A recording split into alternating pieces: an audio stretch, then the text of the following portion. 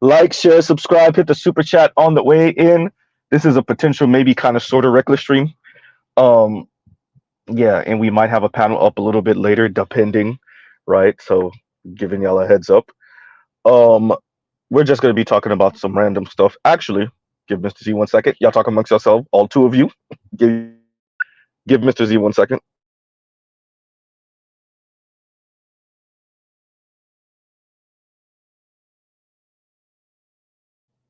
And we're back. There we go. Okay, now we're back. Okay, so um yeah. Three of us now. Chakra says, okay, where do I want to start? Do we start talking about Lupita and Joshua? I want to say Joshua so much. Do we speak about Lupita and Joshua Jackson? Oh boy, he taking all the dark skinned cuties out. Or do we speak about Jason Black first? Huh. Let's speak about Jason Black first. Um, so I did watch the commentary in the interview of BGS speaking about Jason Black. I did listen to about half of that stream. The link is in the description. Link is in the description. And I'm still going to wait. I'm not sure what's going on here. Um, so apparently Jason Black was dealing with the mother of five, right? And he she was separated from her husband, I guess, and she was his cameraman, and they started dealing with each other, and then I guess everything didn't work out, and so she went back to her husband, and then he tried to revenge prawn her. I guess that's the story. So I'm gonna wait. I don't want to really give commentary on that yet. Yeah. And the picture of Jason Black that I saw was the picture I've been seeing of him. So I guess that's how he looks. Although I was told before that Jason Black was bald. I guess I don't know. Whatever. Yeah, exactly. Trell. One thing led to another, and yeah. So I guess there's a case, and she, yeah. So whatever that is. I'm not sure. I'm gonna leave that for now. I don't want to give any commentary yet, but yeah. You know, you got to be careful out here. We saw with Dr. Umar Johnson and the conscious stripper, and more recently with the lady that tried to run up on him on stage. So yeah, you got to be careful with these ladies, right? You got to be careful with these women. You got to, yeah, um, you know, even you pro black brothers, y'all got to be careful out here, man.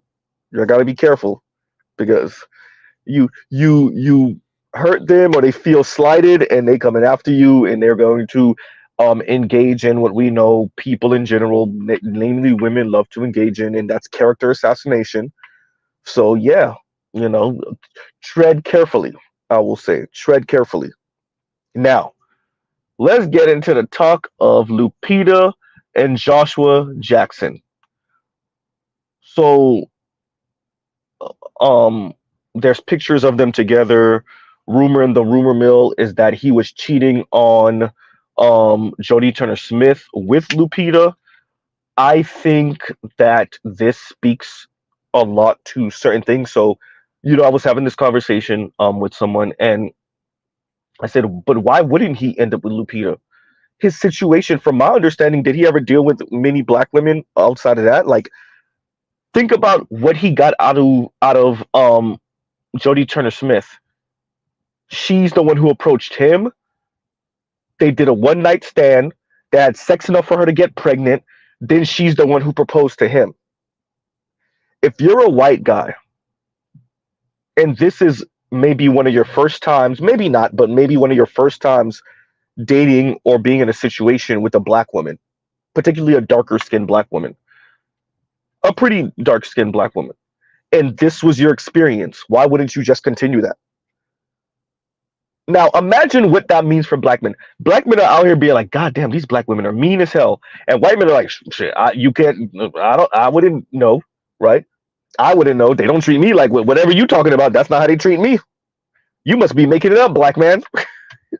Because for me, they're approaching me. They throw me the vagina. They're proposing. They're staying around while I cheat on them for long enough. Like, yeah.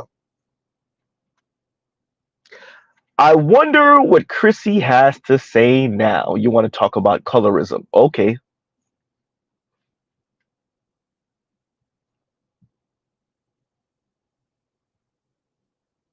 Yeah.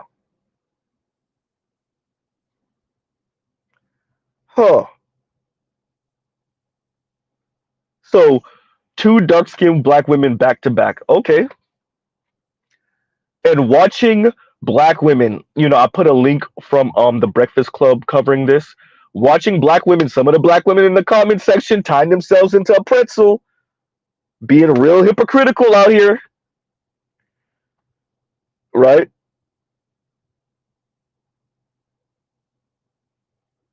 Being real hypocritical, huh?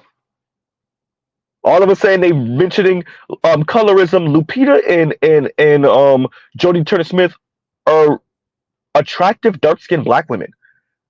Like, it's fascinating listening to black women who their real issue is their demeanor and attitude, their real issue is their weight, their real issue is their upkeep, and then they try to make colorist arguments. Are you sure it's your skin tone? Are you sure it's not your weight? Are you sure it's not your attitude? Are you sure it's because your reputation precedes you in your local hood? Are you sure it's not that? You sure it's your skin tone?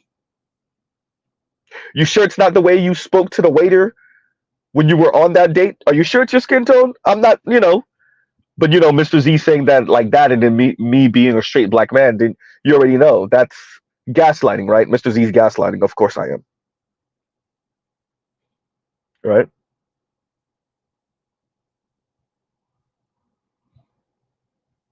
And yeah, Indigo, she was with um the African brother, and apparently he cheated on her, right?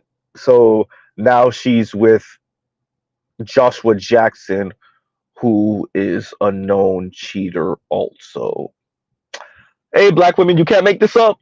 So Lupita left the cheater for a white cheater. Oh, I forgot, but he's white. Yeah, you're right. You're right. He's white. He's white. Hmm. Right. It's different when when you leave the the black cheater for the white cheater, right? That doesn't count. The white man was just exercising his options while he was married, right? Indigo says so. Basically, he's about to cheat on her next. I'm saying I would love to see Chrissy cover this if she even has the ovaries to do it. Where are you now, Paris? Kentaji chose better. Eve chose better. Serena chose better. Yeah. Okay. Huh?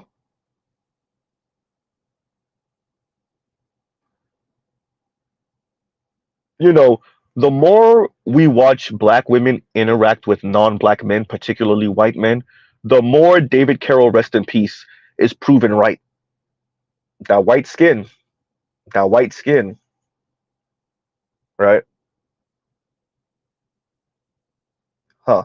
It reminds you of the police officer that's in that DMV area, the white police officer cheating on his black wife with another black woman, getting caught coming out the back seat with the black woman, with the other black woman that he's cheating on his black wife with.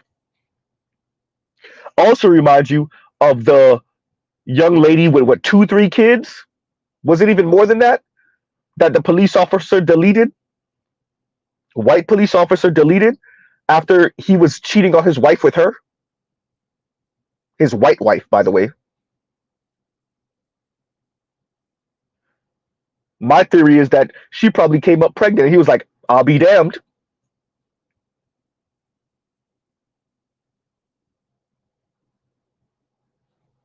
Thank you, Eric. And Eric says, Z, don't you know his white skin covers up a multitude of its sins and imperfections? Imperfections and sins, exactly.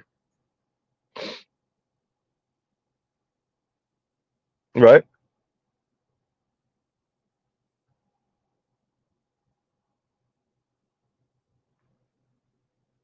And someone said in the comments for one of these, and it was a black woman too, like how essentially I'm paraphrasing, how you're gonna keep on letting the white man play on insecure dark skinned black women.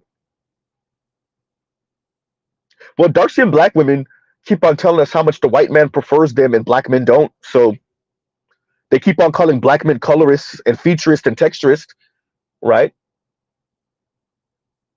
That's what dark skinned black women keep on saying over here.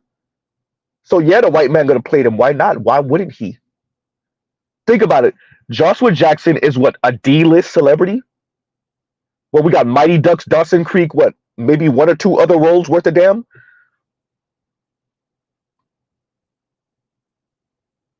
Exactly, Trail. And her son found her body. That's for the police officer that deleted the side chick, the black side chick. Horrible. Horrible. That is a you imagine how messed up that boy is gonna be? My mom is no longer alive because she was participating in an affair with a white police officer.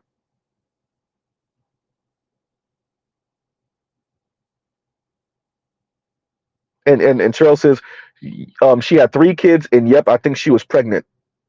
Exactly. She probably came up pregnant from him, and he was like, "No, you don't understand. You can't do to me what you do to black men. Black women, you gonna find out. Oh, what you think you would have baby trap me? You think I'm gonna be paying child support for this one kid? And let's be honest, you're gonna be taking enough so that all of your kids got a couple of dollars coming to them. I'll be damned."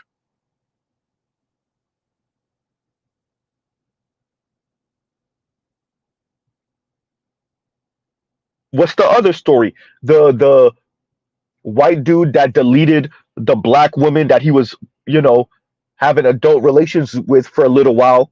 He deleted her, and then the white daughter, his biological white daughter, said she wished she would have known because she would have warned that black woman. My dad's always been racist. He always told me if he get close enough to a black person, he's gonna try to delete them. I don't know why y'all think the white dude can't get a hard on for someone he's about to delete. They've been doing it since slavery, literally. I'm not making that up, by the way.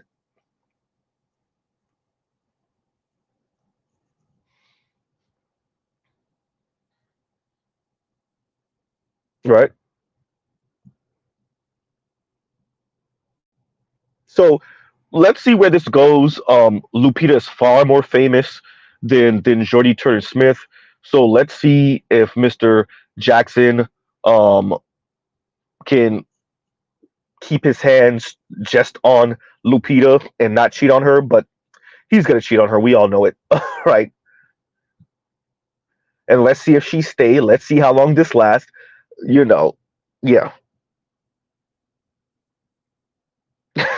They shack sheep. Trail says, hell, they got hard on for sheep.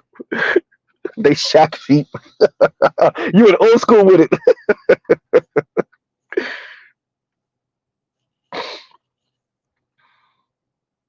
And it might be. And DA says it's probably a rebound for Lupita. It might be, right? That's the because black women think they could pull the same thing on white men. I mean, excuse me. They think they could pull this. Black women think they can pull the same thing on black men, which is all right. Then I'm gonna show you. I'm gonna go get the white man. Lupita, be careful. You might be forced to stay over there. I don't know how them Hollywood Negroes work, but Mr. Z, if you over there, you're staying over there. Ain't no coming back. Right? But hey, so there's that story. Yeah, it's and DA says Lupita had dated white men before, so I heard. As a matter of fact, what's the dude, long hair? They, a lot of those swirler divester women wanted Lupita to end up with a few years ago. Well, maybe more than a few years ago. They had their little swirler fantasies that Lupita would end up with this guy. I forgot his name, some white actor. I think, is he a white actor? Yes. So yeah, yeah. I know, I know. Shout out to you brothers that still be trying to date these women after the white dude. Not I. Right. So other thing I wanted to speak about, shout out to BGS with the box theory and Stefco covering it. So I watched that stream, funny enough, before BGS mentioned it, or that video with Lupita mentioning the box theory, and like men put you in a certain box and it's come hell or high water for you to elevate out of that box. When they put you in the friends with benefit box, that's the box you stay in. When they put you in the girlfriend box, that's the box you stay in. When they put you in the potential wife box, future wife box, that's the one you stay in. Was it Jared Leto? I think so. I think so. As a matter of fact, we are going to find out right now. Because if I remember how I think he looked. Yeah, that's it. That's it. Yes. Yes. Thank you, Jake. So I heard, Trail. So I heard. What's this on my screen? What's this on my screen? I think my finger slipped. Can't even see what this says on my screen. How did this end up on my screen? Let me take that one off. Yeah. Right. And DA says, what live stream was that? Are you speaking about the BGS stream? That wasn't a live stream, that was a pre-record. And he speaks about the box theory. If you're speaking about Ostefko's title, I don't recall what the title was. I'll link it in the description after the stream. Right. Yeah. Yep. And Shrell says Lupita and Rose McGowan were the most prominent to admit it. But from my understanding, Harvey Weinstein was adamant about like denying the Lupita one.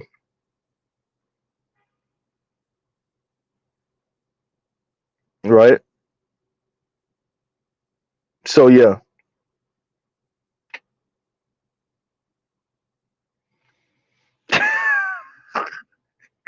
Jake says some black women love the homeless Jesus look, huh? Um, I think that's a woman thing, especially, think about it. That look has been exported around the planet. Shout out to Black Uru, hipster Jesus, dude, white hipster Jesus. That look has been exploited. Excuse me, exploited. Mr. Z, get it out. It's been sent around the planet. Goddamn. I just said the word and I lost it. Oh, right. That look has traveled around the planet. Indigenous folks that now speak Spanish, all across the Caribbean, all across the continent of Africa, South America, Southeast Asia, East Asia, right? That look, white hipster Jesus dude, right? So, yeah. That's why a dude like that walk in the room. You gotta see look at how women of color look at him, right? So yeah.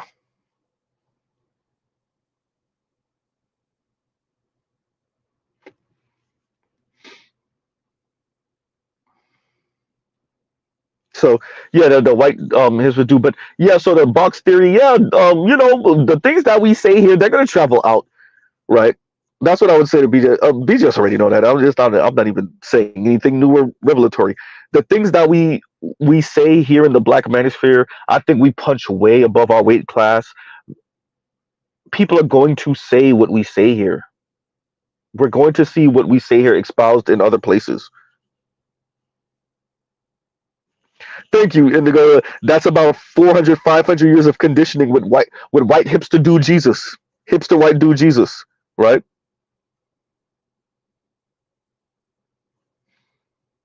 DA says Lupita dated all sorts of men, even black men she dated look different.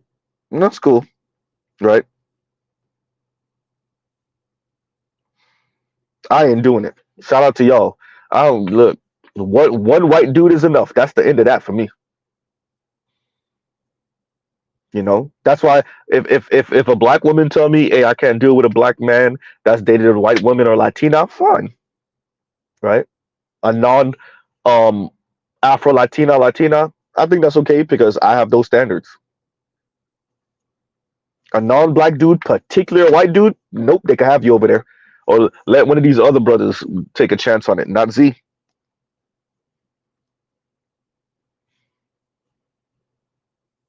right?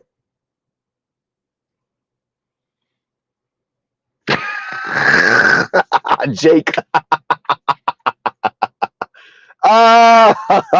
Chalk. Hysterical. That's funny. Oh man, that's funny. Right?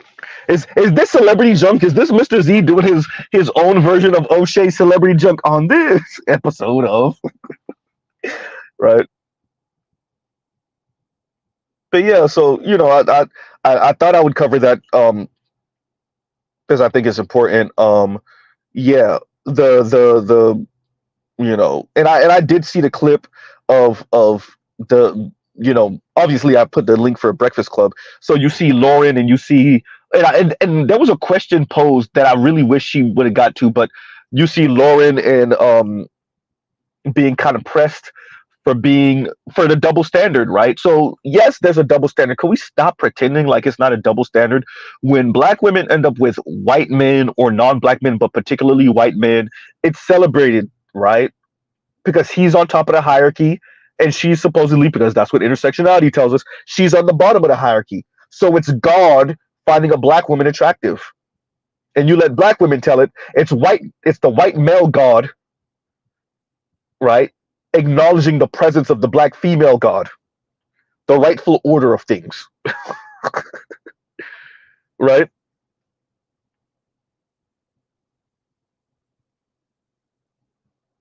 Right. So yeah, and when black men and we see it when you see those excuse me, those man on the street interviews with on those college campuses with younger black women who say, the double standard. They just admit that it's a double standard. Well, when black men date white women, it's because they have an inferiority complex. It's because they hate black women and right. But when black women, when black women date white boys and white men, it's different. Okay,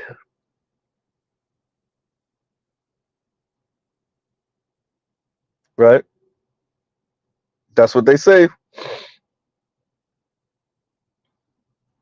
That's what they say, right? It's interesting watching women speak because if human beings are human beings, and if we are to believe feminists, right? Feminists tell us it's the way you're socialized, right? There's no inherent big difference between men and women. That's what the feminists are telling us. But then we let them talk long enough, and when it comes to heterosexual relationships, all of a sudden, black men date out because black men ain't ish. And black women date out because black men ain't ish. Right? You let them talk long enough.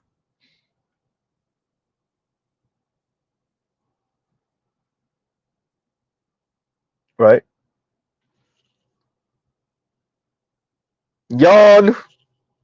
What else? There was something else I wanted to cover. Y'all give me 1 second because I want to see if this thing is here. So I'm going to have to put it in the description box after the fact. But I wanted to cover this, what this brother sent me, because I already saw it. There you go, right?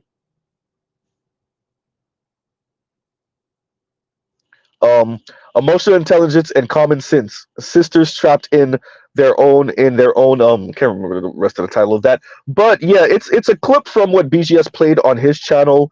Um It's a clip from what BGS played on his channel not too long ago, of the two women. I think it's on NPR. Two black women speaking about the struggles of successful, high achieving black women in the dating market, and obviously the back and forth between the two black women towards the end of their conversation about exploring their options for non-black men. Um, we've been hearing this, if you, especially if you're a millennial, your entire life. If you're an Xer, pretty much your entire life too.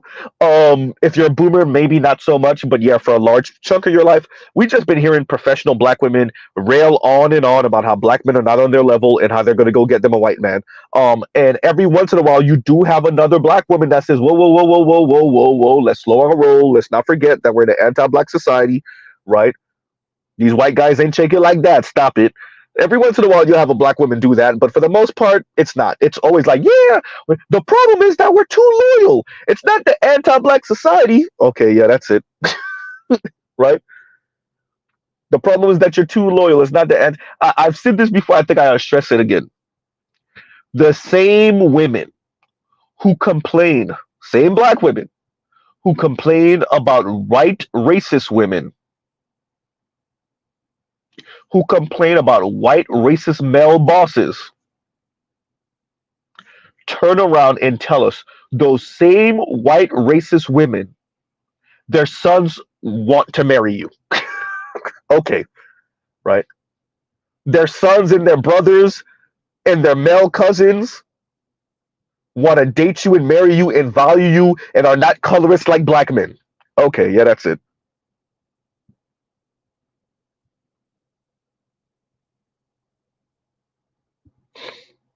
Yeah,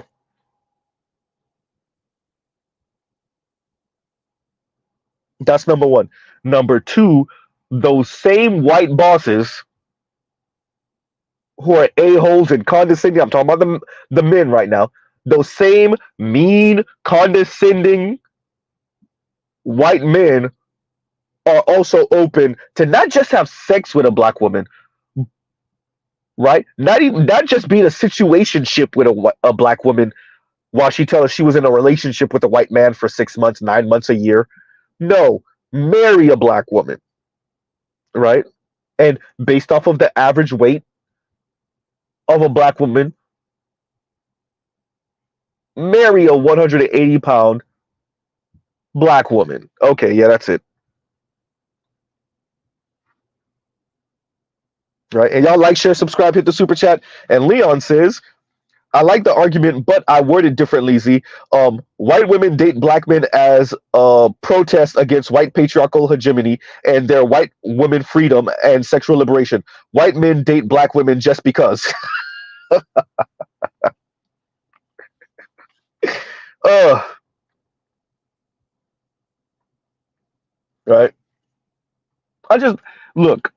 We've seen it. We all have a cousin or someone we know who's in a relationship with a white person, white man, and it looks real and genuine from what you know, and like, it is what it is. It looks like it's above board because it probably is above board, right? That exists. Mr. Z is not pretending like all of these are some, shout out to Gus T Renegade. What do you call tragic arrangements? Right? Shout out to Gus T Renegade, right? At least from the outside looking in, it doesn't look like a tragic arrangement. But let's be very clear, and y'all know Mr. Z holds to this. People of color, when it's with white people, it's a tragic arrangement. Like, for the most part, if you let the person of color talk long enough, some type of inferiority complex gonna come out their mouth, some type of those women or those men, those boys or those girls when I was in high school wasn't checking for me, some kind of because of the environment I live in now, and something's gonna come out to let you know, like, oh, there we go, there we go. Now we do live in a free country, and you don't have to marry for love, and you don't have to have sex because of genuine attraction. All of this is true, and so who am I to, first of all, who am I to judge you and why you enter in whatever arrangement with another adult that you engage with? You can engage in that arrangement however you want, whatever the terms and conditions, right? Especially if you're not breaking the law or my personal moral code, but that's once again my personal moral code. But let's be very clear.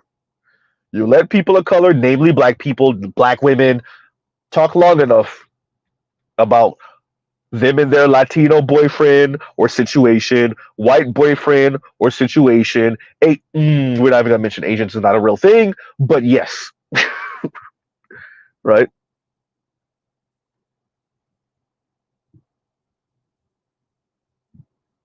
Thank you, DA. Even though who you choose is political, exactly. Definitely in America, right?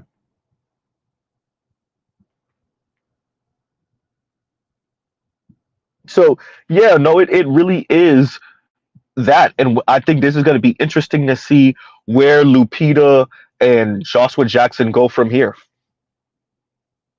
right? Because I think he could pull it a second time. I think he could dog Lupita if he want to. I don't know if he could pull it a third time. If him and Lupita don't work out and he try to pull this again with another dark skinned black woman, right? Then maybe it'll be too cringe for your average black woman who calls every black man a colorist. Maybe then. But they'll give him a pass for the first two. The third one, the only reason they won't give him a pass if they don't give him a pass is because it looks too embarrassing. Right? Ishmael said he won't have an issue. I saw it. And Jake says, Asians are a thing, Z. Issa Rae mentioned in her book, and she wouldn't lie to her strong sisters. Yeah, right. So like, here's the thing. The more recent data that we had where it actually shows the actual marriage numbers, it was like 9,000 marriages between black women and Asian men. It's so infinitesimal, it's not even worth mentioning, right? 9,000.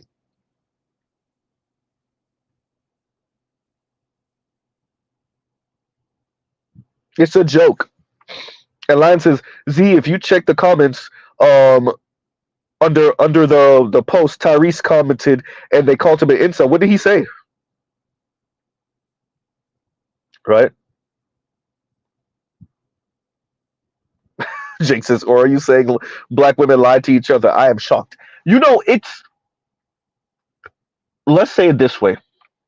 If you walk into the grocery store and you go into the cereal aisle, and there's this like invisible barrier that keeps you from picking up certain cereals, right? You walk into the cereal aisle, and y'all know the cereal aisle is just full of all different types of cereal. Now it's limited in brands, like it's only like 3-4 different brands that produce all the different cereal, but it's so many different cereals, right? But sometimes you try to pick up some, and like there's a barrier keeping you from picking up that cereal. But other people walk through the cereal aisle and they're able to pick up whatever cereal they want, right? How many of us have it in us to tell our family, hey man, I think we're not allowed to pick up certain cereal. We're being rejected, right? Or would you rather give them a more inspirational take that says, you know what, I ain't want that cereal anyway. Neither do you. And the only reason, you know, that we're not walking out of this store with this cereal in any significant number is because we don't want it. And if we wanted it, we could have it. How many of us have it in us to be honest about it?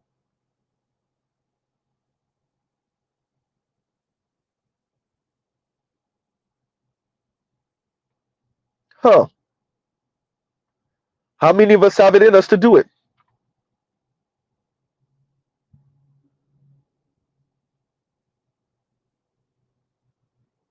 It's a real question. But I think that's all it is. It's ego protection for black women, right? It's ego protection.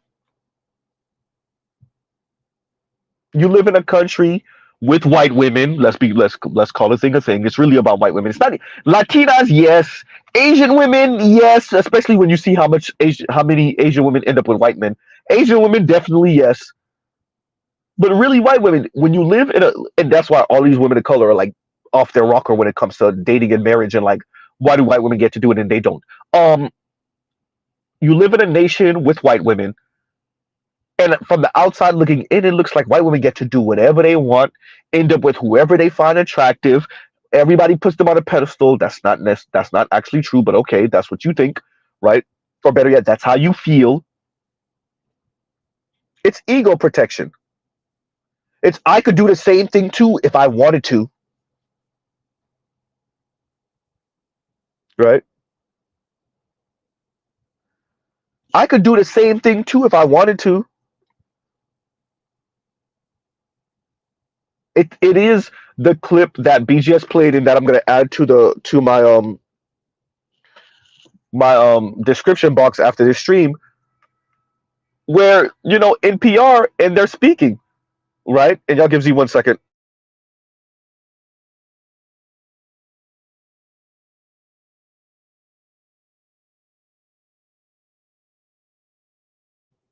And we're back.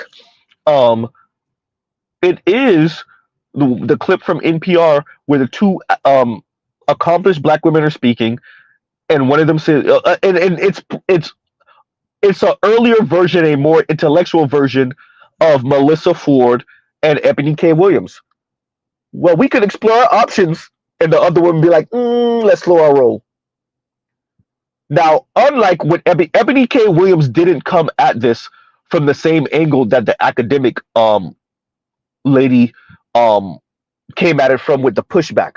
Ebony K. Williams' response to Melissa Ford was more like, no, men are men are men, and these white men are not going to quote unquote save black women, right? That was her angle.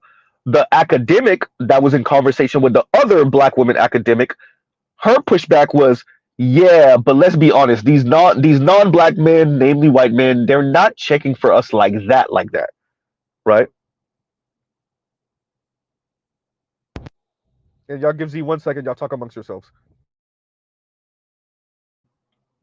And we're back. But yeah.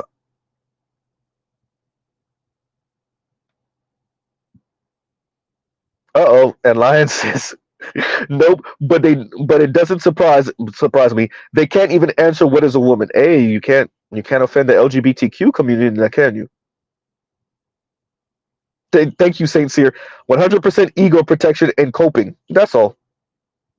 And it's understandable. I get it. Right?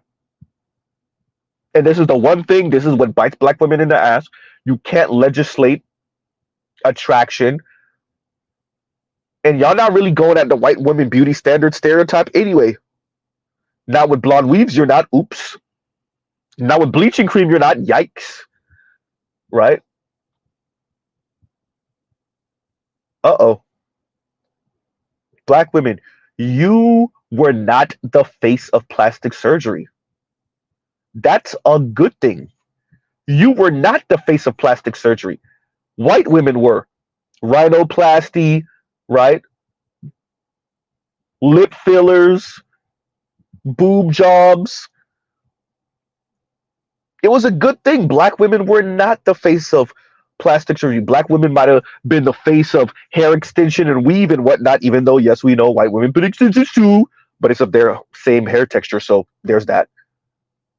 And then guess what? Black women being eternally jealous of white women, Kim Kardashian,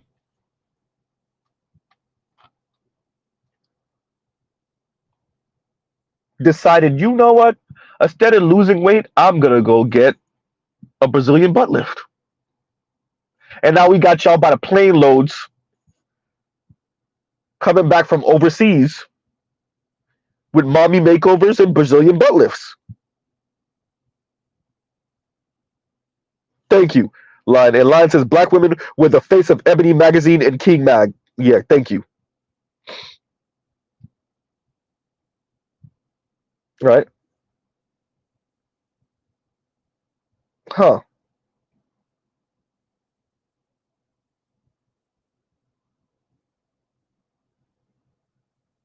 Oh, Jake, you gotta put the link in.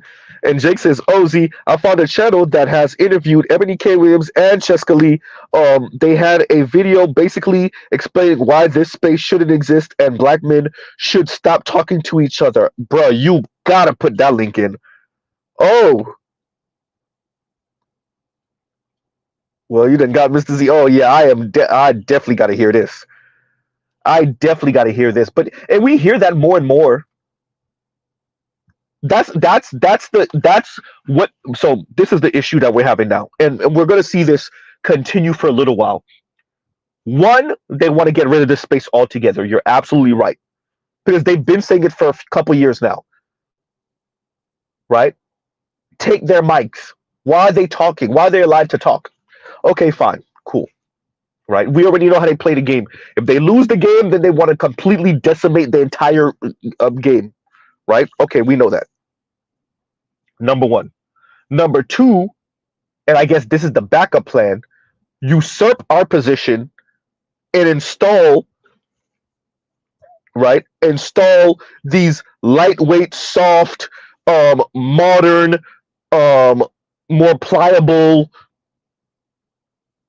men to quote unquote detoxify manosphere spaces, right?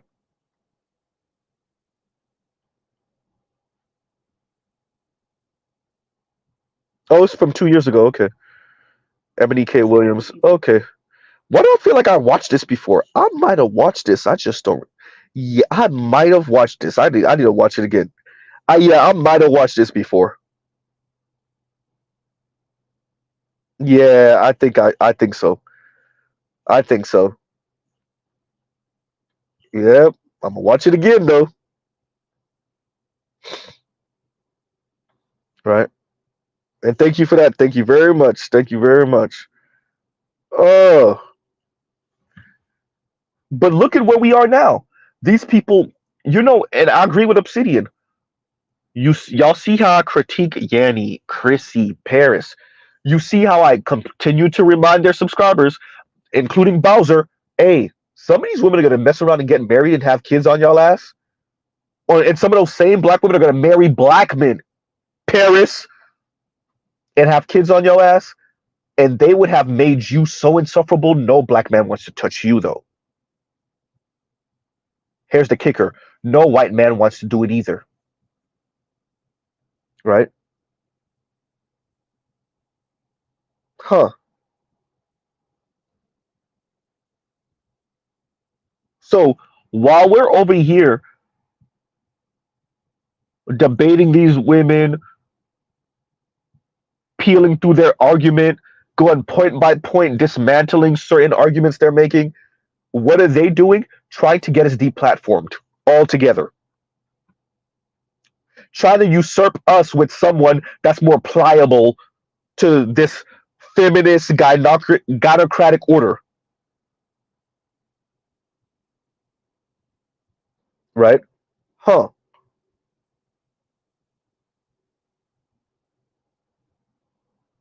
You gotta send it to me, Saint Cyr. And Saint Cyr. Oh yeah, I saw it. My lady showed it to me. I already know what you're talking about. Thank you. That's what we're about to talk about right now. Yeah, there's this very boy, she thicker than a snicker. That the ideal shape for probably like 80% of black men. And it looks like she's getting married. She's walking in her wedding dress, and she got them legs, she got the thighs, just right? And she's walking, and in the comments somewhere is Bowser saying, as a gal, she said gal like she's Jamaican, as a gal with this type of shape or something like that. What did she say? I feel her pain or something like that. And they went to flaming her ass in the comments. Listen, lady, I don't know what you see in the mirror, but that ain't you. That ain't you. Hey, Saint Cyr, guess who showed it to me too? I'm gonna let you're gonna get it by the second guess. Guess who showed it to me too?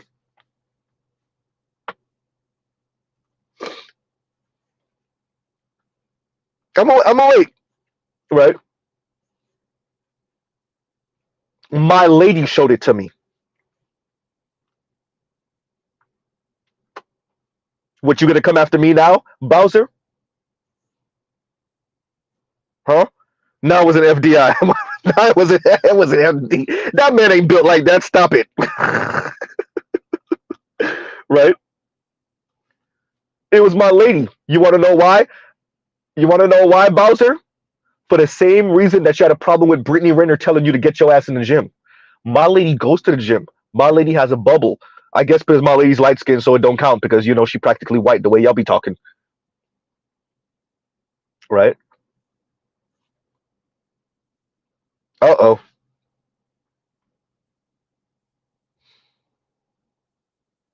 And if y'all see, wait until y'all see Homegirl's shape, the one that Miss Bowser thought she was shaped like. Girl, you have a distorted ass view of yourself. Miss Bowser, I am Mr. Z is not no chisel chin Tyrone. I am not. I am extra average. And I know I'm extra average. I don't put my. She says she's a 7.2. Oh my God. And I know there's people that's trying to like remix it and say, well, she wasn't calling herself a 7.2. She was saying if she is a 7.2, it'd be a 7.7 that'll be like, oh, shut your face, you ugly this, and you're not on my level. And it's like, but even the example, fine, okay, fine. Let's give her a 7.2. Let's give her a 7.2.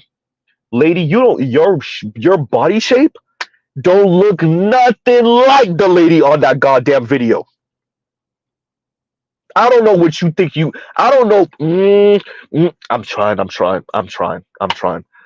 Ma'am, you look nothing like you do not have the shape that lady on that video have. Not at all, not even close, nowhere near it. No wonder y'all hated Kevin so much. This is why y'all hated Kevin. This is why y'all were dancing on his grave. This is why y'all hated Kevin. I don't know. Y'all been listening to way too much empowerment talk over there. Way too much music and videos and documentaries and y'all taking classes, blowing smoke up y'all ass. I don't know what the hell y'all on, but this is beyond delusional.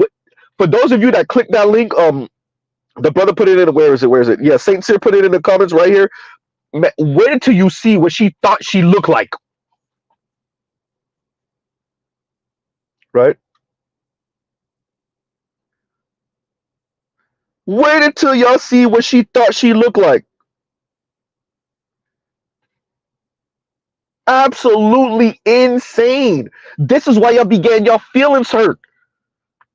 Of course you get your feelings hurt when you think you're a 7.2, but the world treats you like you're a 4. Who's wrong? Oops, I ain't even gonna say it. Of course black men ain't ish. Of course you can't date blue collar because it's a reminder of your... Z, let it go, let it go.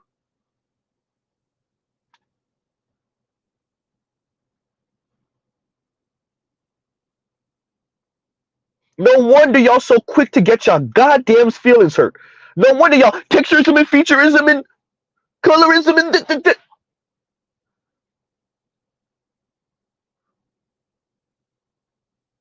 That's why whatever her name, I forgot her name. When Tone Talks was on Zoe Williams' show one time, and Homegirl was up there, heavy set sister, talking about, I'm tired of having to take care of Negroes. For one time in my life, I want to be, essentially she wanted the upper middle class rich white woman's life. She want to be spoiled. I get it. I get it. Especially you being a black woman, I get it. And when Tone tried so hard, he tried. Because I knew what he was trying to say. In Tone, there was no way to not be offensive. There was no way. Because essentially what he was trying to say is, you get in the outcome of your look. And he was trying to say it in the least offensive way possible. There was no way for it not to be offensive. And the second she realized what he was trying to say, oh, she turned up. She was mad as hell. Of course she was mad as hell. Right? Thank you, Jake. And Jake says, it's delusional meets Dunning-Kruger effect.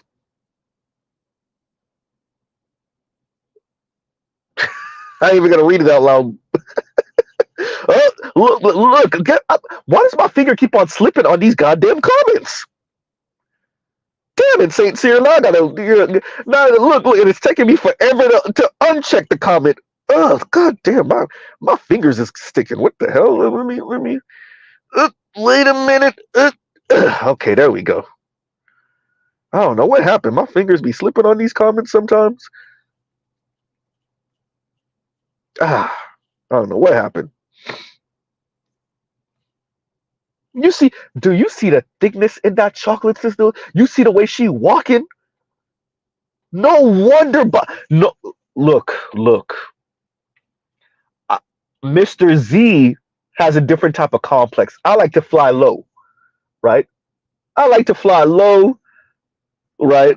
I take compliments in stride.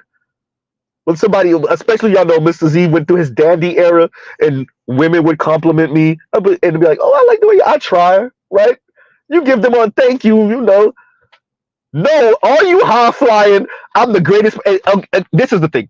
If you're going to be that overly confident, dare I say arrogant, fine. But then you got your ego has to be bulletproof then. Your ego has to be bulletproof. You can't be this high flyer, right? What currency say 30,000 feet? You can't be 30,000 feet up and then not have no armory, not have anything to protect you when people are shooting at you and shooting at your ego. Y'all be fragile as hell with all the arrogance in the world. How the hell? How you arrogant and fragile? No wonder y'all feelings get hurt so easily. No wonder you think everything is an attack on you and a front on you.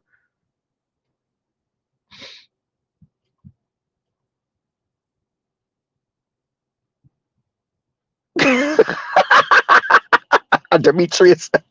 Demetrius a glass cannon, right?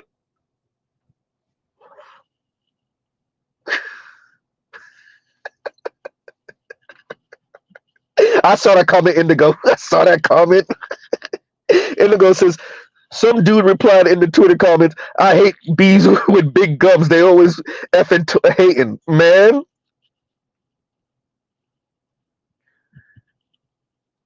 Jake said, right? Thinking in 2 jars of cold peanut butter in a deep freezer. And Bowser thinks she look like that.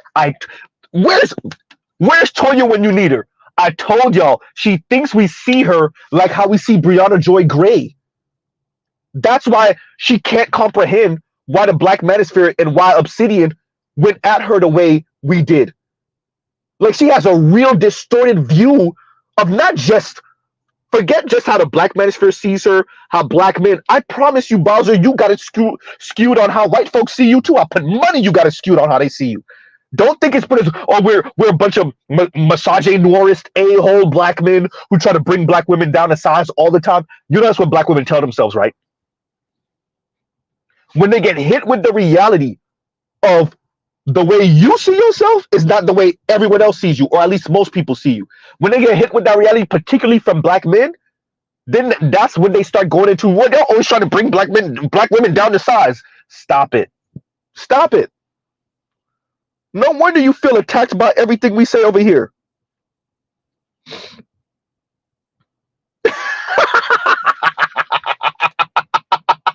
And Indigo says, chick trying to manifest an ass, bruh.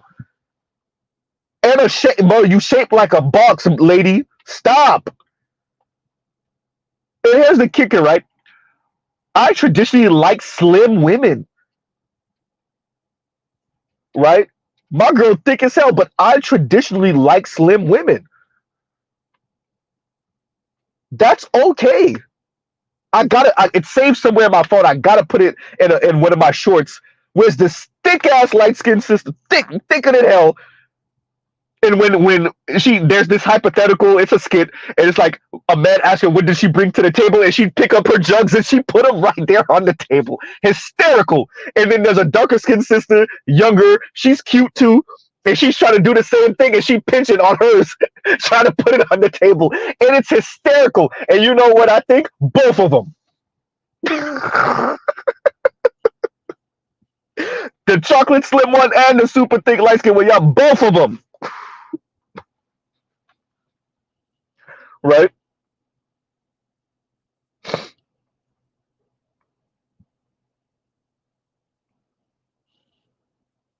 I don't know what that look. So Bowser, you're in a relationship.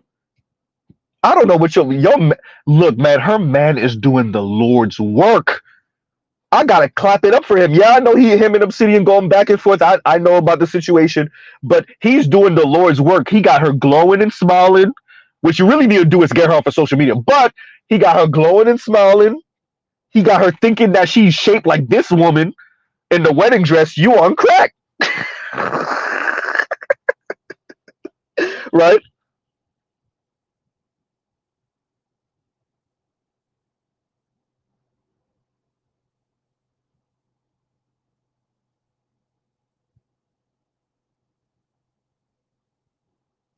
Man, that lady was thick as hell, and Bowser thinks she looked like her.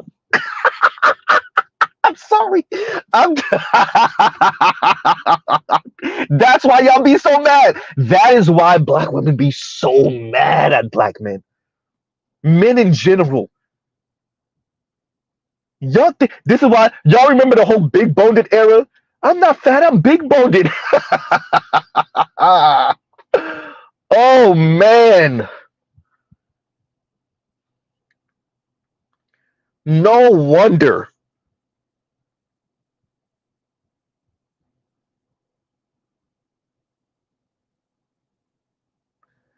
And Leon says Bowser's boyfriend is a real dude in Dallas, but literally, if he didn't have money, well, man, see, Z, he didn't do anything to you. Don't. Yeah, I said it before, so I don't got to say it again. Anyway, I seen pictures of dude. Okay, right, cool, right.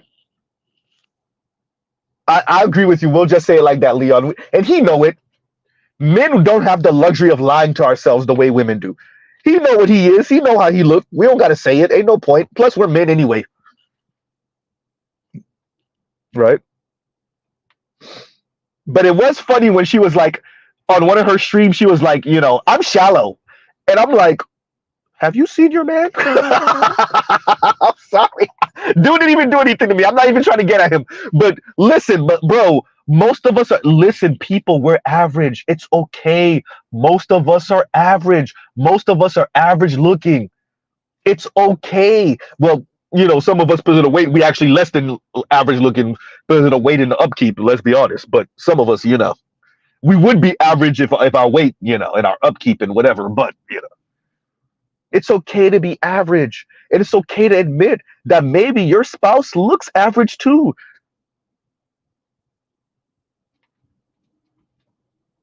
But geez, you call yourself a 7.2, you saying you're shallow, and I'm like, uh, I guess you mean more lifestyle, which would make sense with your elitist ass. But maybe I never seen any of your exes, so maybe okay, whatever. It's not my place, right? It's not my place. I get it. And y'all give me 1 second because I'm trying to make sure. Did I click that other one? Because I want to make sure I clicked the other one with. Damn it! I did not. Jake, if you mind, could you put up the stream with Cheska Lee also? Because I gotta get that also. Right. And let's read this. And Kevin C says, Joshua Jackson long game. Find a star celebrity, black African woman, marry, bust out a biracial kid, take off, and find another mark. Brad is winning. Brad is winning. Even there's a couple of black women in the comments, and they called them pick. Of course, the other black women called them pick-me's. Of course, they did. That were like, I don't know about this one. Joshua Jackson is toxic. Yeah, but he's white, so his toxicity gets a pass. Plus, black women, particularly dark-skinned black women, got something to prove to black men. So they're okay with the toxic white man as long as the toxic white man looks like he's interested in black women, particularly dark-skinned black women. Right?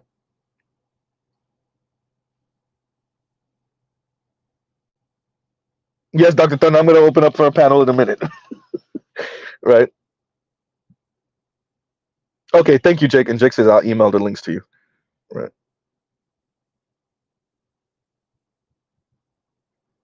Oh, I don't recall if she had red bottoms in that pic. But if y'all click that link that was it Saint Street that posted it, or was it Jake that posted it? That Twitter link, it's crazy because my girl showed it to me and I was like, look, see, okay, in situations like that, you bring that energy onto yourself. But I can understand why you bring that energy onto yourself because you lied to yourself about where you rank in the looks department for the opposite sex, right? And like no man is ever, your man is never gonna tell you, right? He's never gonna tell you, nor should he, right? Nor should he.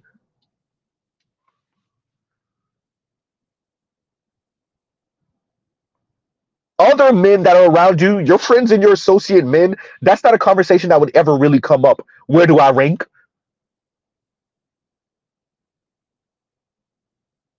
So what ends up happening is you keep on telling yourself you're a 7.2. You don't get 7.2 results.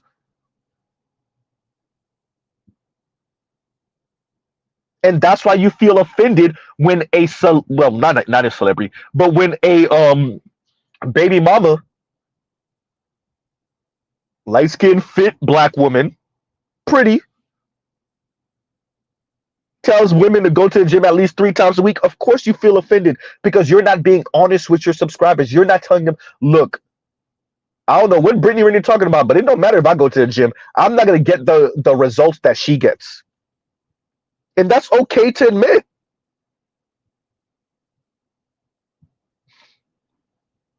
Detroit said, whole dump truck yams. Bro, you see that walk? That walk alone. And then the walk, the shape.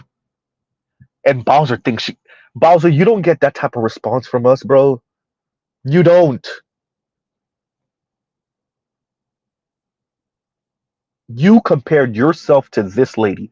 And by the way, just because you may not be as physically gifted as her does not mean you deserve disrespect. It does not mean that you deserve to be insulted or belittled or any of that.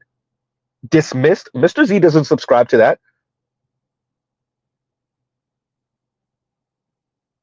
I don't subscribe to that. The issue is y'all want the results that women like her get, and that women like Kim Kardashian get, and women like Brittany Renner get when it comes to male attention, whether you're in a relationship or not. Oops.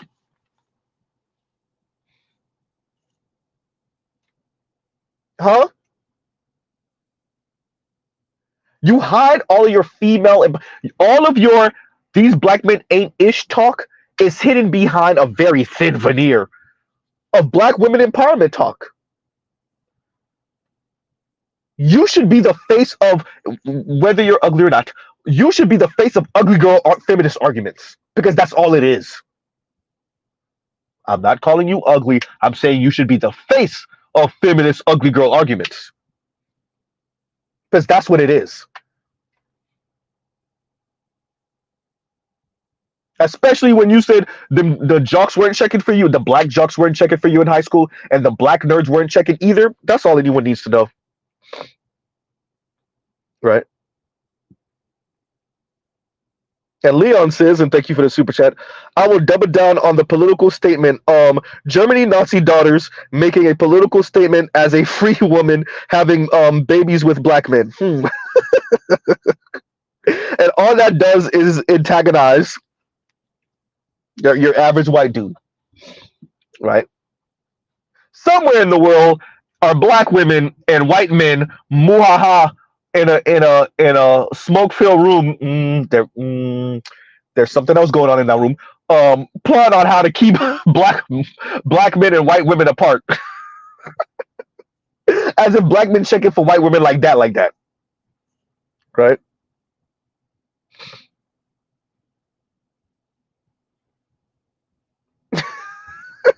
I ain't even gonna read it out loud, Leon. I ain't even gonna read it out loud. Hysterical, right? And shout out to that brother. I'm not even gonna make fun of.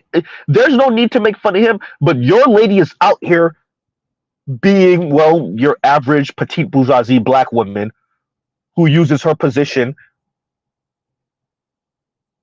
and her association with racist white liberals to step on black men. So she's being what we've seen black women in her position be throughout, well, American history. Uh-oh. Of course they're roasting her, Detroit. And I'm pretty sure half of those people don't even know her the way we do, and we don't really know her like that. But, you know, of course they're roasting her.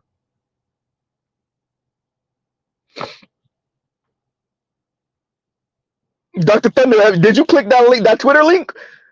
Do you see that sister walking? Her shape, that stand, that walk, and Bowser thinks she looked like that.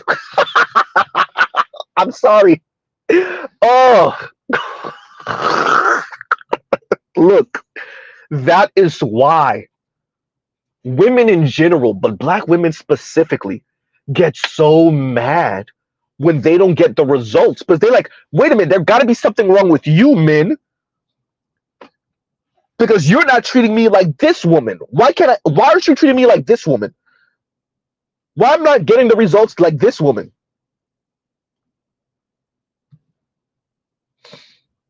Right?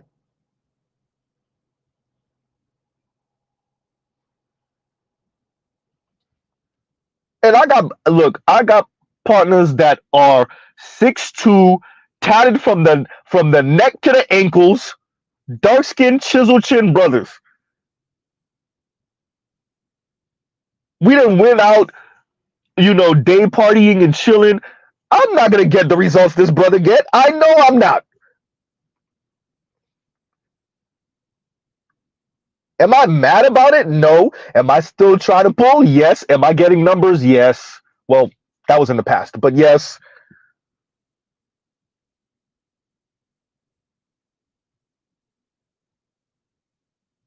These women be mad at the world because they're not ending up in the same situation with with a Brittany Renner or somewhat of the like, right?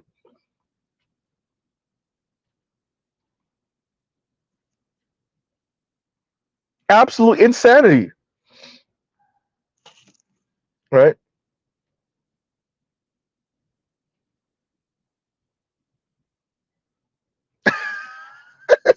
Dr. Thunder said I saw the comparison, and that is just. But you set yourself up, and y'all be fragile. It's different. It's not even like they have like this bullet. They like to act like they do, but they're fragile.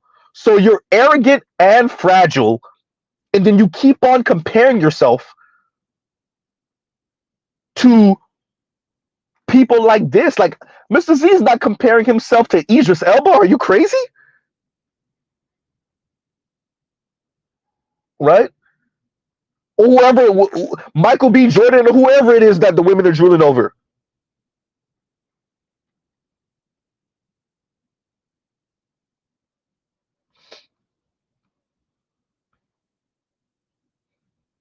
A woman with some ass, like, but you really don't got shape like that. I don't know who lied to you, but your shape is not that shape, and it's okay. It's okay, right? You still deserve a base level of respect. It's okay. You're still a black woman in America. Yes, but you don't look like this lady. Stop lying to yourself. Yes, Mr. Z is whispering, right?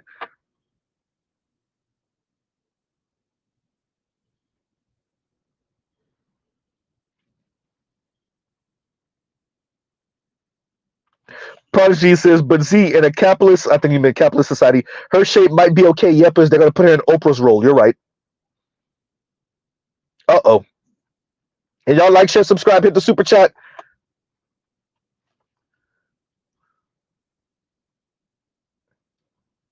Because they'll put her in Oprah role. You know you got to give it to Monique. You gotta give it to Monique on that one thing. She said she looked up to Oprah, but she was like, as a fat black woman, seeing Oprah up there making it, she was my inspiration.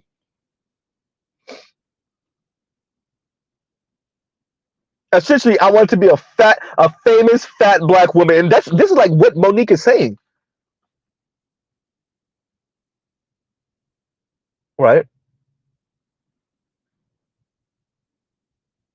That doesn't mean Monique ain't say she wasn't deserving of love or respect or a man or a husband. Look how bullish her husband is about her.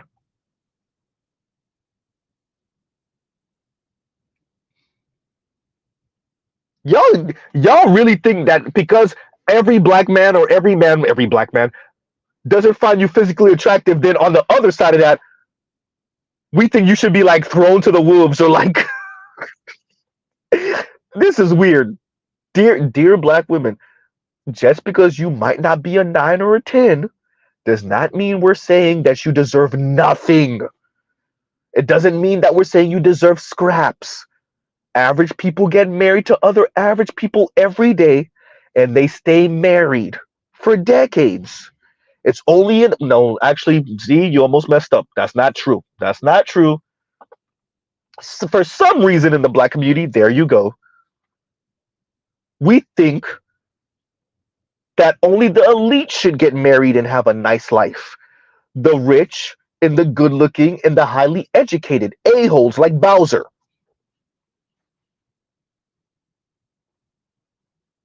Huh?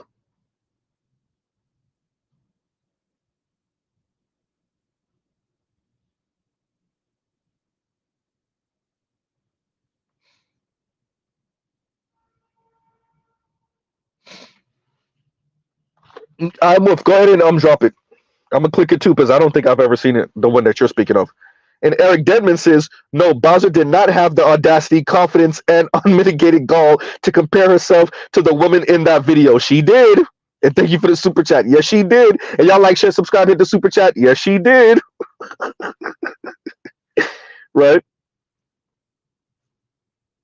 Absolutely. And the reason why, and thank you for bringing this up earlier. The reason why I'm speaking on this is when they don't get and Bowser is an example of this. When women like this, black women like this, do not get the results that this young lady gets, then this is when it becomes a issue. Now, I want you to also understand this black woman is darker than Bowser is, so they can't make the colorist argument, right?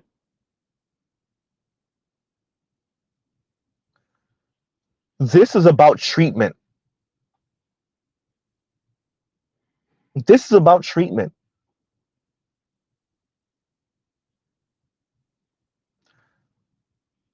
Because a woman like this would walk in, and if she walked, obviously it's a video, so she do being a little extra. But if she was to walk in to any black spot and anywhere in America, right, and she walk in with her heels, walking like that, heads turning, heads turning. She walk into the auto mechanic shop. She walk into a restaurant in the hood. She walk into a breakfast spot. She walk anywhere where there's black men.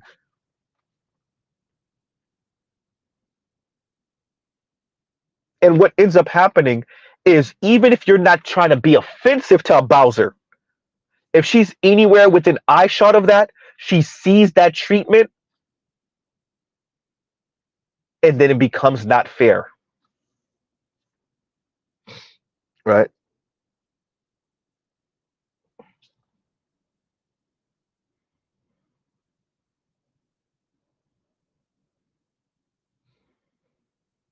So that's really what it is. And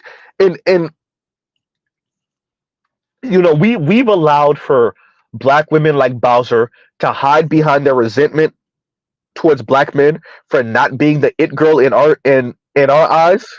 Right? Yeah, you give me 1 second. But yeah, we've allowed for black women like Bowser to hide behind the establishment when her issue really is I'm not the pretty chick. I'm not the cute chick in the club. That really is what it is. That's really what it is. And we allow for them to go to university, take these feminist classes, convolute everything, and really it's just ugly girl arguments. And I'm not even trying to call her ugly. I'm saying ugly girl arguments. It's ugly girl arguments,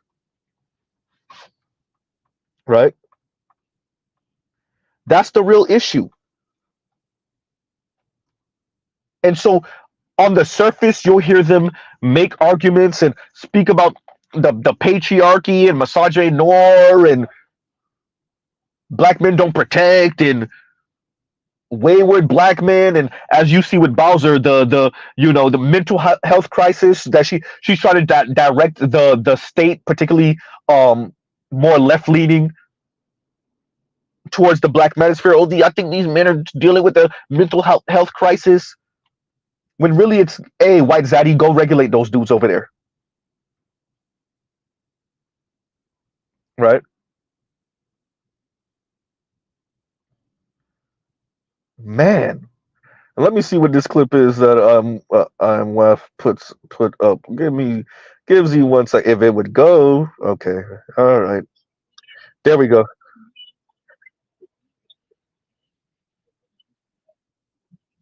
Oh boy. Oh boy.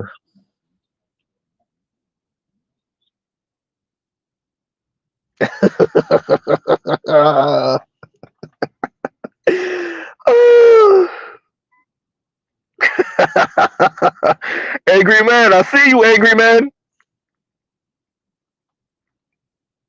Yep, yep. All right, I watched it. Look, okay, so that's going in the description box. Thank you for the next subject. I'm gonna let y'all up in a minute. And y'all like, share, subscribe, hit the super chat. Look, black women, y'all really need to go outside. It's the gall of FD to tell us to touch grass. Bro, you know we're not making these type of arguments on the other side, right? Because we know that white dudes is not getting served their food on a plate like that anymore. We know that's not a thing. We not, you know, these other women in other communities, they bring their husband plate to the table. We understand what's going on in the West. We allow black women to make arguments like this, and like nobody says anything. Now people are saying some stuff because of the black manosphere, right? Jake, do you want to inform Jake? Jake, do you want to inform Jake who Bowser is? No, we can't see. Look, you got to figure out yourself, Playboy. Nobody's saying. You got to figure out who Bowser is yourself. That's why we don't use her name here, right?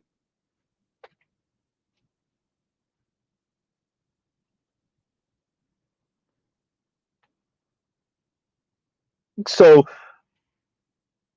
talk about that. V, go back to your thought. Yeah, no, we allow black women to do this, and it's absolutely insane.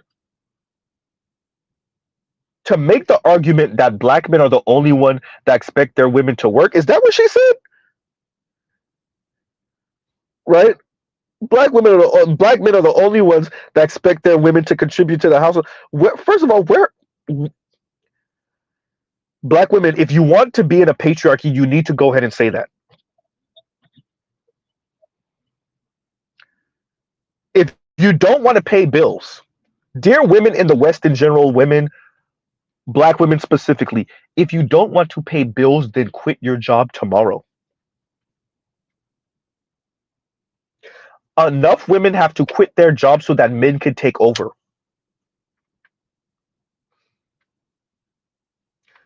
This, once again, is patriarchy by feminist specifications type argument. You can't make this argument, dear women in the West, dear American women, dear black American women. You can't make this argument.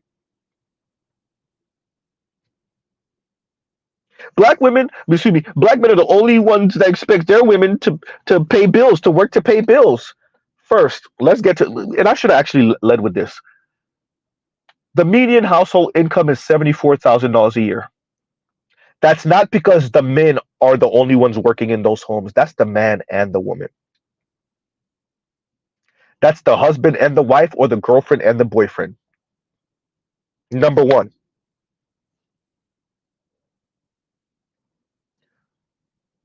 right?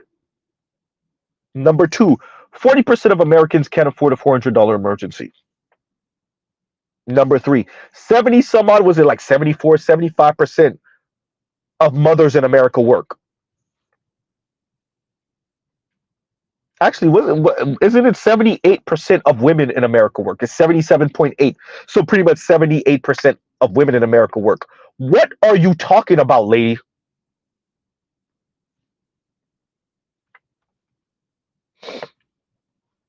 What are you talking about?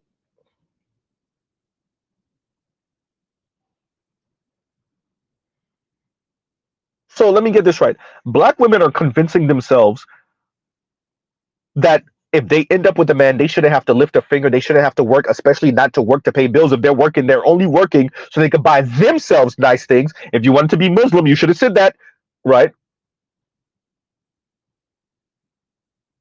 So they're not supposed to work. First of all, and then if you want to be South Korean, you should have said that too. So black women are convincing themselves that when they're into a relationship with a black man specifically, they shouldn't be working to pay bills. Okay, fine. And so they end up in the dating scene around other black men, obviously, being turned off, if you're not a chisel chin Tyrone, by black men that are like, yeah, you're going to have to work and we're going to contribute together for the maintenance and upkeep of this house and or this home and children. And black women saying, I can't go with that. Can't go for that. Okay, fine. Meanwhile, because black women like to compare black men to non-black men, in other communities, those women are working. Uh-oh. And oftentimes those women make more than black women almost all the time. Okay, fine. And so y'all heard Mr. Z use this before. $55,000 a year black woman, single, because she refuses to pay bills if she got a man. What's the point of having a man if I'm gonna have to pay bills? Huh? Okay, fine. Meanwhile, your female counterpart makes 60 because she's white. And she's with her white man who makes 60 or 55 or 75. So it's her 60 plus his 55, his 60, his 70, his 75, right? Was that 130? Let's say $130,000 versus just your 55, your 50. Huh.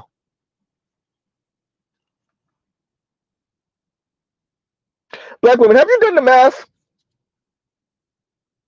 Like this adult temper tantrum that you're throwing, this black man ain't ish, I don't need a black man, or if a black man ain't on a certain level, I don't need him, this black men are mediocre, this Ebony K. Williams thing. Have you done the math to see how much that actually cost you? Black women, have you done the math to see how much your insane ego cost you in dollars? Huh?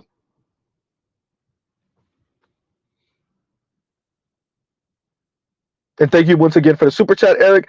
And Buckeye fan says, rest in peace, Akira Toriyama, creator of Dragon Ball. Yeah, I heard. Right. So it's the average black woman who actually makes less than 55, but fine. It's her 40,000, 45,000, 50,000, 55,000, 60,000 by herself versus her white female counterpart and her 40,000, 45,000, 50,000, 55,000, 60,000 with her man's 45,000, 50,000, 55,000, 60,000, 65,000, 70,000. Huh. Indigo said fieldistics. Shout out to Trell. Was it you or Trell that came up with it, Indigo? I forgot. Right.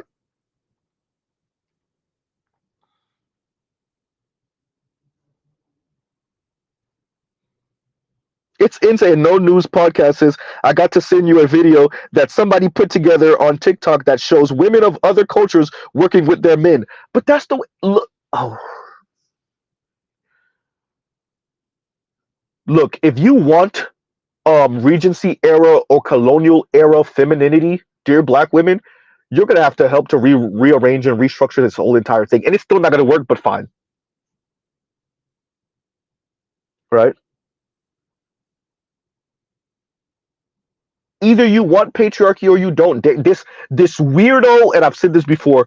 Um, put the thumb on the scales for me when I'm a little girl. Rig the game in my favor when I'm a little girl and when I'm an adolescent, but somehow magically, even though the game was rigged in my favor as a little girl, even though the game was rigged in my favor as an adolescent, even though the game was rigged in my favor when I was a young woman, magically, when I'm 28, 29, and I start feeling baby fever,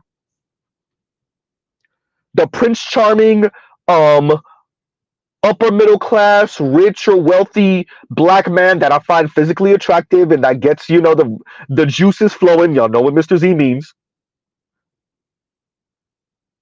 And that's captain of industry, whether he owns his own business, or is an entrepreneur, or whether he's just, killing it. He's a CFO somewhere, CEO somewhere, on the board of directors, etc., etc. Excuse me. Somehow, magically, I'm supposed to end up with this black man, even though the game has been rigged in my and other black women like me since we were little girls. Even though the game has been rigged in our favor, we're supposed to still end up with the kick-ass black men. So in other words, what black women are saying is they need systemic uplift. Black boys and black men just need to get it out the mud. And when the cost of that not working comes to bear, that's when and that's for black women that are not really actually attracted to white men, that's when the white man is supposed to pick up the slack and pick her up anyway. Yeah, have fun with that.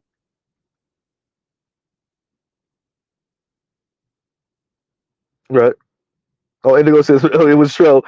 Right. Math plus math equals feelings. Right.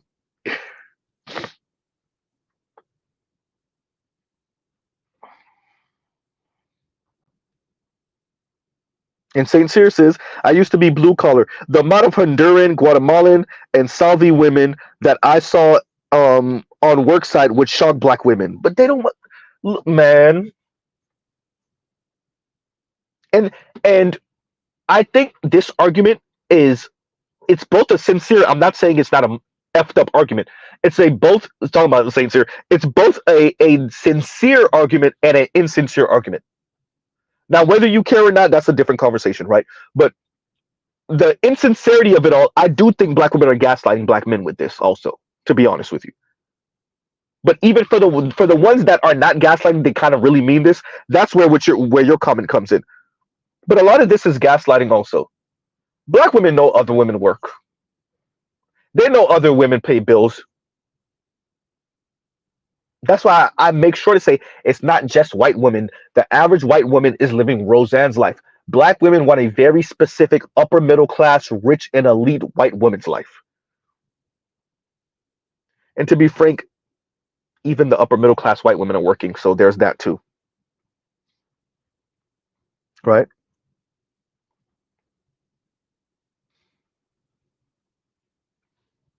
And we've seen this argument before. Black women essentially saying, "Hey, if I can be taken care of at the highest level financially, then you don't get my femininity." Then does that mean you're feminine? And are you prepared for the results of men, black men, not seeing you as feminine? If what you're saying is that your femininity is behind a paywall, well,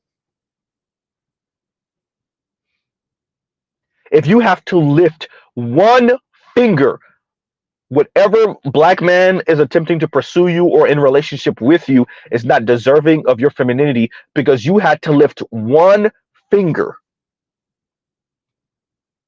I covered this a year ago now. I think originally Sarge Willie Pete covered it, where the woman was saying, "We need maids." and he ain't no real man if he ain't getting you a maid. Okay. Right? If that's what we are, then there's no, you can't do anything with a woman that's there. We can't do anything with a woman that's telling you she needs a maid now, right? For her to be feminine, she can't lift one finger, and that's the link, you guys, right? It's absolute insanity. And so y'all come up and let's hear your thoughts on what Mr. Z has covered today. Thank you. Thank you, Line. Masculinity isn't behind a sex wall. Because when 60-year-old grandma catches a flat in front of you, or her car is stalling out and she look you in the eye and you can see the "I need help" look in her face, guess what you do? Right? What's going on, Line? What's going on, Z? What's up with you? I was just saying, my response to that is, well, then she's not feminine because masculinity is not behind the sex wall. Exactly. That's pretty much what that is. I'm like, since the dating market has pretty much become, you ever seen pay to play? Have you ever watched the first Deadpool movie? Yes. You remember when he was introducing, like, when everybody comes to get their jobs, like that bar? Do I remember? Ooh, no, I don't remember that scene. If you go back to that scene when he was introducing, like, this is where everybody comes to get their jobs and their names is on the wall, this and that. Mm-hmm. That's pretty much the dating market.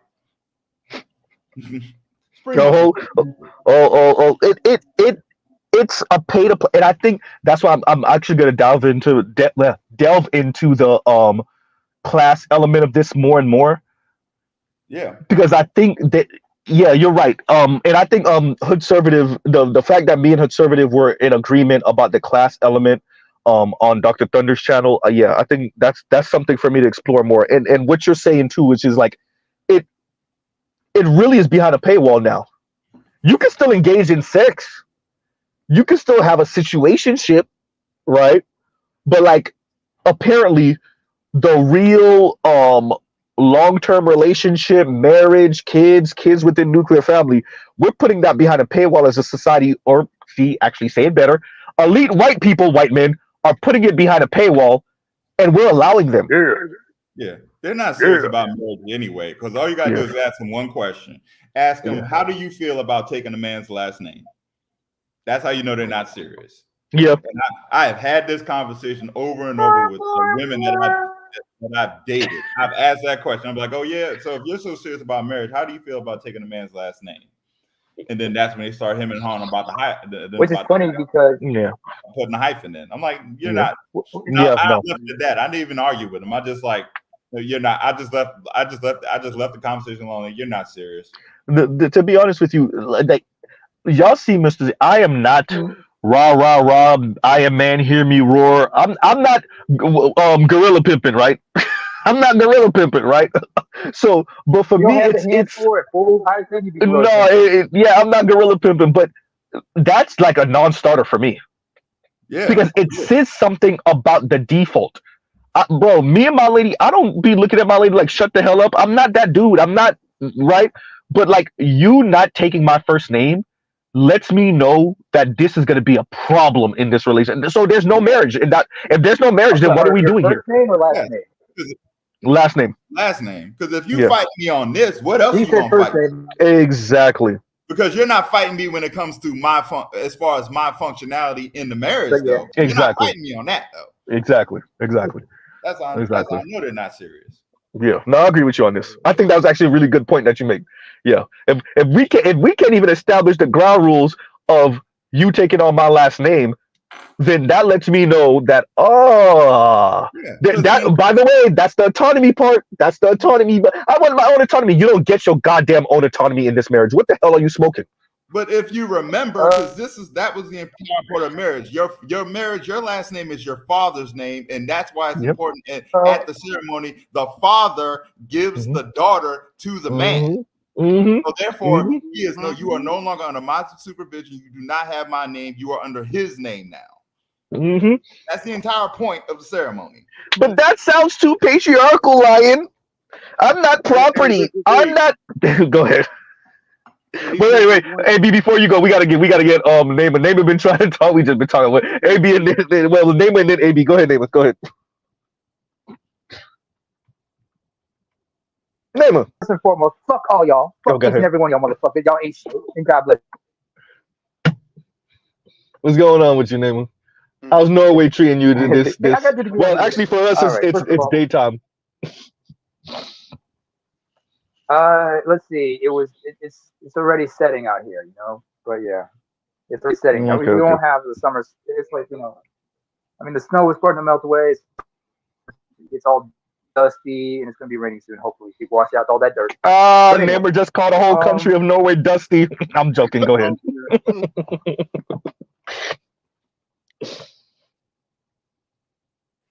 And thus we trust. And thus we trust.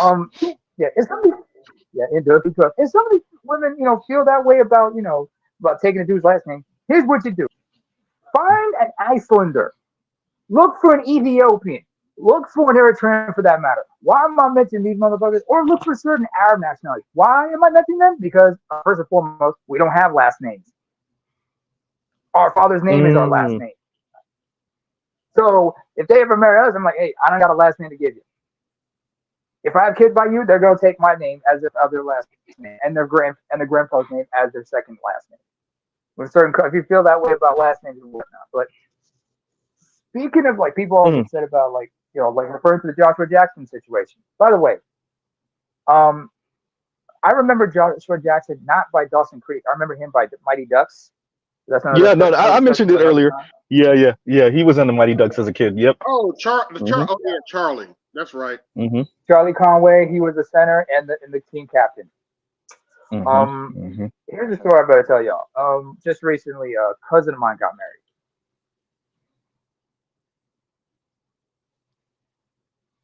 Never you went out. Is that me? Nah, it's not you. Nah, he went out to leave too. Went out. Okay. Yeah, you keep on going out, Neema. You might have to drop and come back. But you were going out earlier, but I thought it was me. You know, the irony of that post. It could be a signal thing. There you go. There you go, Neema. Go ahead, give your story, dog. Okay, Neema, you might have to drop and come back. Well, I'm gonna move on for a little bit, but drop and come back. Come back. I just wanted to speak to the irony of that post because if you look in the comments of that post of you know, of her with her man, Tyrese commented and he was like, "Oh, well, you see, it's cool when they do it." And then under that comment, they called Tyrese an incel. I shit you not. Somebody commented, "I never thought I'd see the day where Tyrese will become an incel." So we just know now that incel is just an insult. Go. They're calling Tyrese an incel, really? Yes.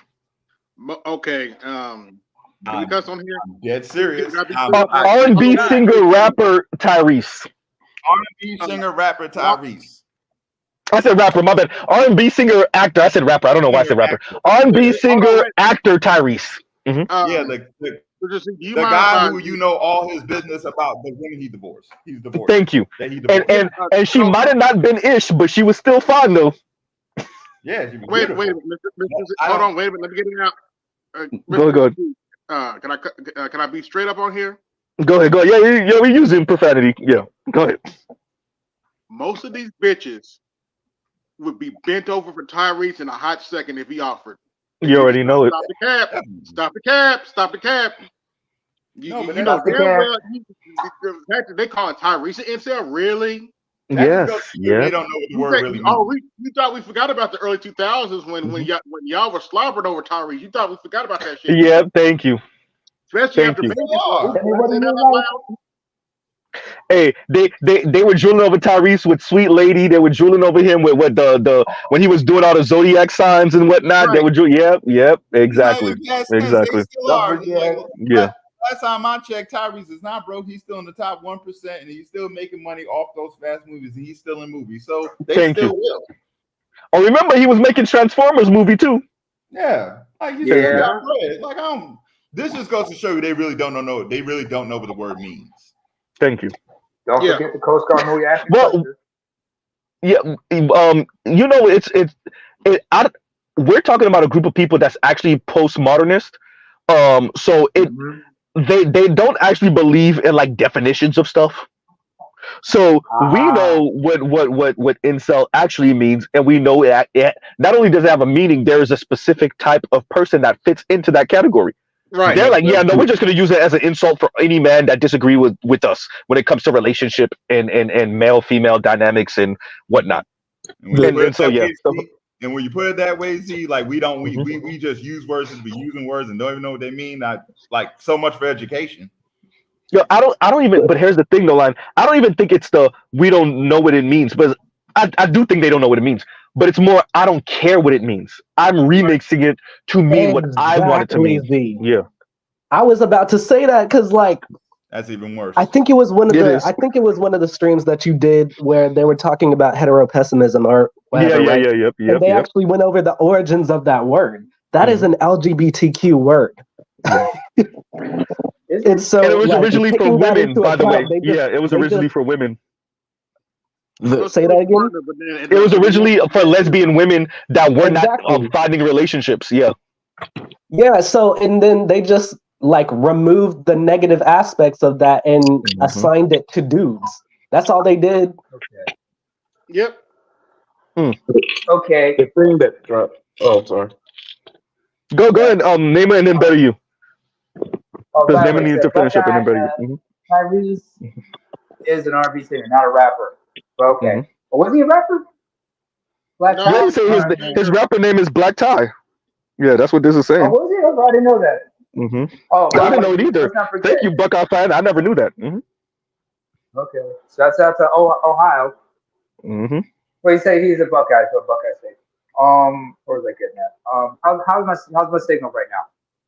It's way better than it was before. Aaron, get your story out before you drop. Yeah. Good. At least I don't have an Obama phone, but that's another discussion for another time. Hysterical. Beat you to it. Now, I was gonna say, anyway. you're goddamn socialists. It sound like commies. You got messed up signal over there in Norway. Anyway, no, I'm playing. Go ahead. Dude, I came from a country that was under a communist dictatorship, dude. What are you talking about? You want to see? I know that. Look at Ethiopia. Look for something called Red Terror. You are not gonna like what you see in that shit. But anyway, I talked about my cousin. We talked about finding a white dude and everything. She's married to a white dude, first of all, and she's light skinned, but she's an average looking person. He's also average. And I'm like, and nobody was making a big deal about it unless she went home to visit relatives and whatnot. And I'm just thinking, like, if this person can find if somebody who's of immigrant descent can find a person, what's stopping most people from finding one? Light skin, dark skin, or otherwise. Unless, of course, there's something that Black women, ADOS, or Afro-Caribbean women don't want to admit is wrong with themselves. But then again, I've also realized there are some African women who are ratchet as hell who cannot find a significant other. It's individual failings and systemic failings, I would argue. It's both. It's caused this Frankenstein monster, especially in Black women. Go ahead, Abby. And then back to Neymar. You have to remember there are ratchet women in every culture. Yep. Oh, very. Every culture. I tell dudes all the time, you think the black ratchet's bad. Be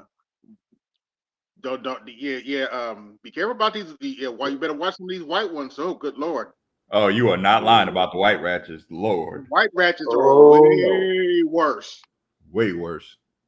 We've got ratchets up here in Europe as well. We've got ratchets in Africa. You've got ratchets all over the Caribbean. You got ratchets in Latin America, even parts of Asia. In the Middle East, you got ratchets. And some of the ratchets over there are far worse than the ratchets where you have back home. So the term Karen exists for a reason. Remember that. Yeah. The term Karen exists for a reason. And as far as what's the male equivalent? Yeah, and as far as a chick not taking your last name, and I'm like, okay, whatever. And you heifers wonder why you get cheated on. Oops, did I say that out loud? I mean, you're not gonna take the man's last name. Okay, so Got to be in the marriage before you get cheated on. So yeah, that ain't that. yeah, Yeah, true. yeah. You yeah, ain't taking my last name. Ain't gonna be no marriage for you to get cheated on in the first place. Exactly. Exactly. I mean, You I've don't met take my women last name. here. Thanks for telling me. Next. And here's my thing about the cheating, the whole cheating part is women act as if they don't have any responsibility in that. Like you don't, like you also have a burden performance of that, because if I can't, because what you're saying about cheating is like, I don't want you to cheat. So what you're saying is you're taking on sole responsibility for my sexual desires. So in other words, you need to be operating like 7-Eleven when it comes to that. Sounds like responsibility line. I don't know about that. Yeah, I'll tell you. I'll put it to you like my pastor's Better you wife. after AB. Okay, I'll put it to you like my pastor's wife put it. You ain't supposed to deny sex to your husband. Nowhere in the Bible does it say that you're supposed to deny sex to your husband, and then y'all wonder why he goes out and cheat on you. Yeah, you got it better. You, I know. They don't follow the Bible. They follow their own whatever. That's not logic. It's just delusion. Stop talking about feminist Christians. Go ahead. I'm gonna talk shit. I'm gonna talk shit about them because I'm in the church. I'm gonna talk mad shit about them. I'm gonna talk my shit about them feminist Christians. Go ahead, Nate. I'm sorry. All right. Go ahead, better you. What's going on with you? Nothing much, man. I actually just woke up. I saw y'all was on here, so I just hopped up.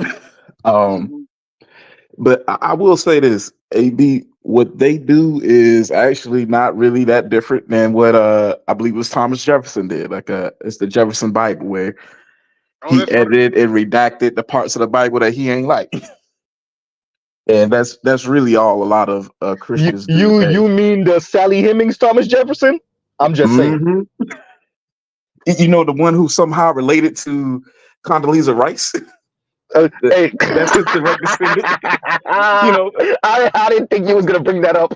You know, I mean, you do it live. I had to say it. I always like to throw this trick question out here. Who was the first president to have black children? Wasn't it George Washington?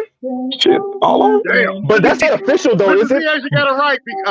Yeah, but it's still not official yet. They still don't claim them yet. That's what I was about to say. Now officially it was Thomas Jefferson, but based on what I've been reading about George Washington, first of all, yeah, all them buckra was fucking.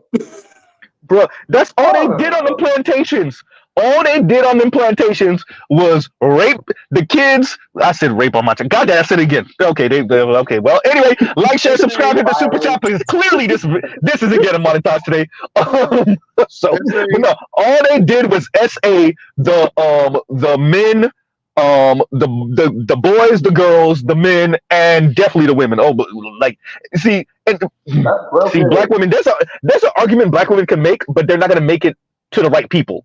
They're gonna attack us when y'all really should be getting at these white dudes. But anyway, yeah, no, that's all they did was SA. That's all they did was SA on the plantations, all day, every day, twice on Sundays. Talk about it. Go ahead. Yeah, and the thing about it is, in regards to the whole take your last name thing, I think that we as a society have gone too far, and the symbology of it is lost on so many women who say that that's their end goal, marriage. It's like that's symbolic of you coming together as a union and becoming one. And also, that's in terms of children, that name signifies that children are part of that father's line and that they're entitled to some portion of their father's inheritance. And to me, I think the whole postmodernist perspective on shit, which questions everything, I personally find it so annoying. It makes my asshole itch because you drill down on it, you end up rebranding words. Shout out to Godfrey. No, you really end up rebranding words and questioning everything to a point to where it's now non-productive. Anybody who has taken the time to study knows that you can't, quote unquote, validate everything for yourself. You at some point have to trust in what came before you to some extent, whether it be terminology, whether it be something more deeply researched. And the whole postmodernist perspective of basically questioning everything is one that I feel it atomizes and erodes knowledge, frankly. Wait a minute, better you. No, you don't get to go with that. What society do we live in right now? You said atomize. What society are we living in right now? You see what I'm saying? Like, number one, number two, the postmodernism is to get away from the definitions. Getting away from the definitions allows for me to create a clean slate where I create shit that's beneficial for me, and to hell with everything in the past. But by the way, they don't actually mean that all the way, though. By the way, go ahead, AB. Don't talk about modern neoliberals like that. Oops, did I say that out loud? I mean, for real though. I mean, like, you get to get away from the. Say that again, Neyma? I got a question for Better You. Regarding this let me say this real quick. Let me say this before you pose the question, because what Better You presented here, like, it's so, especially when you get to, like, not so much even liberal. This is kind of sort of more progressive territory, although liberals engage in it too. Believe it or not, conservatives do too. Y'all ain't you ain't safe neither. But rebranding. Say again? Some of them are delusional too. Go ahead. Yeah, the delusional, but it's taking words, term, phrases, and then remixing it. I think the one of the most clear examples for us in the Black manosphere of this, like, postmodern, is the word mammy. Right? Divestors took the word mammy that originally meant one thing, and she was the functionary for not, it was really Jim Crow, but Jim Crow era, the woman at the house, the Black woman at the house that was doing all the work for the white folks, but during slavery definitely too. And she was the mammy. She would sell out. She would ear hustle the slaves in the outside, right, in the field. That's the mammy. But Black women took the mammy character, which was antagonistic to Black people. She took the mammy character and then made a person that was antagonistic to Black women in particular by not being a pick-me for white men. Essentially, if you do not speak negatively about Black men, if you prefer Black men and let it be known, then you are a mammy character. You are a pick-me. You are a mammy. So that's an example of postmodern. Like, you're getting away from definitions, or at least definitions that you don't think align with this particular word. And, like, we watch this across the board, and I think everyone kind of engages in this. So I'm careful with that. The left just engages with it way more, and it's very toxic because they don't actually mean it. Yeah. Right? They don't actually mean it. And like Better You was saying, eventually you're gonna have to get to a place where you actually lean on the past, and that postmodern shit just won't work. It won't fly. And I'll pause right there. Go ahead, Neighbor. Well, before I ask my question, like you mentioned, like the mammy thing. First of all, when we think of the term mammy, I mean, we've seen it in cinema. You go all the way back to the 1930s. Hattie McDaniels, first Black woman to win an Academy Award. She played Mammy in Gone with the Wind. Now, she couldn't go to the premiere, and when it went, when it was time, and when it went to the Oscars, she had to be in the back, out of sight. Yeah.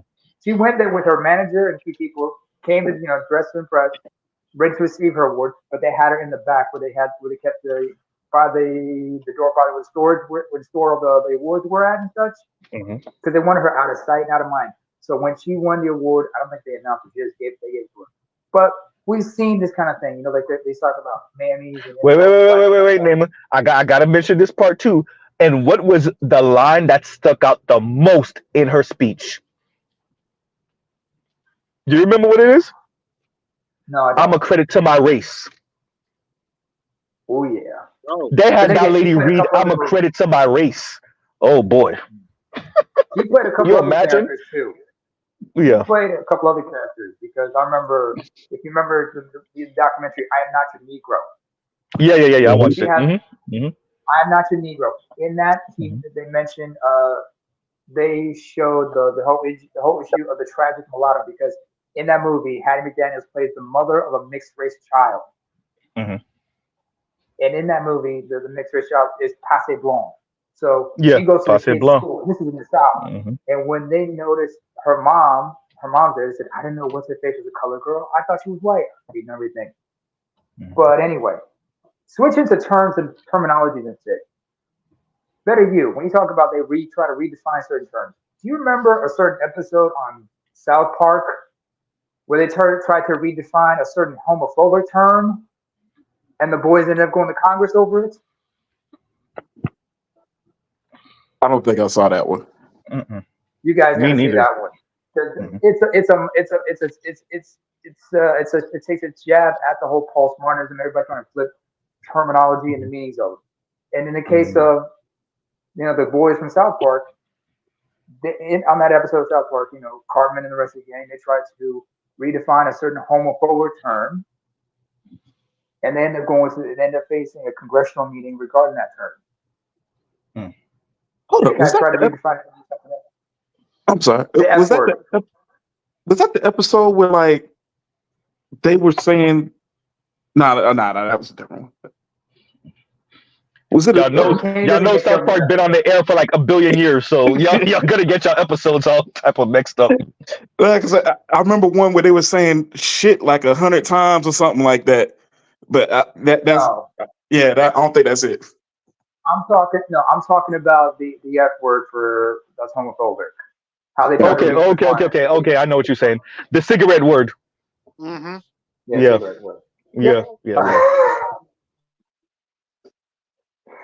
Shit, now you gotta. I made Naaman laugh. I made Naaman laugh on that one.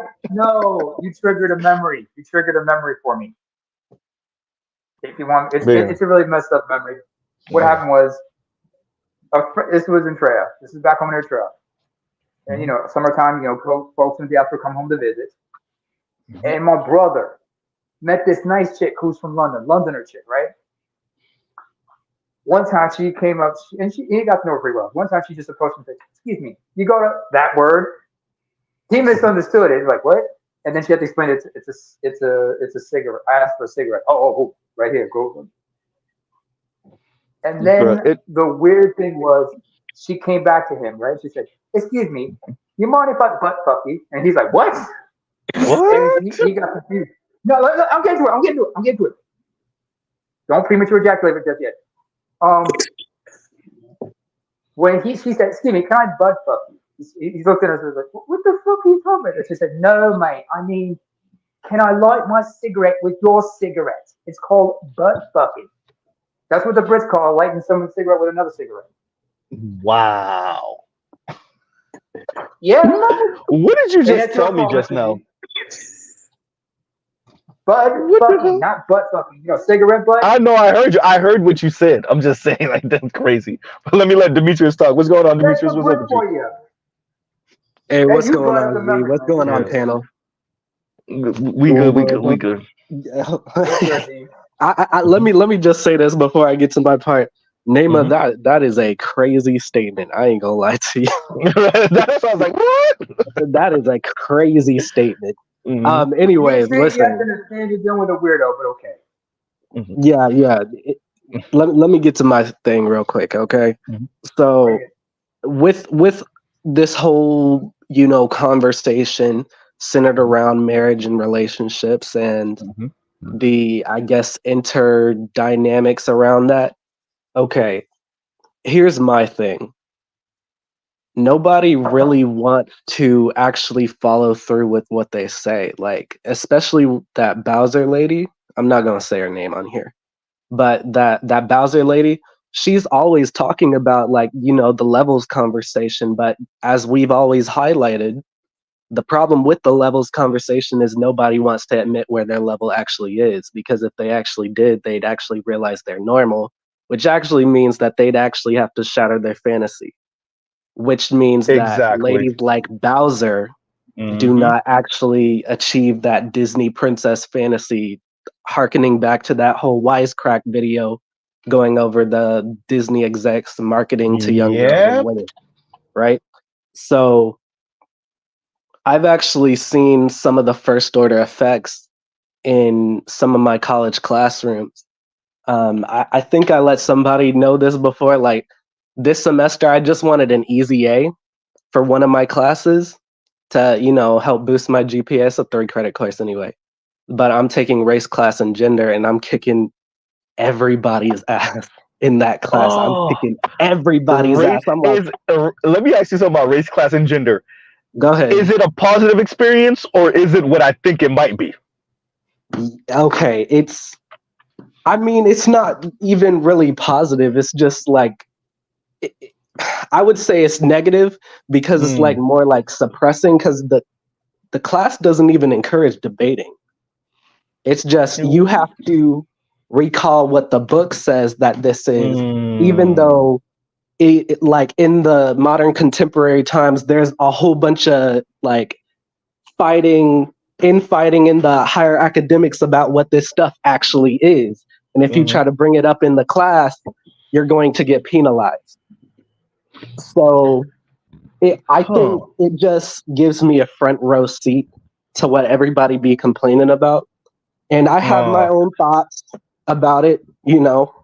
Yeah. So you get to be, like you said, you get to be in the front row, of the academic space and what they're teaching, and how those people then come out here and become pundits and become cultural critics and become whoever the hell, maybe even a politician or two, and the frame at which they use to bolster up their argument or the lens that they use to view the world.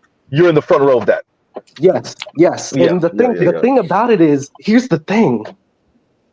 And I don't understand this for the life of me. Nobody even really asks questions. They just be like, yes. When the professor asks questions, oh, y'all know what I'm talking about, right? And everybody's like, yeah. Well, of course, I go to HBCU. So when we talk about like the racism and everything, everybody's going to say yes, because we actually had, the area where I go to college is actually real racy. So of course we understand that stuff. But when we start going into class and gender, that's when people just start turning their brains off. And it's what state just is the university in, fascinating if to you don't witness. mind me asking, brother? I was gonna ask. I'm sorry. Go ahead, better you. Because I don't want Demetrius to get like, you know, in trouble or exposed or anything. So let us know as much as you feel comfortable with without, you know, exposing yourself. Yeah. Yeah. I want to keep mine short after you finish. Go ahead. Okay. Ask me. Yeah, I was just asking what state your university was in.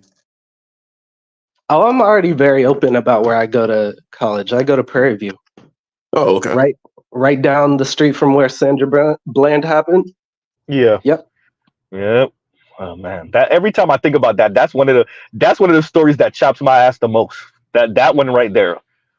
I think it's just because like, but then that's the part, like she was just being a normal snarky black woman. You see the difference? Because if it was a black cop, that would have never happened.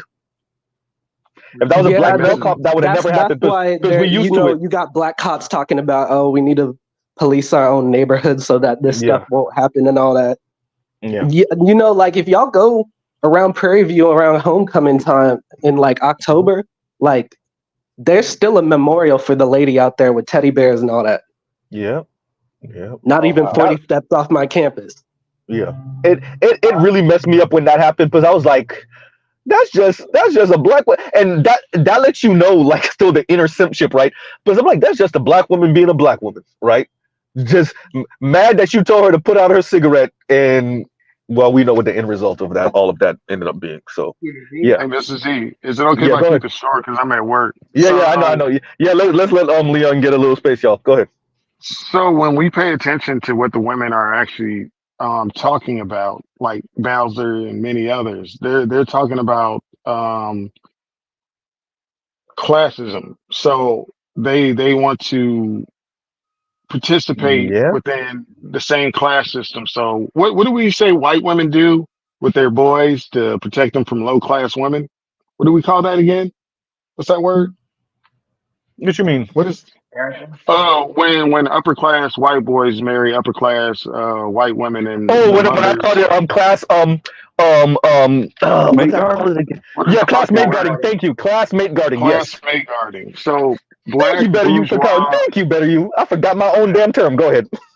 Yeah, so black bourgeoisie and petite bourgeoisie and middle class people, like she went to Harvard and she feels like I should be able to participate equally, disregarding how I look because this is my class, so I should be operating with men in this class, and I should have first dibs at them. But they're trying to create this structure, like even FD and all of them are trying to say that, you know, the petite bourgeoisie and our group of people, they're trying to delineate themselves from just how we don't participate in hierarchy. They want first dibs, pretty much. You get what I'm saying? So they're No, I agree. playing class. They want to participate in class warfare in a way where they get first dibs at every guy, and you should not practice real hypergamy, which a lot of black dudes do. If they already have money, they're reaching down to get whatever type of woman, and they don't like that shit. They're saying select from this class, even if I'm a 4. And my thing is, yeah, you're a 4, you're a 5, and you got a guy that looks like you in the same class. Great. You know what I'm saying? So they want to participate in that shit. No, I agree. I think a lot of this is far more simplistic than the FDs give it credit for. They really, I genuinely think he was not considering how many of these women are talking are just going through the pains of being rejected or not being seen as attractive as children, as 17, 16, 18-year-olds, right? I think he really don't think that's a thing. I think he really looks at Bowser and think her arguments aren't based off of that. So I really think he think that. Go ahead. And Bowser's, before I go, Bowser's argument, like since I lived on both sides of it, you know, I'm a military brat, so I dated Hispanic girls, white girls, every type of girl. So when a group of women go to prom by themselves, like I've seen that shit before, and I could have took any of those girls to prom, for example, but they got left in the dust for other girls, or the guys just took other girls from different schools to their prom. So when you see a group of black women that didn't get selected and they're the last choice, yeah, they feel some type of fucking way about that shit. You know what I'm saying? You can't do shit about it, though. And the difference is, for the most part, they don't say that. They just become a-hole Bs, and then they act like the issue is something more political or social, right? So it really, and that's my issue, right? They don't own. I'm still reeling from the fact that I wasn't chosen as a child. I wasn't chosen in college either. They don't want to be honest with that, so they'll make it some larger, grand, socio-political argument about colorism. We're like, no, you just mad that you didn't get your pick of the litter for prom. And the thing is, or maybe none of the guys were checking for you for prom. But yeah, that's the real issue. Go ahead. But the thing about that, to what you said and what Leon just presented, in other words, in short, and what I've been saying, they want to override, they want to prioritize women's sexual strategy and neuter or neutralize men's sexual strategy. Yes. That's pretty much what they want to do, but they want to do it through class. That's how they're doing it. They're doing it through class. They're using the class argument to neutralize men's sexual strategy, but that's not how that works. While, by the way, on the left, this is when it gets. This is when they turn into hypocrites. While you advocate for our better nature, right? While you advocate for a more humane, socially equal, politically equal society. So this is when it gets, this is the one thing that the right is like, no, hierarchy forever, right? And then you got to respect the hierarchy. That's the one thing. The right come in the door telling you respect the damn hierarchy. The left likes to try to pretend like they're about flattening the hierarchy, while, and there's true believers in that, by the way. There's true like anarchists and like true believers in like flattening the hierarchy on the left. That's real. But not Bowser. She's not really that person. But that's the thing. She just wants to. That the real argument is they want to override men's sexual strategy and their sexual nature, while at the same time prioritizing theirs, and they're doing it through class. But you can't do that because this is well beyond like just modern times. This is dead ass. This is biological. You can't override men's biology. But you remember, you're talking about a group of people that actually do believe that they can socialize past your biology. They don't actually respect none of that. Remember, you're talking about a group of people, bro. You're talking about a group of people. Well, they don't respect men's natural biology, but they want women's biology respected and prioritized. Well, that's one of the civil wars that's happening between them now. That's where the trad femmes and the different feminists, the ones that more respect the trans and whatnot. That's where they're starting to argue, because the more trad femmes, they believe in what you're saying. The like, okay, look, I just wanted the ability to vote and work if I wanted to. The other ones go all the way with the trans conversation, and that those are, so they're having a civil war about what you're speaking about right now with the biology conversation, right? So half of them actually agree with what you're saying, but the other half don't. Train tracks. But yeah. So that's a real issue on the left right now. Is how far are we going to go with challenging structures and systems and biology and things we know to be real and true. And then the other half is like, but do we really know it to be real and true? How do we know we weren't socialized in this? I mean, you really have women saying the reason why women have 20% less muscle mass is because they were socialized to not to have less of it. Right? They didn't lift heavy things. They were, oh yeah, nigga, it gets real crazy. Yeah. Oh, it gets absolutely fucking fucking nuts. That's a real argument. Yeah, it really is. It really is. I do want to say this though. I kind of wonder how deep that alternative thinking is, because like there have been a few things over the last few years that have really kind of showed me like most of them don't seem like they're on board with this. Like the last big thing was like the Harry Potter. Because J.K. Rowling took all that flack for being a traditional feminist. Yep. And she did I think it was like some type of book, and then the video game came out, shattered expectations. So it was like, Well, they underestimate their numbers, number one, and because let's be very clear, there is reasonable female rights. We already know white men was on some bullshit. I don't know why black women keep on acting like black men were on this shit, because during that time we were either colonized or enslaved all across the West and in Africa, right? So I don't even know what the fuck they talking about. But white men were on some bullshit, so white women went at them because they wanted their piece of the white supremacist pie, and they weren't getting their adequate piece. Now, what ends up happening is there's a line where white women, for the most part, are not going to cross. They're going to marry their men. Most white women, and Obsidian is right about this. Most white women they're not taking that extreme feminist shit to the Thanksgiving dinner. They're not taking that shit to Christmas dinner. They're not. Black women take that shit to Christmas dinner and Thanksgiving dinner. Like, that's the fundamental difference. And they make arguments that actually bite them in the ass in the long run, right? They make argument that when you start speaking about I am women, hear me roar, cool then. When you know most men ain't into that shit, white, black, Latino, or otherwise, what ends up happening is you just cut your pool of men. Then on the other side, you complain about men not being on their level. No, you're a fucking asshole. I mean, let's just call it what it is at the end of the day. I'm like, if you are so down for taking down the patriarchy, if you don't want patriarchy, then you don't want marriage. Yep, exactly. No. They do want marriage by feminist specifications. Yeah, but which once again is provide, protect, and shut up. Yeah, I know, but no. However, they want that's when the line has to be drawn. Like, no, you're saying no to patriarchy, you're saying no to marriage. We're not. Yeah, I agree. Yeah, because it really is provide, protect, and shut up. Now, that's not the way they're going to frame it. We already know. The way they're going to frame it is, quote unquote, partnership talk. These women aren't good. Bitch, y'all can't even handle your credit card. I'm supposed to be in a quote unquote partnership with you, like business partnership. Marriage is a business. Once again, I'm supposed to be in a partnership with a person that can't handle a fucking credit card. Absolutely not. Go ahead. Mr. I'm supposed to be in a partnership with somebody who thinks $30 is too little for lunch. Right. Good point.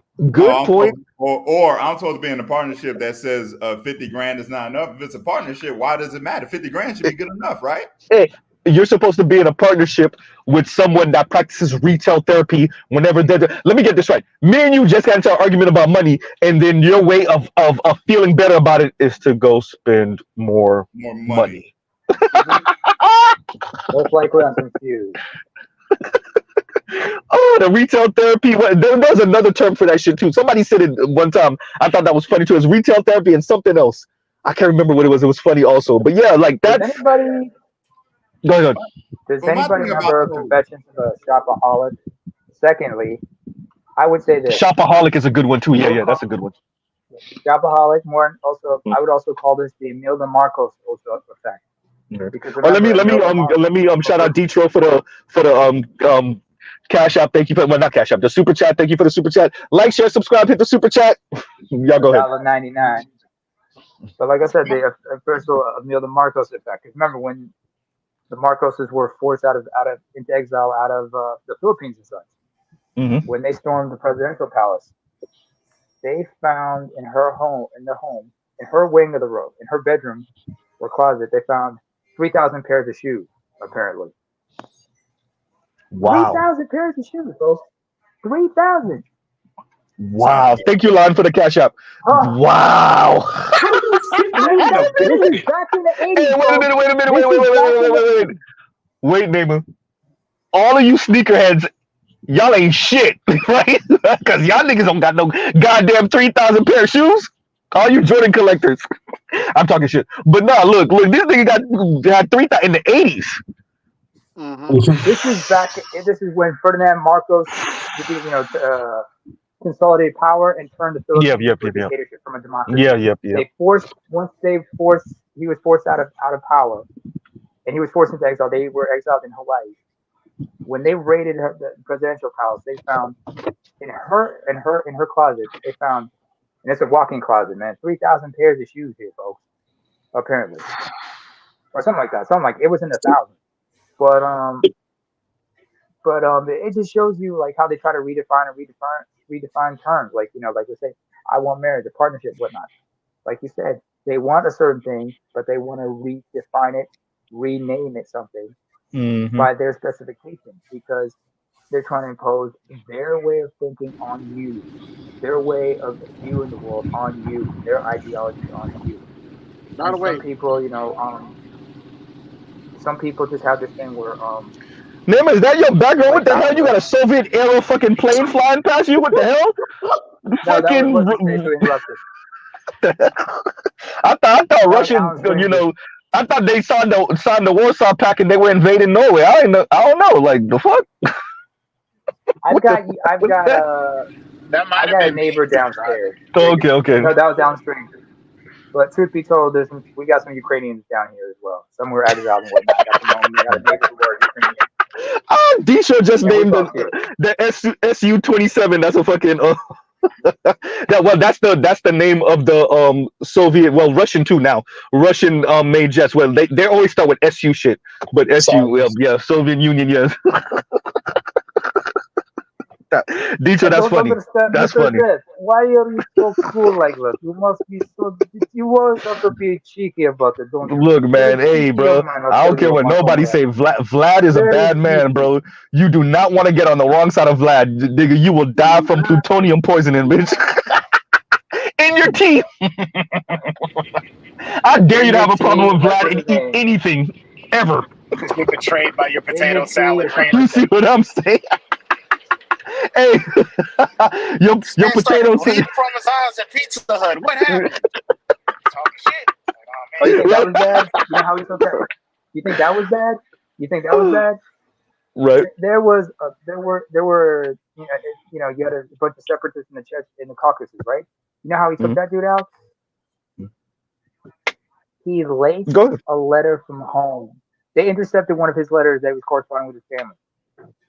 That letter, when he opened it, had a certain type of poisoning, and instead of going to his teeth, I heard this. Yep. Yeah. And that dude already had one hand messed up. You see what happened to one of his dissenters in prison.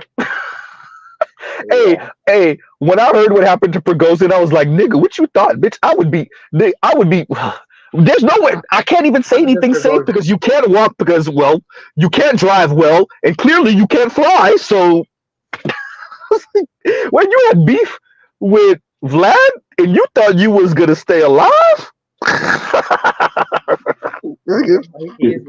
like what they just said. That was it. Dan Carlin, the podcaster, he describes him more like a crime boss. Bro. This is a bad man. You imagine you're in England, you think you safe, you go meet up with somebody at a restaurant, you drinking your shit, and then you just start slowly deteriorating in the worst way too. Ugh. Yeah. No. So, does Yep. this vodka I want taste no parts funny? of it. Does this vodka taste funny to y'all? Right? It smells funny. My tea smells something toxic about my tea.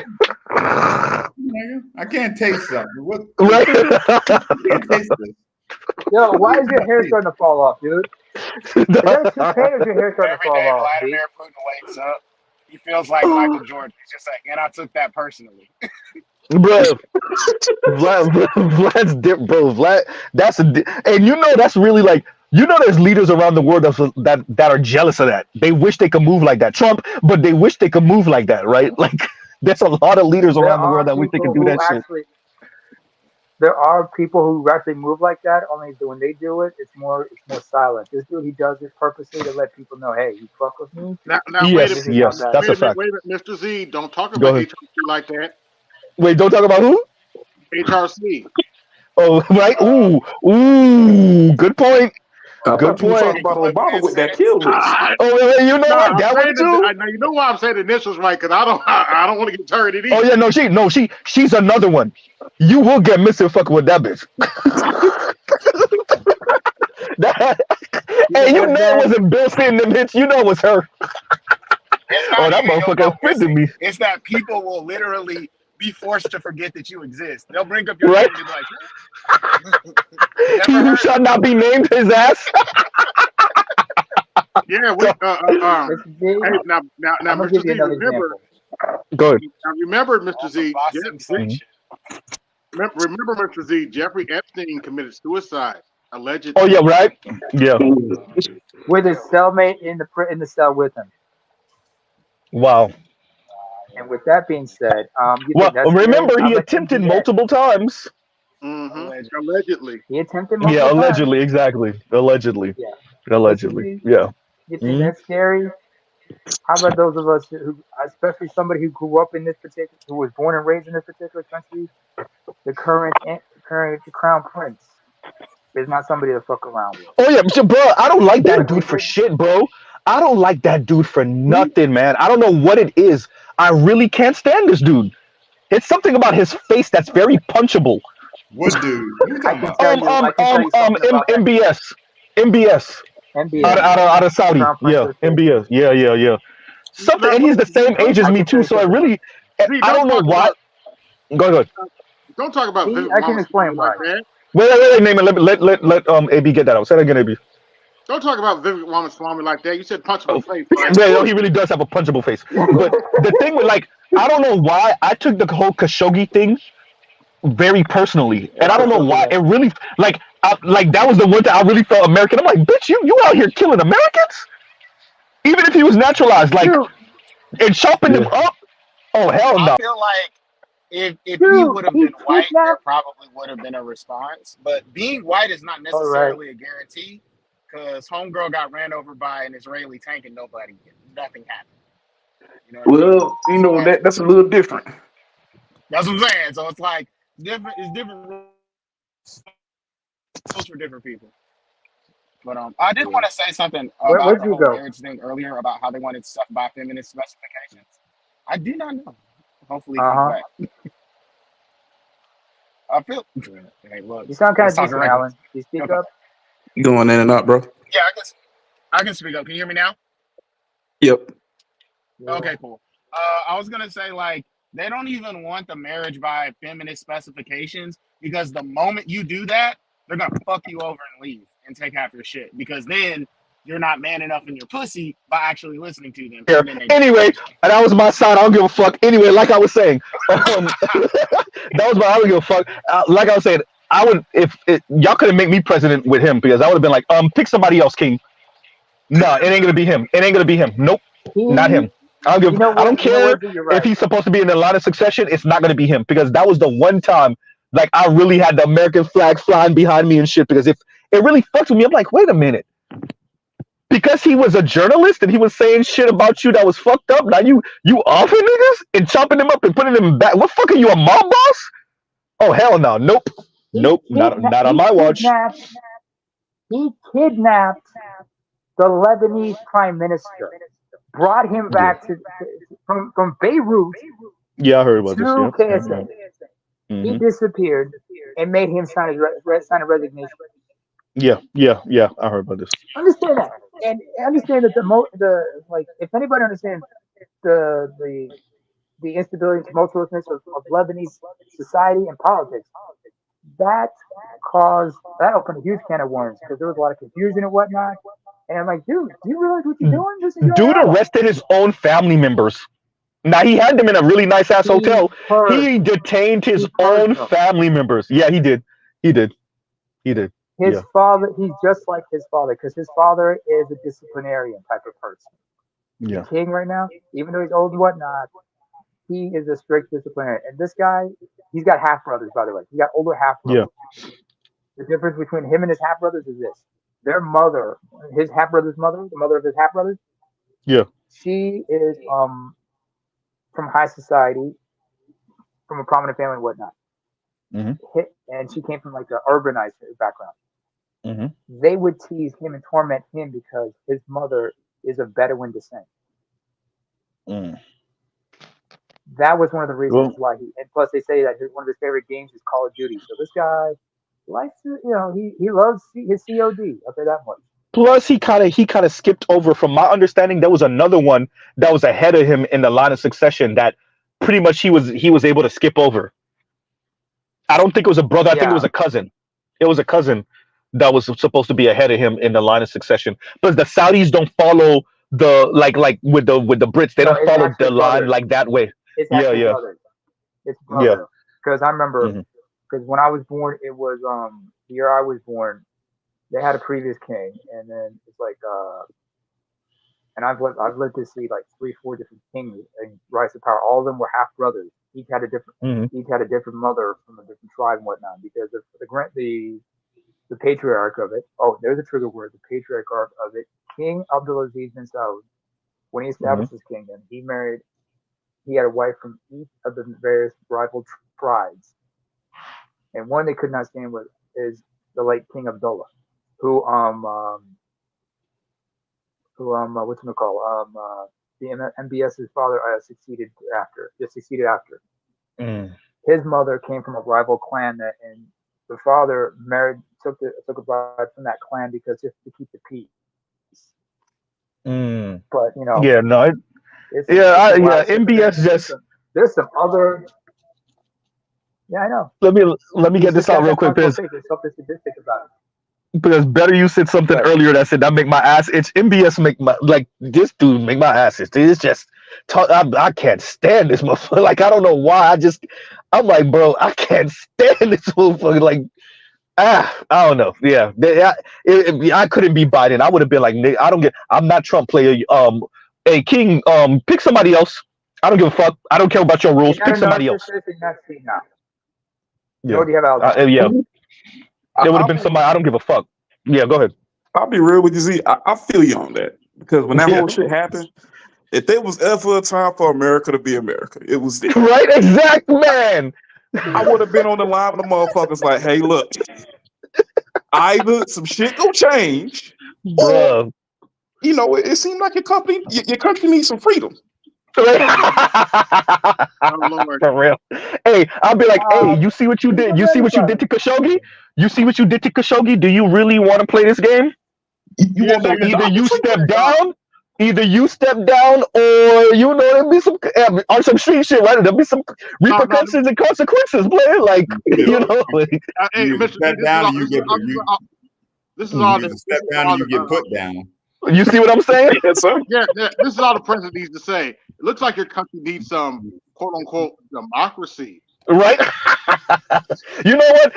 We don't know about that monarchy over there. We don't know. Like that, right? Man, y'all just now letting women drive and shit. I don't know. You know what y'all look like? Y'all need a whole lot of feminism. It looks like me introduce you. Right? Let me introduce you to Victoria Nuland in HRC. They're gonna bring in the feminism, right? Look like you need a whole lot of democracy and feminism over there. Let me introduce you to the Karens of America. We heard y'all had yellow cake over there. You did hear about Victoria, didn't you? Yeah, she got kicked out, booted. Yeah, look like you serving a whole lot of plate of misogyny over there, man. Right, exactly. We gotta go fix that. Yeah, no, Victoria Nuland got booted. So for those of you that don't know, Victoria Nuland was the one that got caught on tape about what it was that a decade ago, when during the Obama administration, pretty much picking who the next Ukrainian leader should be. This is before Zelensky. Who the next Ukrainian leader should be. Yeah, she got caught on that. So the whole story with Ukraine is actually way older than the Russian invasion. It's way older than that shit, because Victoria Nuland got caught, and which is, by the way, half the reason now I'm getting my American card revoked now, the one I just got back. So this is much of the reason why Russia invaded in the first place, is because they're picking winners and losers so that those people can push for admissions into NATO, and then NATO, so Ukraine could be part of NATO, and then the US can have reasons to park US missiles in Ukraine, and that, like, Vlad was just not going to let that happen. That was just not. That's the Cuban Missile Crisis in reverse. It just was never going to happen. Y'all go ahead. Yeah, I'm just gonna say this real quick. Mm-hmm. If it was me, I would have sent my UN secretary up there, had him unfold his special CIA napkin, and say the Saudis got yellow cake up in here. Right. Right. It is like, come on, man. Like, I understand why they didn't go that way, because like they really that petrodollar, man, and like, so they, in a weird way, they kind of have us by the balls too. But quite frankly, almost the entire Air Force is US made F-16s and whatnot. It's US jets. You could really and the Saudi government, the Saudis only reign supreme over Arabia because, for those of you that don't know, like everybody in my chat know, but just in case you don't know, it's Saudi Arabia because of the Saudi last name, right? So the Saudis reign over it just because of oil and all the little pennies that they flick off to the everyday person, right? So yeah, if you undermine that, then the whole thing comes crumbling down. The problem is that it would destabilize the entire oil market, right? Which then would destabilize the entire global market of like everything. But yeah, go ahead. As somebody who grew up there, I can tell you first and foremost, gas prices are subsidized. They get it cheap over there. Secondly, if you're a citizen, the majority of people in the country, they rather work for the states. So most prefer to be like in government positions and whatnot. Although they're trying to push national, major corporations to start hiring nationals, despite the fact a lot of them are not even qualified. Because if you look at the education system, how messed up it is.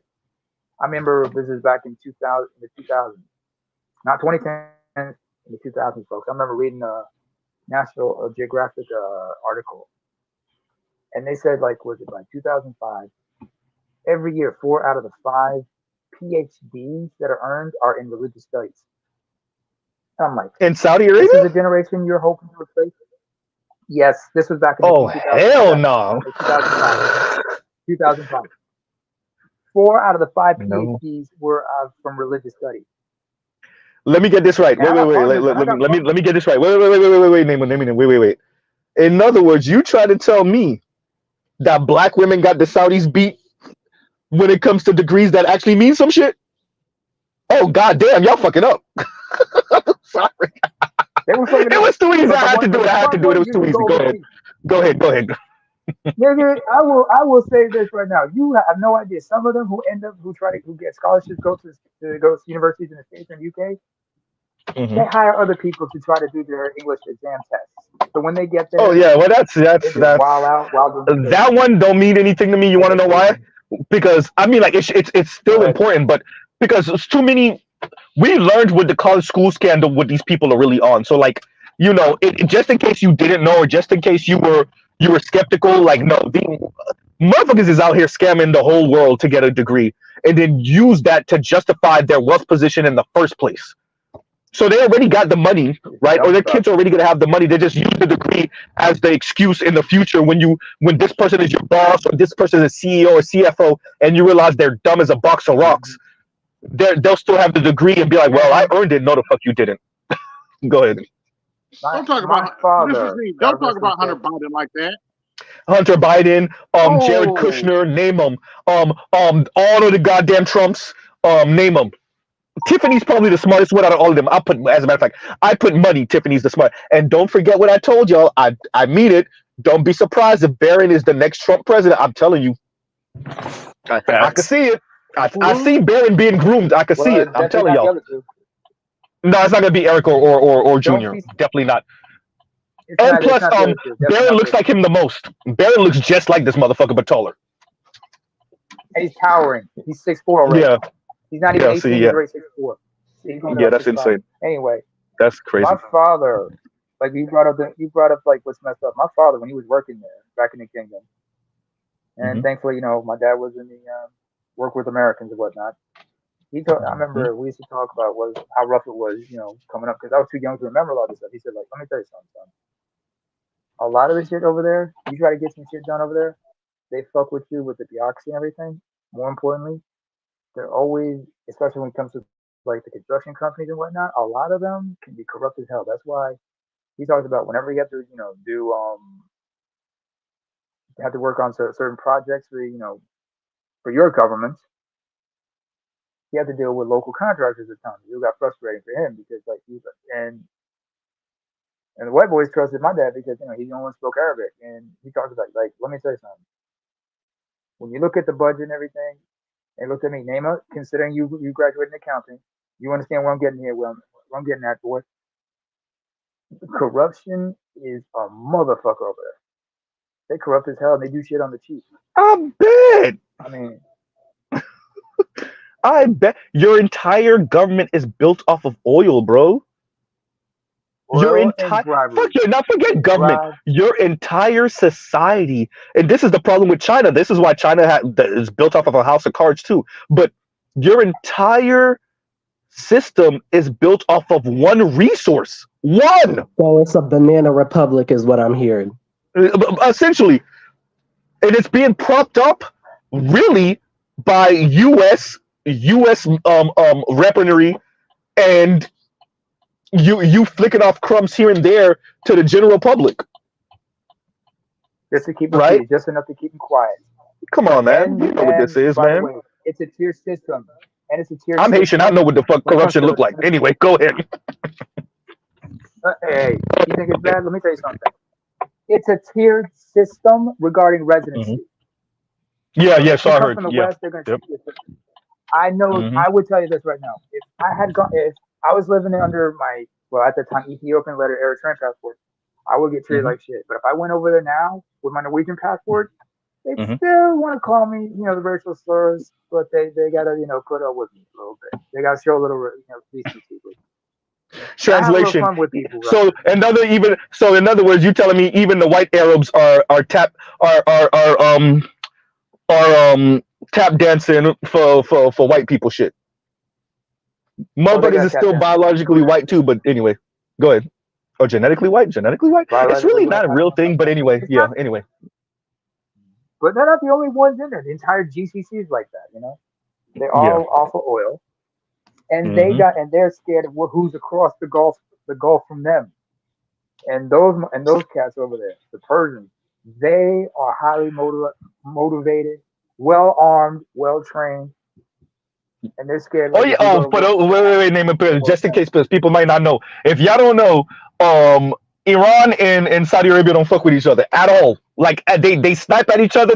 As a matter of fact, the war in Yemen is a proxy war between both of them, right? So yeah, go ahead. Also, the instability in Lebanon is a proxy war. Yeah. Let's not forget what happened in Syria. Yeah. A proxy war between those two. Yeah. Yep. So, for those of you who don't know, yeah.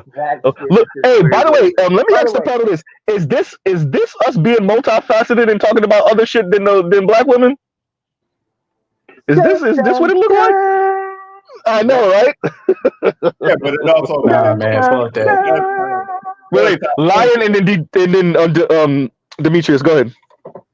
Yeah, but it's funny because ironically it does tie to them because we're sitting here talking about other countries that have it way worse than what they're bitching about. Good point. Shit. And the women still work with the men, but yeah, Yep, anyway. The women still work with the men. Yeah, that part. Mrs. Z, do I gotta change my avatar to something you might remember? Go ahead. And Demetrius, what were you gonna say? Let me check.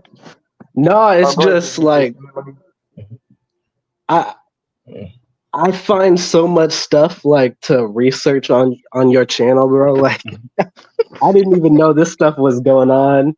And like, yeah, I'll listen to the news, MSNBC and CNN and Fox sometimes, but I don't know. Some people on there be pissing me off. I ain't gonna lie, frankly.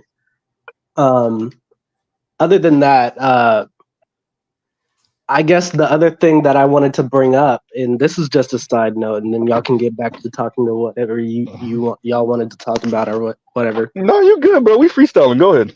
Okay, so did you check out the Stranger Fruit podcast?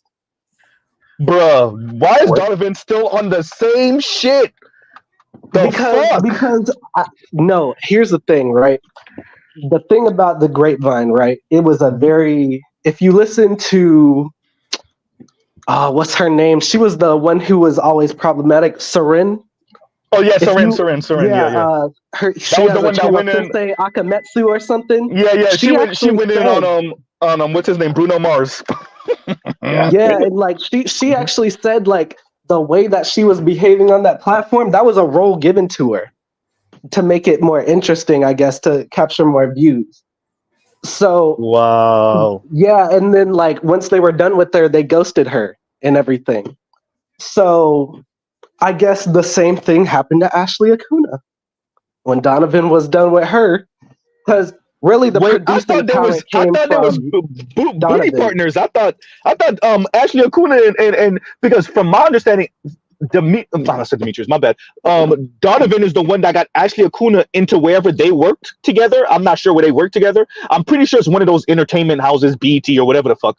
But wherever they work together, Donovan is the one that got Ashley in. So yeah, because Donovan's the one with the actual talent. Yeah. Ashley's just the one who presents everything. She's just the presenter. That's all she does. Yep. So yep. Yeah, it's the camera angles that were in the Grapevine. I don't know how many people we have in here who used to watch the Grapevine. That's all Donovan's work, for real. Damn. So, and to be honest with you, he's kind of good at it. I ain't gonna lie with you. No, he is.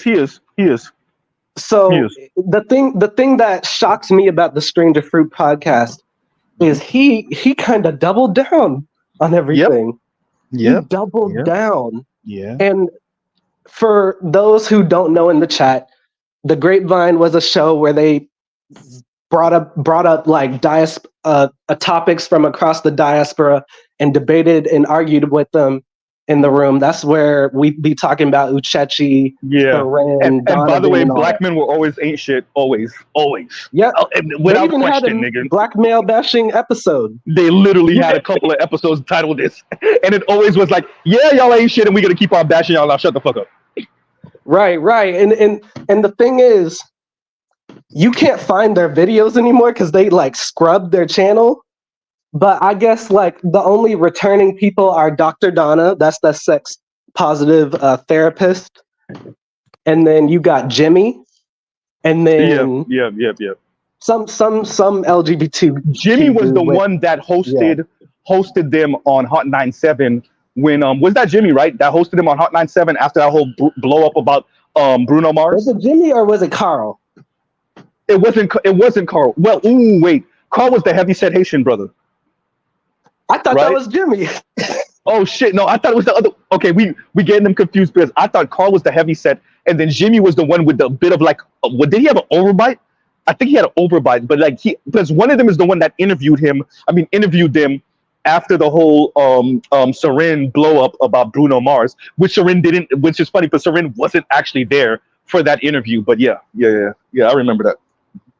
Yeah, it's just like Dr. Donna's the biggest problem in the room now. Oh yeah, and notice what you're saying too, Doctor PhD. She got a channel and everything. Yep. So I like the ideas that she pushes forward. They're so. I don't know if you noticed this, Z. They're so outlandish, and she fails at defending them. It's like it's very loose. Does she have to defend them when she's a PhD and she's a black woman? Good point. Good point. I mean, especially if I'm talking shit about straight black men, do I have to defend my point? I see what you're saying. I will give them credit on one thing, even though it was like lazy in the manosphere critique that they did. Right? They were saying, is the manosphere necessary in today's social stratosphere atmosphere? Right? And they said it might be a little bit necessary because some of these ladies, they need to be knocked down a peg. But what I want y'all to understand is they want you to knock the ladies down a peg when they say so. When they say so. So it's not even. And by the way, that really, was low-key a rhetorical question too. They trust your judgment. They don't. They just want you to do it when they say so. But the problem with that is it's not about knocking them down a peg. It's them enlightening them that men are human beings too, with wants and desires. So it's not the issue that women practice hypergamy. It's the fact that you can't practice hypergamy if the man you deem as your hypergamous best option actually allows you to be with him or engage with him. That's the part. It's not about the conversation they never talk about. They never really talk about that. When you get a chance, let Alan Stranger speak after you, Demetrius. Go ahead. No, I'm done. Go ahead, Alan. My fault. Nah, I think better you was gonna say something to me. I was just gonna say that what you're saying, bro. Wallace not supposed to talk, man. That's some new high tech shit from Amazon. You talking about, bro? The reality of it is, for certain women, they really do see us.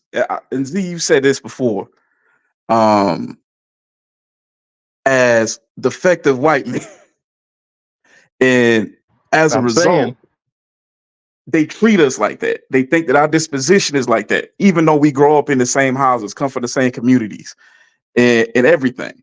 So there's this disconnect for some people, and I don't personally know what it is. Maybe it's the education, maybe it's the socialization, maybe it's some other stuff. But for whatever reason, like the black folks, like some of the chicks on the grapevine who just bash black men as soon as they wake up before they even brush their funky ass teeth, like it's embedded in them that like, yo, black guys just white guys with a paint job, essentially. And I want to be very clear too, like the reason why these people are problematic as fuck is because your average black woman is just mad that y'all niggas ain't choosing her and shutting the fuck up and paying these bills. These intellectual, more academically inclined women can actually put words to that. They actually have the ears of influential and powerful people, and their issues with you are a bit more, it's the same thing, but a bit more exaggerated, right? Because this is where we start getting into class. This is when they try to cover, when you try to cover a lie with a lie with a lie with a lie, they try to cover their hypocrisy, right? So that's what makes them so dangerous, because if they're, especially as leftist black women, oftentimes, the issue that they have is that you're not playing your role with protecting, providing, and shutting up. But they don't actually, because that in a normal situation, that would entail patriarchy, but they're trying to find some way to paper over that patriarchy without calling it patriarchy. And this is when we start getting the lie with the lie with the lie, covering up the lie, and this is why they just want you to shut up. That's the shut up part. Don't remind me. Don't remind this society, because I don't want you to actually have that power that comes with the providership. Right? That's the interesting thing with Grapevine and with Stranger Fruit. Go ahead. Yeah, you want men to take responsibility without authority. Yes, absolutely. But see, here's the thing, though. Here's the thing. How do you say stuff like that, like the being mad about being chose to people like me, who go to an HBCU and see black men and women holding hands every day? This is true, but once again, I make the personal political. Heard you. So I would say this is the reason why I personally find certain people and their rhetoric to be dangerous to any concept of black community. Is simply, we have so many truisms about black men that frankly their origins come from white supremacy. And when you have people who, for lack of a better term, have legitimized themselves with a few extra letters and degrees, parroting these white supremacist talking points, what you really are doing at the end of the day, you're destabilizing any semblance of community and further eroding it. And what you're doing, honestly, is preventing any type of healing, coalescing, and advancement. That's why I think certain content creators and their video essays, which refuse to actually discuss issues in honest terms, I think that shit is dangerous. It's one thing to have your opinion. It's another thing when you're running with shit and painting pictures and narratives that frankly the data don't support. I mean, what did Albans tell us? Which one? My bad, y'all. I hope y'all can still hear me. I'm getting tacos right now. What did I'm dead ass? What did Alan tell us on waving the red flag? Right. So he said our situation, or our issues are 200 on the list of issues, because he's pretty sure, and this is where we get into like the weirdo talk. If I address what these people are saying first, then I'm pretty sure what you're talking about would eventually get alleviated, right? So I'll pause right there. Y'all go ahead. And this is where that's so disingenuous. Oh, go ahead, brother. Yeah, I was gonna say that, like, I think this is one of BGS's like coup de grace, like contributions to the space, was when he showed that who's the guy who plays Darth Vader? That guy. I'm supposed to know him. He narrated Roots. James Earl Jones. James Earl Jones, yeah. James Earl Jones. So the video they had of James Earl Jones, that was like from the 1960s. And then like the other things from like Hezekiah News. And it's like, we're having the same conversation over and over. Absolutely. Yeah. Well, because it never got resolved. It was never resolved. It never got resolved. As a matter of fact, it only got worse. It only got worse. I understand. You know. But go ahead. Go ahead, Alan. You got it. But like throughout history, Black women have not been arguing in good faith. Like they have literally been trying to sabotage the community the entire time out of spite. We can even go all the way back to Sojourner Truth and the Ain't I a Woman speech. We're 2 years out of slavery, and you're literally comparing us to white men slave owners who were feeding babies to alligators for getting the right to vote. Like at some point, like, so I get the idea of lamenting, quote unquote, the community, but I'm, for one, pretty cutthroat. My thing is, I don't feed a mouth that bites my hand. They can starve. I'm cool on it. But in their mind, you betrayed the community first. That's why. Bro, I got goddamn Jack Johnson and that goddamn car with them women.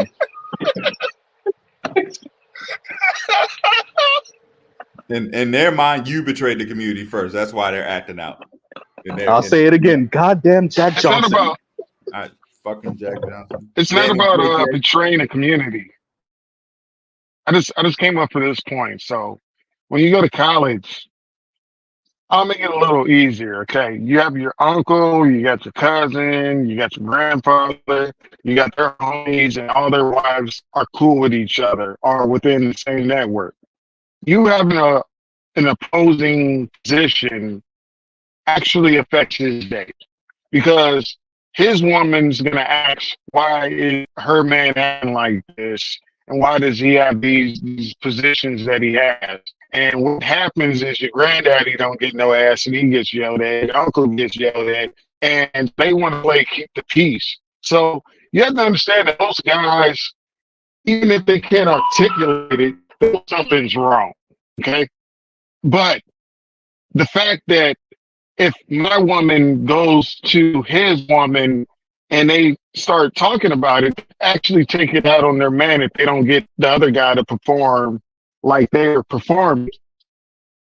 That's how that shit works. Just social pressure. It's just social pressure. Social pressure to uphold your role. And what ends up happening, and this is what happens when the community fractures, is what pressure? Leon telling me something, I'm gonna tell him go fuck off. Right? That's what happens when you allow the community to fracture. And the community is fracturing because you're an asshole. So it comes back and bites them in the ass anyway. You can't apply social pressure to me because I'm not friends with Leon because I'm not married to you. Leon is not married to his woman.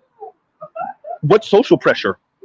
We both was just hitting it and you got pregnant and we decided to keep the kid. See, it ends up biting them in the ass anyway. In the long run, you see what I'm saying? Like that it ends up biting them in the ass. Yeah. I think what we're dealing with is just a group of people that really don't appreciate social mechanisms, right? The left appreciates it to a certain extent.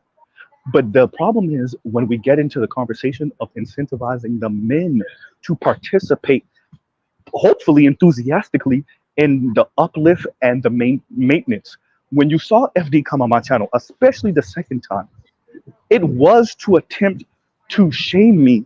First of all, I think he was really trying to see whether I wanted to have a conversation with those people on the other side, and I'm okay with having a conversation with them. But secondly, when he brought up the Black Panthers, I think he forgets like how quick Black women stabbed Black men in the back after the goddamn civil rights movement. And what they were saying, right? The excuses of, oh yeah, but they talking black and sleeping white. Yeah, you hoes was getting fucked by white dudes too, though.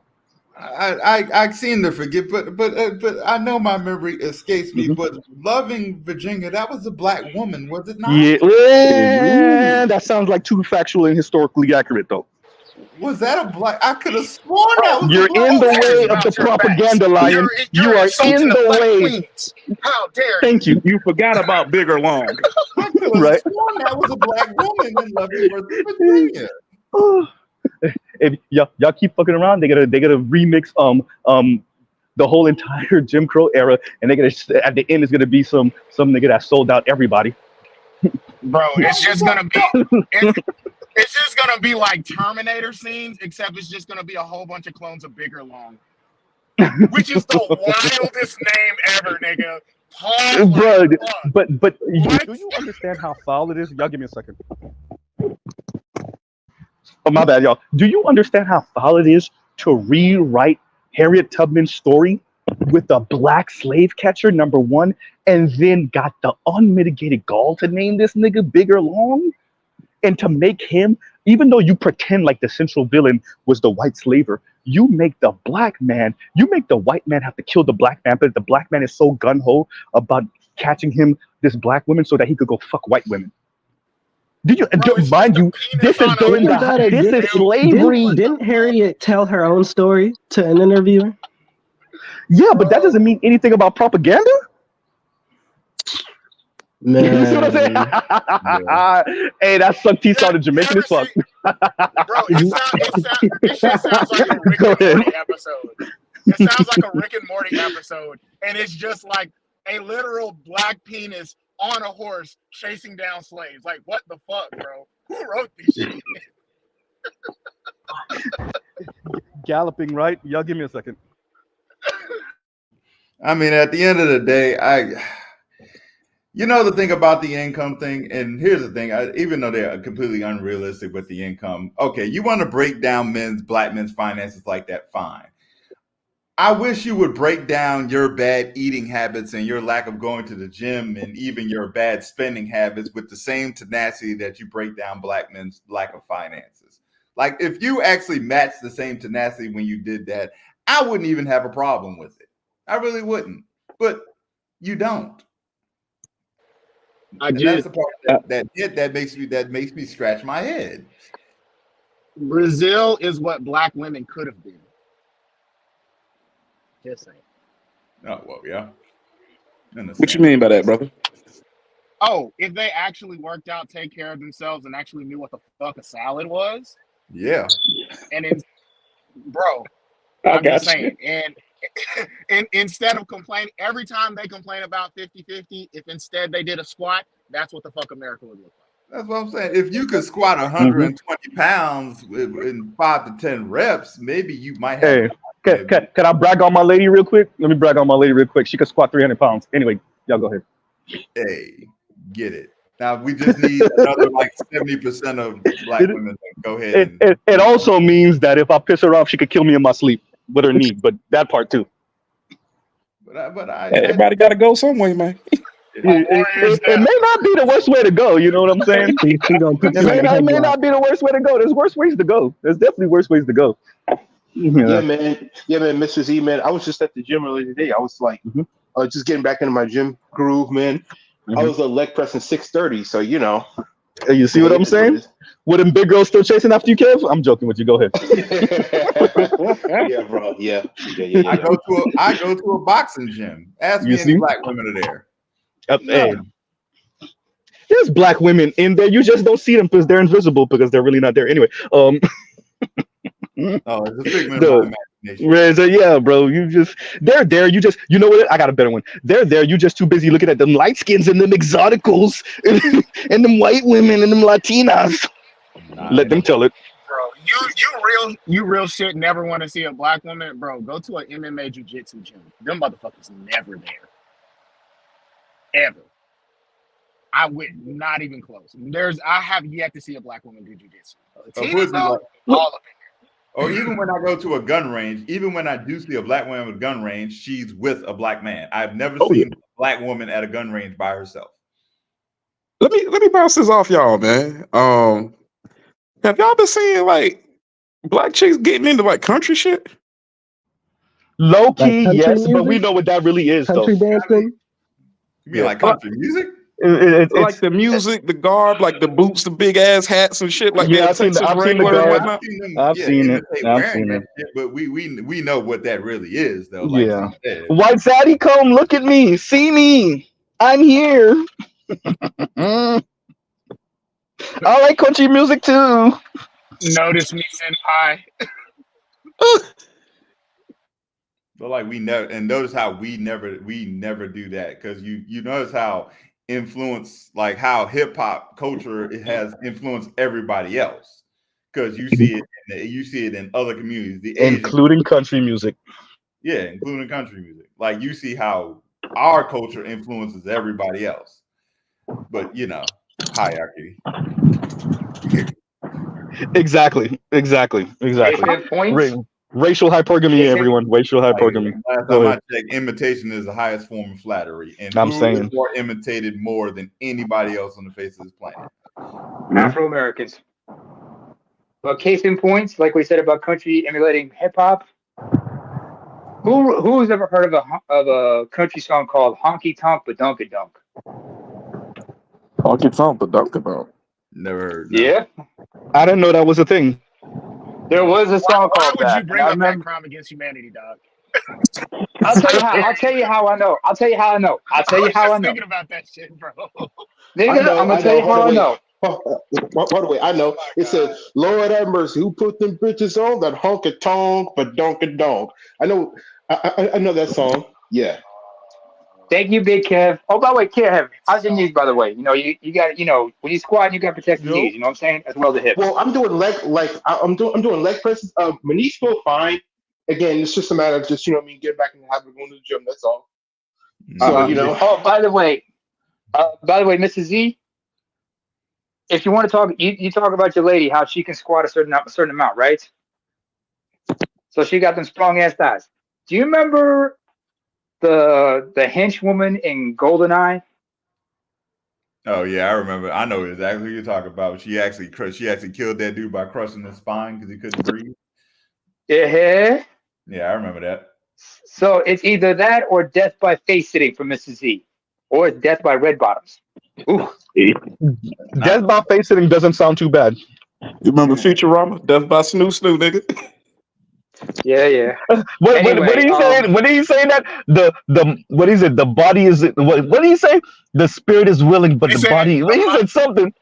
He said no. That was the spirit is willing, but the body is. He said it's damp and bruised. Right, that shit was hysterical. Lucky that was a remix of Klingon mating. You know that was a remix of like Klingon mating. Right. Low-key. I remember that phrase, but it was in a different joke. It was what's his name? Joey Coco Diaz. He talked about when he attended a Catholic school, right? And he got into it with a nun at the school, and he was doing judo at the time. And unfortunately, he was too short. He tried to hip toss her, and he said, "I was trying to hip toss her, but the body, no, the spirit said yes, but the body was like, oh fuck no. But yeah, some shit like that. But anyway, what I was trying to get at was Honky Tonk Badunkadunk. How I know about that song is simply because I'm a WWE wrestling fan. I'm a wrestling fan, right? And one wrestler, go by the name of Reba or Rebel, was in that video actually. And I was looking at her bio and I was like, wait, oh, she was in this video? So I checked it out. I was like, okay.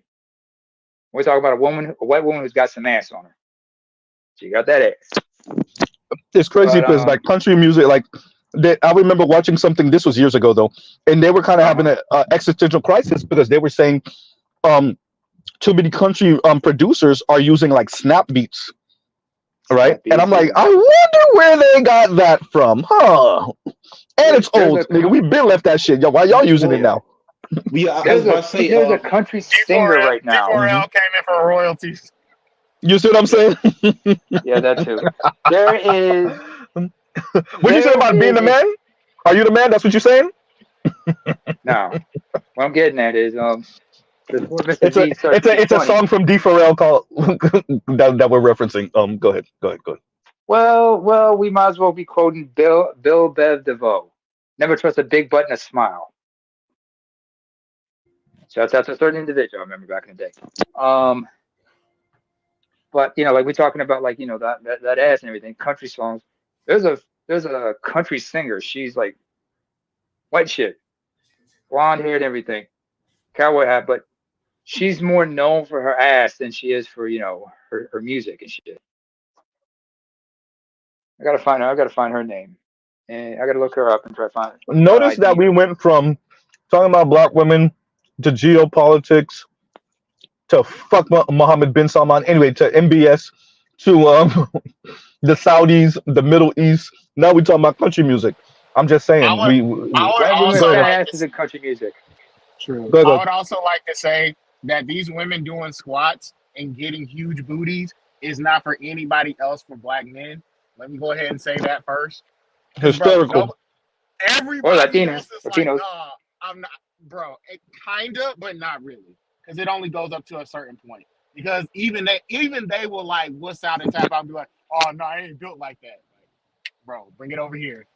Hi Maria, how are you? How many sets did you do today? Yeah. Remember what Tito said. Like petite. Remember Tito said that the quote unquote black beauty standard is her ass has got to be bigger than her stomach. So just keep that in mind. Oh, that was Pierre. It's only funny because it's true. God damn, I never heard him say that. That shit's true as fuck. Shit, I remember. Was it Def Comedy Jam? The comedian Pierre, he talked about that. He said like, ladies, y'all can't wear biker pants. Y'all remember when they had the biker shorts and everything, the cyclist shorts and shit? He was like, lady, if your stomach is bigger than your ass, you should be wearing biker shorts. You know what I'm saying? You can't wear them biker pants and everything. I mean, he talks about like he tried to approach a woman. It's like, hey, woman, that's a nice stomach. Shit, I thought that was your ass. Or as if anybody remembers Snowman, one of his good buddies, Chris Bass, the bass man as we call him. He has a joke where he talks about what's his name, Chris Christie. He looks at Chris Christie and says, "Your butt and gut have become one. What is wrong with this motherfucker here?"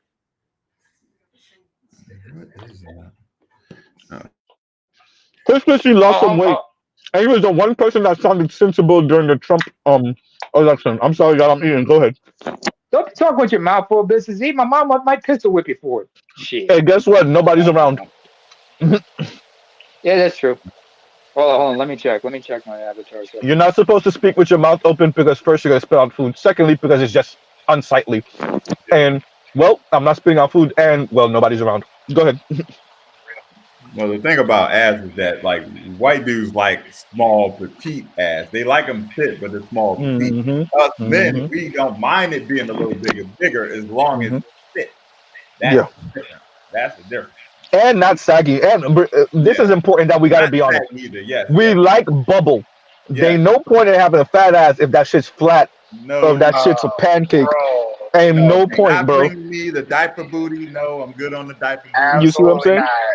I'm good on the diaper booty. Niggas is trying to see a beach ball, not a smart board. Yeah. I need that curve to it, and it gotta have that jiggle. Like if I slap it, I need to see them waves, and it need to bounce back to me. Mm-hmm. I strongly prefer that. Please. Yeah. Oh, speaking of Dusty, I hope you guys don't mind. I had to change my my avatar to the Dirt Dog. R.I.P. It'll be 20 years this November since his passing. But as you can see, my name is In Dust We Trust. Because I know a lot of motherfuckers won't say In Dirt We Trust. Ooh. What do you say about liking the rock? Go ahead. I'm talking about ODD, motherfucker. What the hell? Oh, dirty bastard. And what did I say? Baby, I like it raw. Thank you.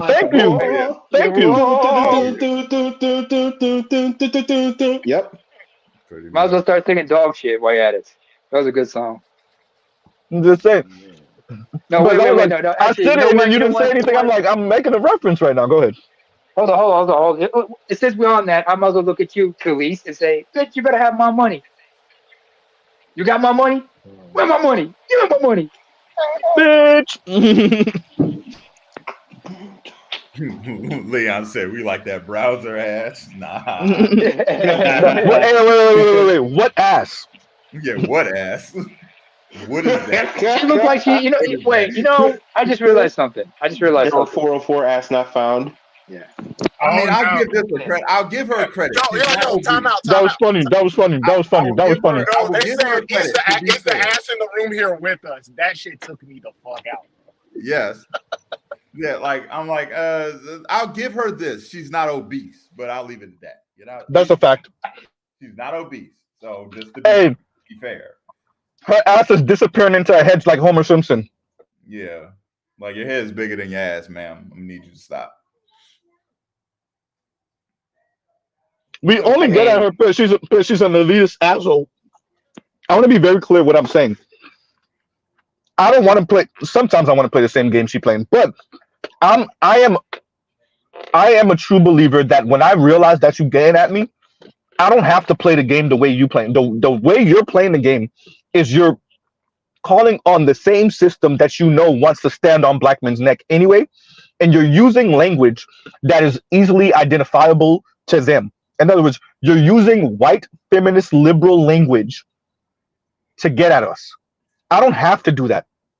The only reason I don't call you ugly is because it's in my moral code.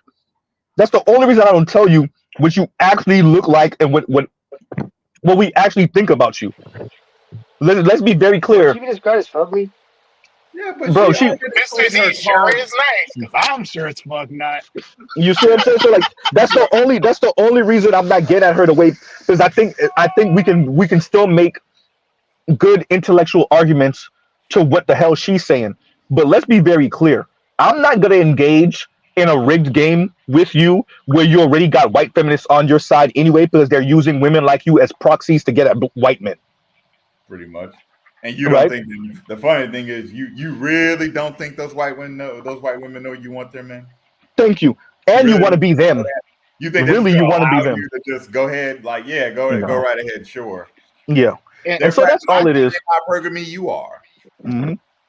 My thing is this: I personally don't appreciate. It's one thing to be hypergamous and want to have an overall better human being and whatever. I don't really appreciate the money argument, and this isn't coming from a broke boy perspective. I used to be broke. She broke. I'm up now. But what I'm saying, right. Yeah, I know exactly what you're talking about. Former broke boy, stand up.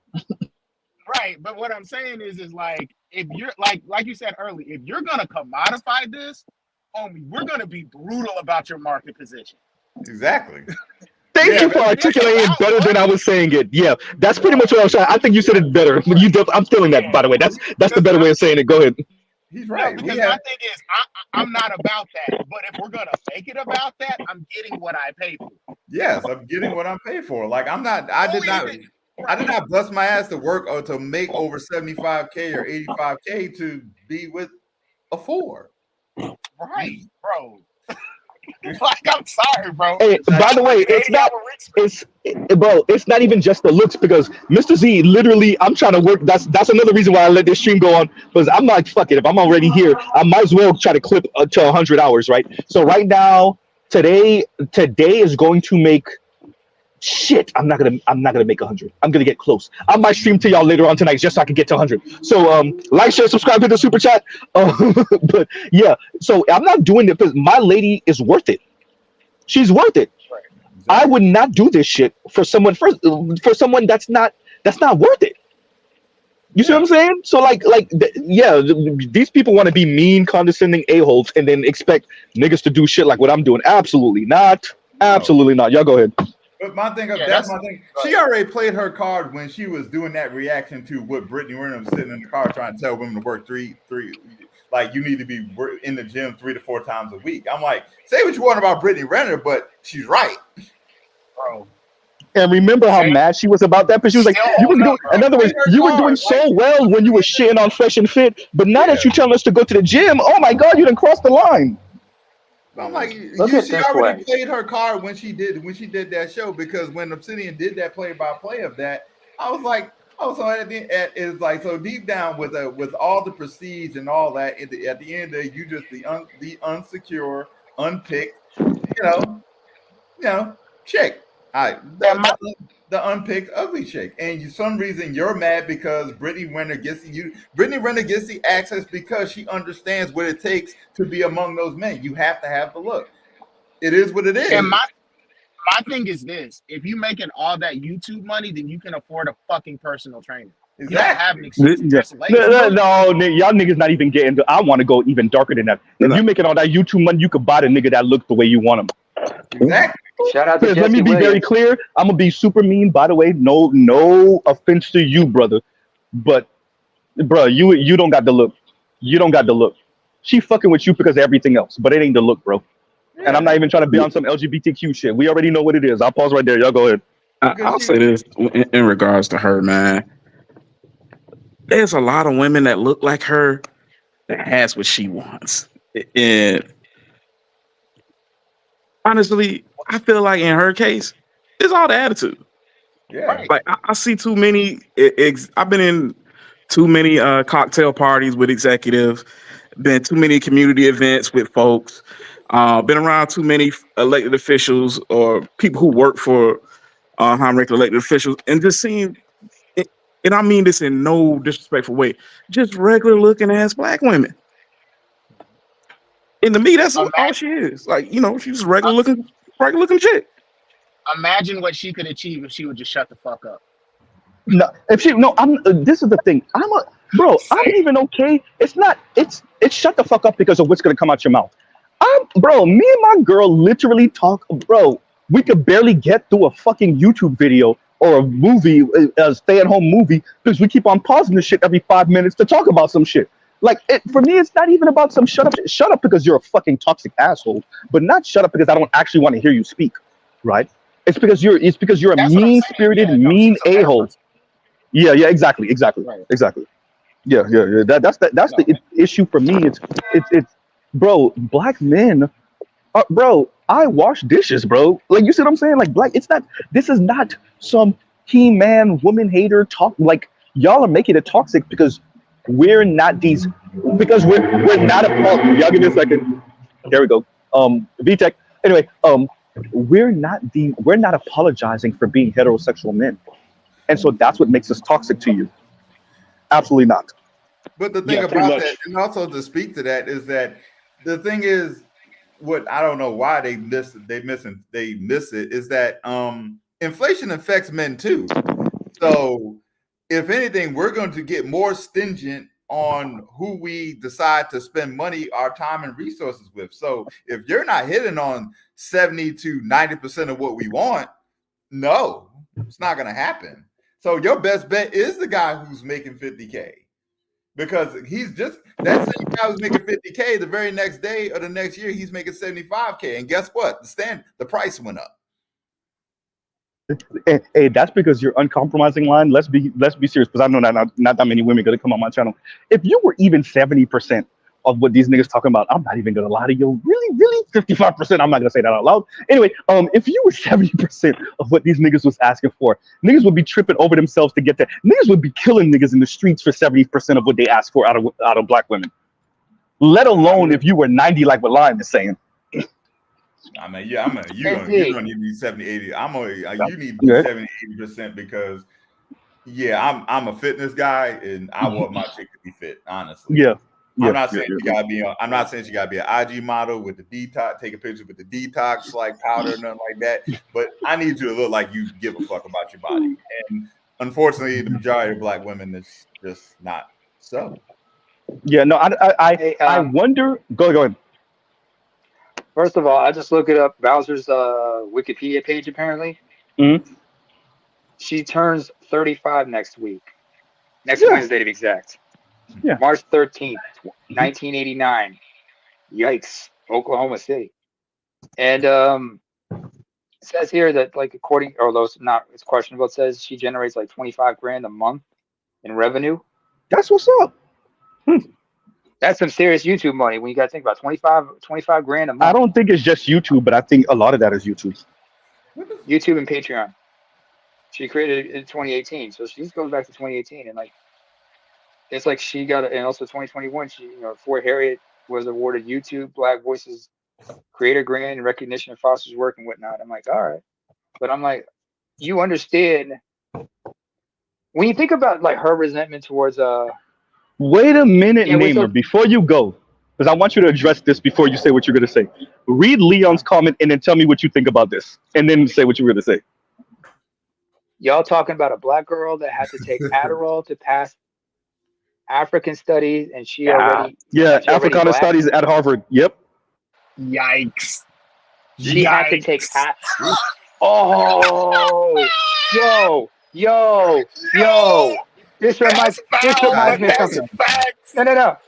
No, Leon. What Leon just said. Think about no. Just hold on a second. I'm gonna hold my thought. What I'm about to say, but I'm gonna bring up something really important. And Z, I know you like Netflix documentaries. There's a Netflix documentary called "Take Your Pill," where they talk about how some people were taking certain prescription pills just to heighten their focus and whatnot. And one of those was Adderall. Some people were taking Adderall just to hyper focus in order to pass certain classes and whatnot. They're taking Adderall for work. I have a coworker that helped me to get to the second job, got me into the second job, and he told me, Z, bro, when I first started working the second job, bro, no, he did it backwards, but he got this job second. So when he got this job, he was like, bro, for a little while I was on Adderall, bro. He was like, I couldn't do it. He was like, I don't know how you do it.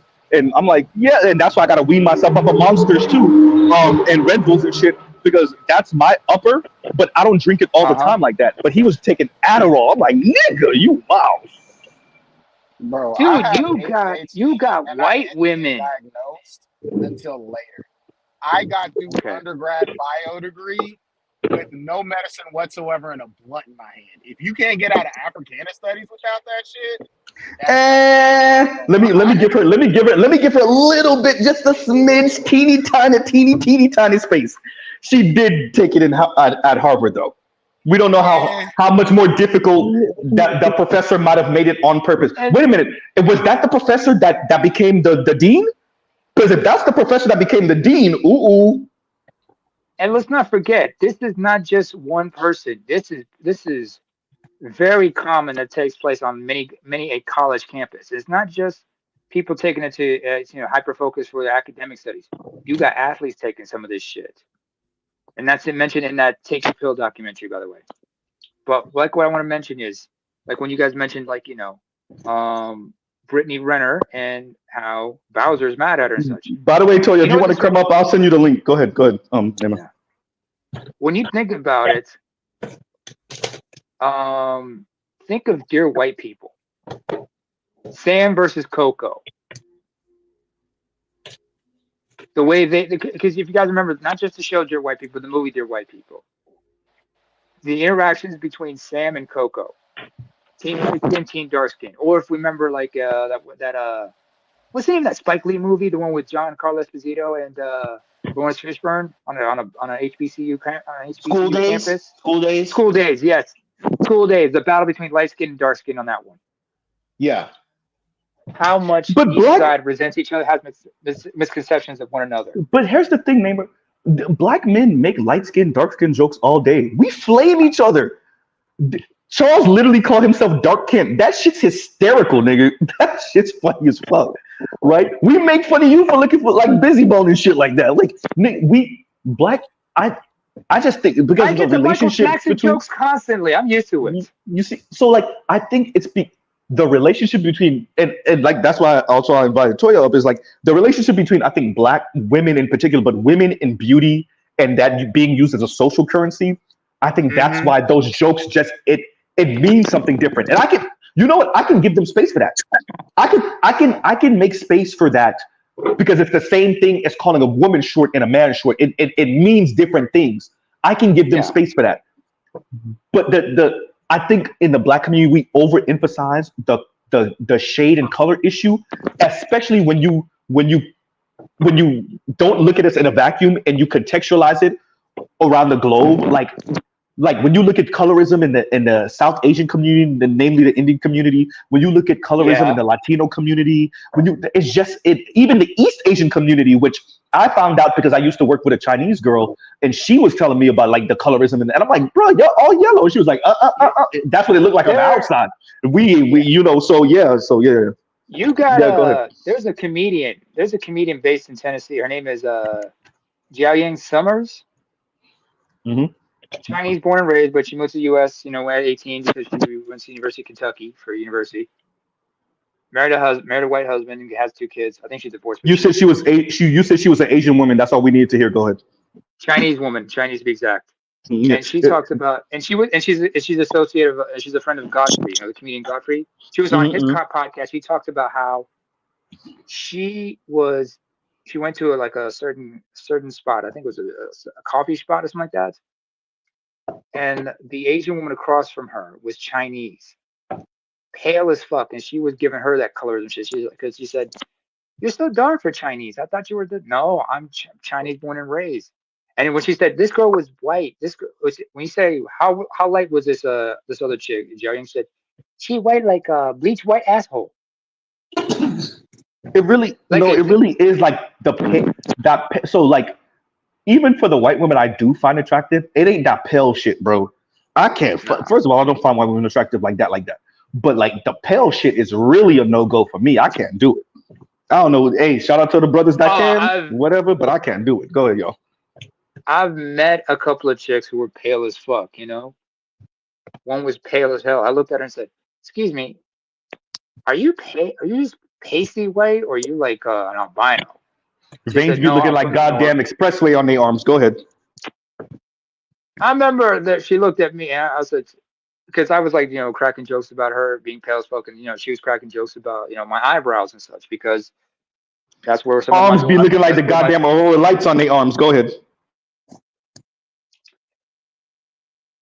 I couldn't help it. Fucking arms be looking like the aurora lights. Goddamn. Go ahead. I've had your conversations like, I'm like,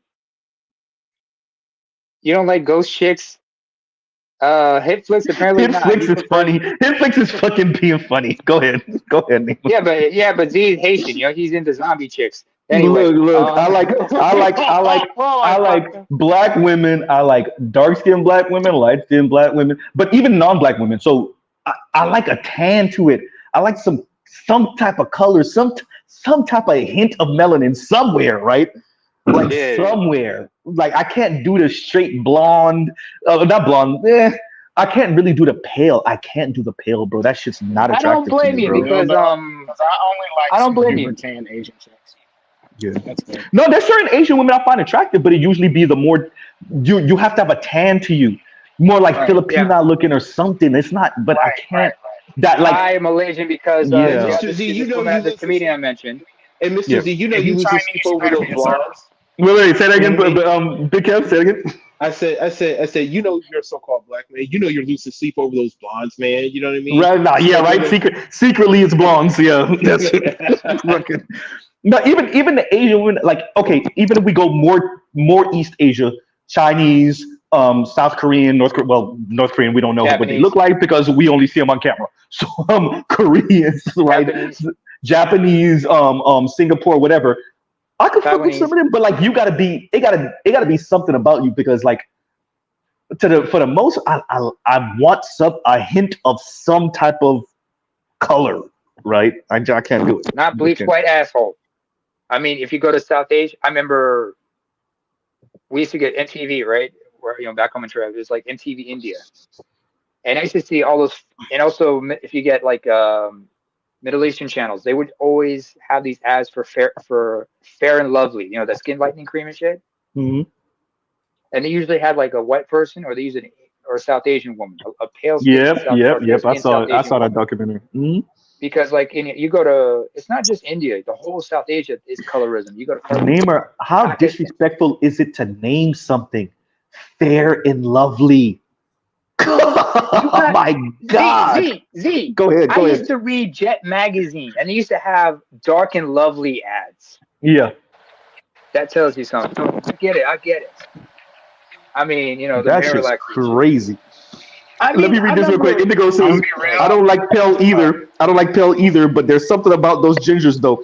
Don't ask me why. Oh, yeah. A lot of black men, that's the kryptonite right there. Niggas don't fuck with white women, but then a redhead walk in and we be like, actually, and don't let her have a bubble. Oh boy. Go ahead. Y'all talking about Velma from Scooby-Doo. You think it's Velma? Velma is the one that did it.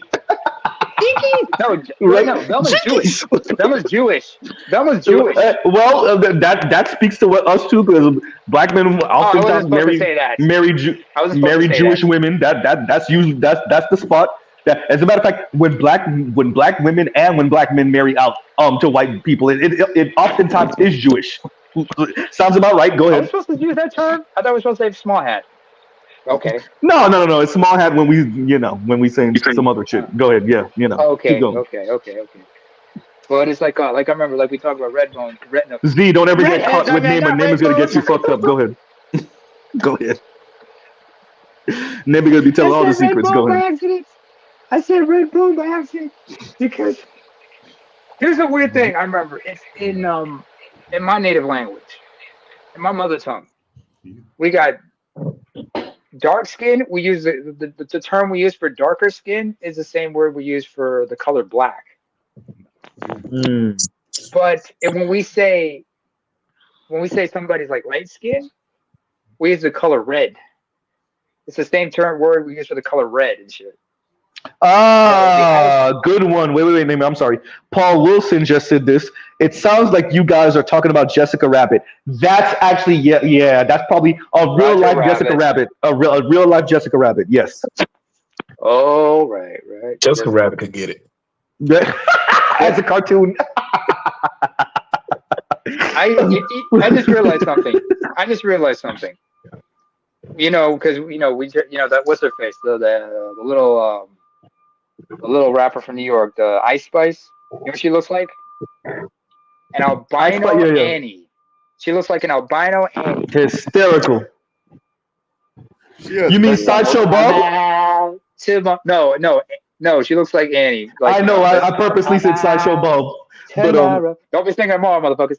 I hate that song. Hey, I couldn't do anything with her because Drake been there already. I ain't following after that nigga. Not to mention I can't do nothing with her because you think he gave her the hot one?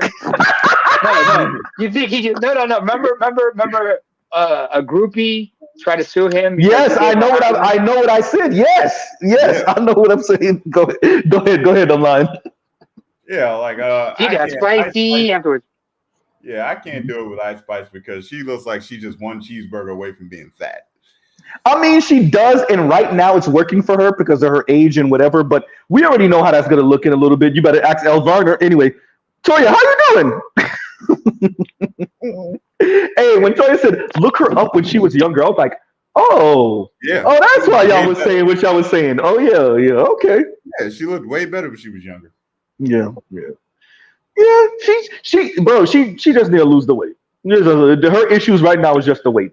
She doesn't sound as big of an asshole as Ebony K. Williams or any of the rest of the girls on that panel, actually. L'Oreal or Melissa Ford. So yeah, she just need to lose some weight. Stay over there. Lose some weight and don't sound like Ebony K. Williams or Melissa Ford, and you should be okay. You know the sad part, I'm just gonna say it. Ebony K. Williams sound like the most balanced motherfucker on that stage. You're right, and that's the scary part. That's the scary part. Yeah, I know. That's the worst part about it.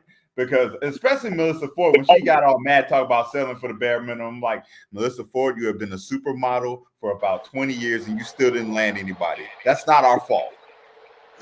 And she hasn't upgraded since that Honda Accord. Melissa my Ford, thing like, is like, speaking of Jessica, real quick. We'll let Alan Stranger talk real quick, y'all. I guess my problem, I can't say the same thing for Ebony K. Williams. Like, at the end of the day, you could argue that she did it somewhat the right way and she just fumbled because she's a dickhead. Fair enough. But like, say that Melissa Ford and Superhead, it's just like, bro, half the world already saw you naked and we know you was giving it up. Like, why are you even opening bro? And like, Superhead's another one. Down, be that. Like, Superhead is not even ugly. You're just a loose ass mean, and you're mean because you gave it up to celebrity niggas, and you don't really have much to show for it. The reason why I think Superhead is a broken ass woman, that's no debate on that shit. And the reason why she sounds mean as fuck and antagonistic now is because she put out that book, and then now we really was like, oh bitch, we ain't really fucking with you now. And so like now she's just doubling down on the mean girl shit. That shit don't mean nothing. Remember when she did the Tiger? The big Tigger, when she did the big Tigger, in the book, she outed him and claimed that he was, in the closet. Oh yes, I do. Secondly, let's not forget, what she got? Let's not forget, she was married to Cool G-Rap and had a son from him. She has a son from him, and she was also messing with Bill Maher. Bro, yeah, she did. Got a son. All right. Yeah, no, and her son gotta be in his what, late teens or 20s now. Gotta be. Yeah.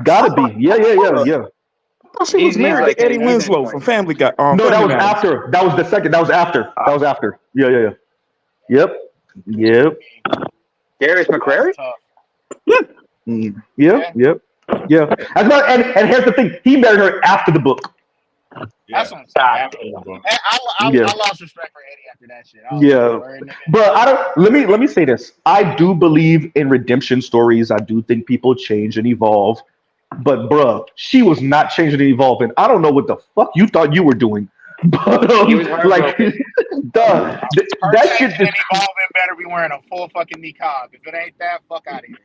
Right? Oh no, not the niqab. Oh man, not the niqab. If you came from that crazy, fuck that. Nah, you better be a whole Alan, why settle for the niqab when you can just get a burqa? With that being said, I'm saying if you coming out there crazy like that, look, a whole ass none in this bitch. Like the fuck. Because her story is just look, I get it. You're green to the game. You might have been a little loosey goosey in high school, and then now you're around these rich ass niggas, and you like, I'm a pipe my way to the top. And yeah, you did give some top. You got some pipe. And you were able to write this book, but it's a scarlet letter on you, and it's gonna be a scarlet letter on you forever. Forever. You are Monica Lewinsky of hip hop. Yeah, but here's the thing. But to Melissa Ford's like career ain't no different than she didn't write a book. That's true. She don't even so much as have her own podcast. She's been jumping around from one man's podcast to another. She got nothing to show for anything, and she didn't even write a book. She better go. Queens and Cocktails don't exist anymore, so I was gonna tell her she better go over there with them. But yeah, that's a waste. Anyway, the biggest fumble in history is Vivica A. Fox. What the fuck? How are you? Good point. For all of you young heads, all of you brothers under the age of like 25, 27, y'all don't really understand how fine Vivica A. Fox was. Yeah, Vivica A. Fox was fine. I don't see what y'all see. No, she was young. Vivica A. Fox was a baddie. She was a baddie. Yeah. Hold on, let me look it up real quick. Made Tyra Banks look ugly as shit, and I that's true. Yeah, that's true. I bullshit you not. That's how bad they were. And she had one of the finest. Yeah, She had one of the finest natural bodies. That's a fact. Yeah. The only reason that let's put it this way. Wait. The only reason why Holly got the title over all of them is because Holly's mixed and Holly had a shape that was universal and the white boys fucked with her. But Vivica in the black community was giving her a run for her money, if not rated higher, depending on who you ask. Vivica was a baddie. Late 90s, early 2000s, god damn. The different breed, but fire. Yeah. That was different.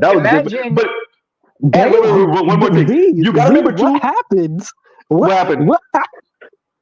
She went I'm down. looking at the young pictures right now. What happened?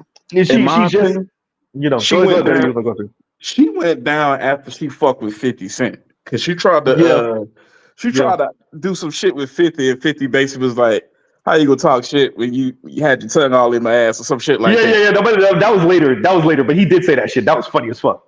and Trick Daddy was like, Vivica A. Fox is part of the Eat the Booty gang, which I thought was hysterical. Yeah, I remember that when that came out. Oh, but here's the thing too. If you think about it, Vivica came out in an era where she blew up in an era where we just had too many baddies. There's just too many, nigga.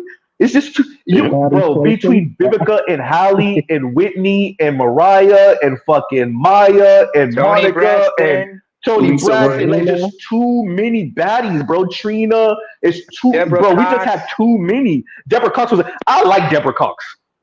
Deborah Cox, her whole vibe was the around the way chick vibe. I like her vibe. I don't know if she's I don't know if she's an asshole in real life, but her vibe was definitely around the way vibe, right? Maya, Sanaa Lathan, bro. It was just too many. Regina Hall, Regina King. We just had too many baddies. Black men were spoiled for choice with what type of women. All the TLC girls was cute in their own way. We just had too many. There's too many baddies. Extras gotta be extra men for looks. Gotta be the most spoiled men. Y'all just had too many. Goddamn. We're spoiled than a motherfucker. Goddamn, extra men, bro. Go ahead. Nah, you want to know what I think happened, and I think this happened to a lot of the. Just because we see so many examples of it. Remember what happened to old girl on Saved by the Bell? Oh yeah. Oh, the black Lord Voorhees. Yes. Lord yes. Voorhees. I think a lot of them hoes got broke, bro. Straight up, they got. You think they got what? Say it again. They got what? Some white boys. They got Yeah. by a bunch of old. I mean, because even No Chill Hibachi, Gilbert Arenas, he was even saying he was like, bro, old niggas that was sitting on the top of the court was like, oh, she don't return my calls no more. Like this nigga's 80 and he's smacking it down. Like, bro, you can't be writing a hit after that shit. You know what? I agree with you. I think drugs and white dick is what fucks up a lot of black women in Hollywood. Oh, shit, bro. Yeah. You serious shit. Hey, y'all want me to make y'all throw up? Y'all know what I'm about to say, right? Drugs and white dick fuck up a whole lot of black men in Hollywood too, though. Oh, yeah. y'all knew that. Y'all knew I was gonna say it. You knew it. Shout out to Billy Porter. Right? Hey, but nah, bro. The stuff that came out about Mr. Combs, fucking. Oh yeah, come on, man. Yeah. Come on, man. Loved, bro. That nigga's barbecue chicken.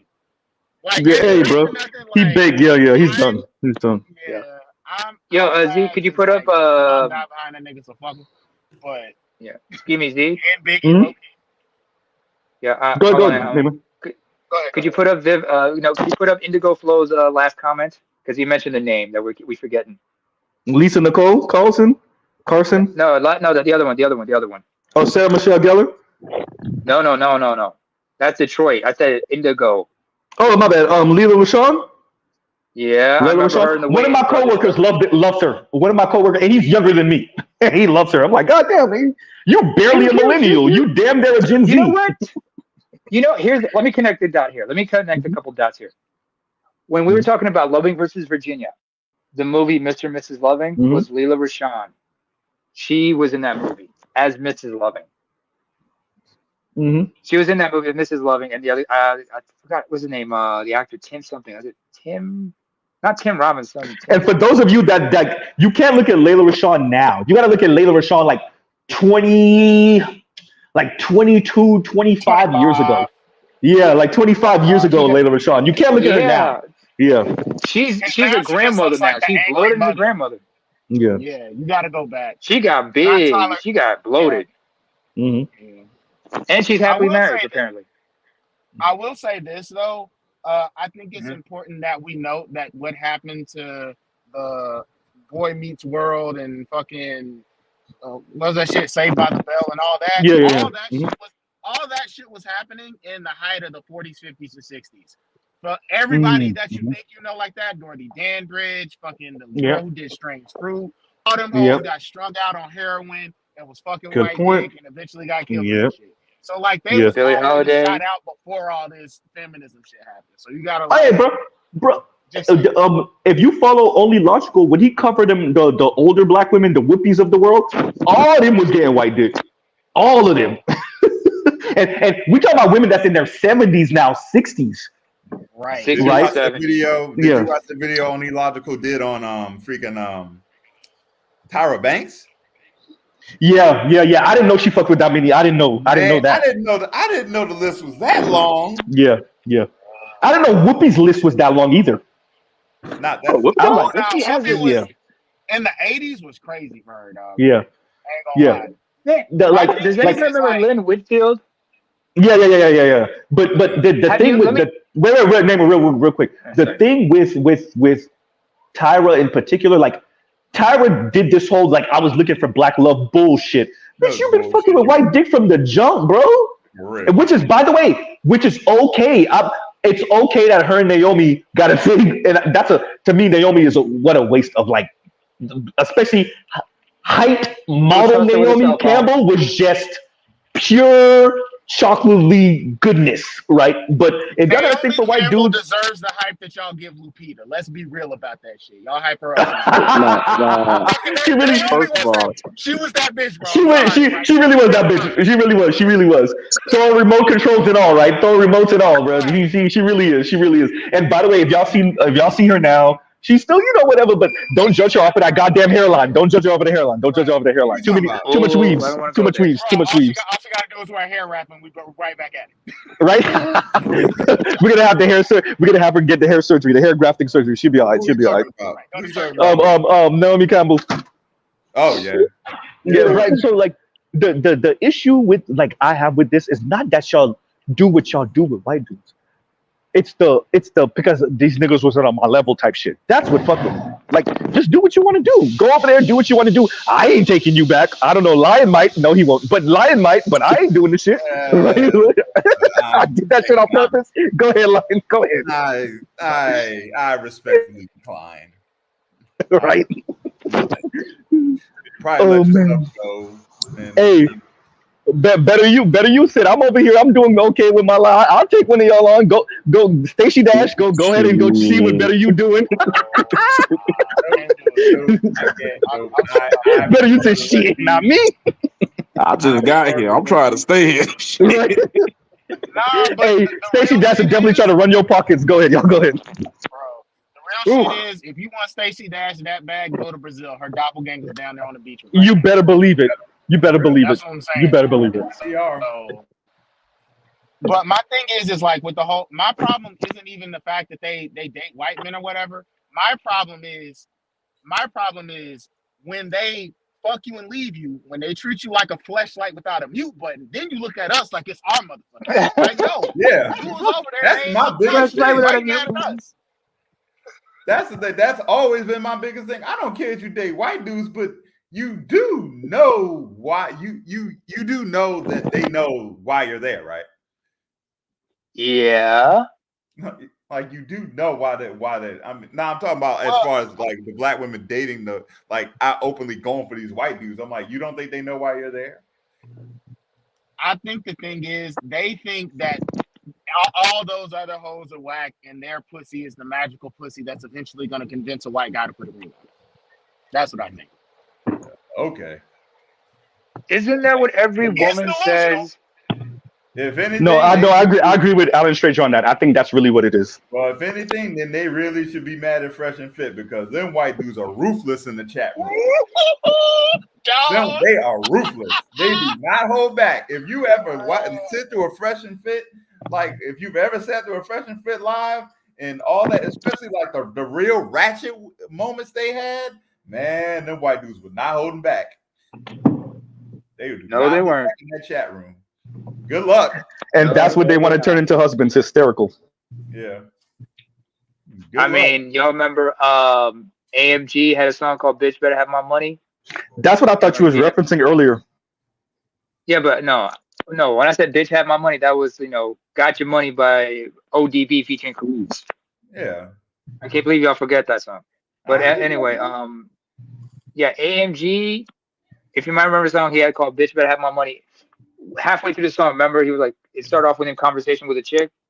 Now halfway through the song, the chick is like, shitting on him, saying, "Oh, you trying to get with this pussy? You think this is a diamond pussy? This is a shit pussy?" This reminds me of what was it? The field master Ron Wills. May he get a speedy, successful recovery. He talked about how in one clip he was referencing, like I said, some kind of reality show where one woman talked about she don't have to do anything because she got mad because her man does all the things for her. And they're like, you and all the other ones look at her, what? Your man takes care of everything? Well, of course, I got a magic pussy.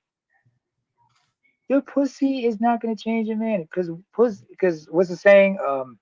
If you've been with one woman, you've been with all. We've been with all. Lying. That's partially true. I mean, look, man, there are some magicians, and there's some magicians in the bed, bro. There's some magicians out here. I'm just letting y'all know. But like some of these chicks is next level. Well, I mean, in a sense, I see why they say that. I mean, why that saying is what it is. But I mean, men are always going to like variety. That is what it is. That's just biological. I'm gonna be real with you. Oh, go ahead. It's not even that. It's just like the strategy doesn't even work if you even think about it. It's like if you're doing all of that for a guy that's that rich, like that's cool, but nigga, that's Tuesday. Yeah. And like if you really get out of pocket, like you do realize like he can just literally buy another version of you and pay them to do what you just did. That's immediately. Yeah. That's what I'm saying. So it's a dumb strategy. Oh, you sound like T.I. with that one. That was funny. Go ahead, yo. Expeditiously. But yeah. Right? Hey, the first time I ever heard that nigga say immediately, I was like, I'm gonna say that. I want to say it like that from now on. That shit's fucking funny. That's the way it needed to be said. Immediately. Real talk. Everybody, I've heard that every woman is the same line a few times, and when I was younger, I used to believe it for a little bit. But I ran up on this one chick. I knew this story was gonna go here. Go ahead. We fucked around for a good 3-4 months. When I tell you, this girl was like goddamn Shang Tsung. Take my soul. I couldn't walk for at least a good 4-5 minutes afterwards. She come through, bust it down, leave. So basically, better you. Wait a minute, better you. Hold on a second. Yeah. Sorry, Zeke, but better you. Basically, it was more like when she got you good, it was basically like finish him. And when you busted a nut, it basically that was more like your soul is mine. I was thinking more like every time he. I was thinking more like when he busted a nut, it was like Shang Tsung wins, flawless victory. Fatality. Indigo said he had one with the gorilla grip. Wait, Indigo, you telling me you fucking with Fannie Willis? But you walked into that one, Indigo. You walked into that one, so you ain't know that was. Indigo out here fucking with Fannie Willis. Fucking with you. Go ahead. I remember. She had me fucked. Like real talk, she had me fucked all the way up for a good minute. Like I was like, yo, I'm sitting there. I'm like, goddamn, like I got a lot of this down. Contemplating life, to marry, but I don't know what to do. No, wait. It's like because they say like an orgasm is the powerful the dopamine rush from an orgasm is like a hit of heroin. So basically, if I was to use the song to set up, Obi tries to remix with Jada Kiss, Lloyd Banks, and Redman. Redman was like, "Pussy be whipping niggas like heroin, right?" She whipped you like some good. Raw, uncut, pure heroin. Bro, she It's came it's back in the facts. room. This nigga said, "What are we?" Right? What? So what are we? You just gonna leave like that? You just gonna leave like that? Right. You know what? He was like, no. Better you was like Tank. He was like Tank. Please don't go. Please don't go. I mean, you want some breakfast or something? Right. Hey. Oh man, like what's that baby boy cooking breakfast in the morning, Yep. naked. He getting up, getting dressed. He's like, What you are know, Big getting Ray? up, getting dressed. He's like, you don't gotta leave, right? Right. Bitch ain't want to color or nothing, man. Oh man. You really don't gotta leave. You know what I'm saying? But it's real. No, a good session is different than obligation. Obligation sex is like I don't even take that shit. I don't even take obligation sex. That's like what? It's fucking. Wait. What am I white? What is this? A grape session? Like get the fuck out of here. If it's not enthusiastic, I don't want it. Yeah, but that's Yeah. we're talking about genuine desire, and then that's Thank you. Ultimately, Yes. that's what, nothing compares to genuine desire. And once you've gotten a taste of genuine desire, nothing else. Ain't no going back. Yeah, ain't no going back. Ain't no going back. True. Obligation. Get the fuck out of here. Yeah, nobody wants somebody. Nobody. Men don't want to feel obligated, and then another thing that doesn't get mentioned is men don't even want women to feel obligated. Yeah, exactly. Well, I'm gonna say black men. I'm gonna pull a Roger report on that one. I'm gonna say black men because I don't know. I didn't talk to some white dudes and you'd be like, nigga, y'all all right over there? No. Them white dudes want genuine desire too. They just posturing. They want genuine desire too. They want good point. Good point. Because the consummate gentleman, he could have paid and he didn't. So yeah. No, he was entitled. Yeah, true, exactly. Yeah, no, He was a narcissist, and he was actually entitled. Speaking of which, true. Postmodernism. We talked real quick before we go back to that. I just want to land with this, and it does. I think that's the man version of this, which is like being around, just like how we mentioned with the women for certain dudes. Because I had a couple of white coworkers express this to me, which is like being around brothers and seeing women drool over a chisel chin Tyrone. It fucks with them. Because they get to see what genuine desire look like if they haven't really seen it. Of course, they've seen it with chisel chin Chads if he's not himself a chisel chin. But when they see women, including obviously white women, drool over a Tyrone, it's like oh shit, So yeah, go ahead, Nima. Especially when you're the object. Oh man, experience when you're the object. Yeah. Right. I mean, fuck with them. Mm-hmm. Yeah, I've been desired like that once by a white woman. That was interesting. But what was I trying to say? Going to just to connect it back postmodernism because I just said the word narcissist. Mm-hmm. Imagine how they're trying to redefine that term, that and sociopath or psychopath, how they're trying to throw that term around. You mean the word man? And borderline in my case, but then again, I actually have borderline personality disorder. Mm-hmm. But the way that they throw that term around when they're regarding to women mostly, you understand this is on when they use that word anyway because they're attracted to narcissists. Yeah. There are that's why I said man. To that.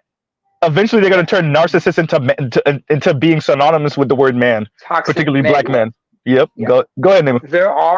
There are women who are genuinely attracted to narcissists, but they're actually more attracted to antisocials. That's your sociopaths and psychopaths.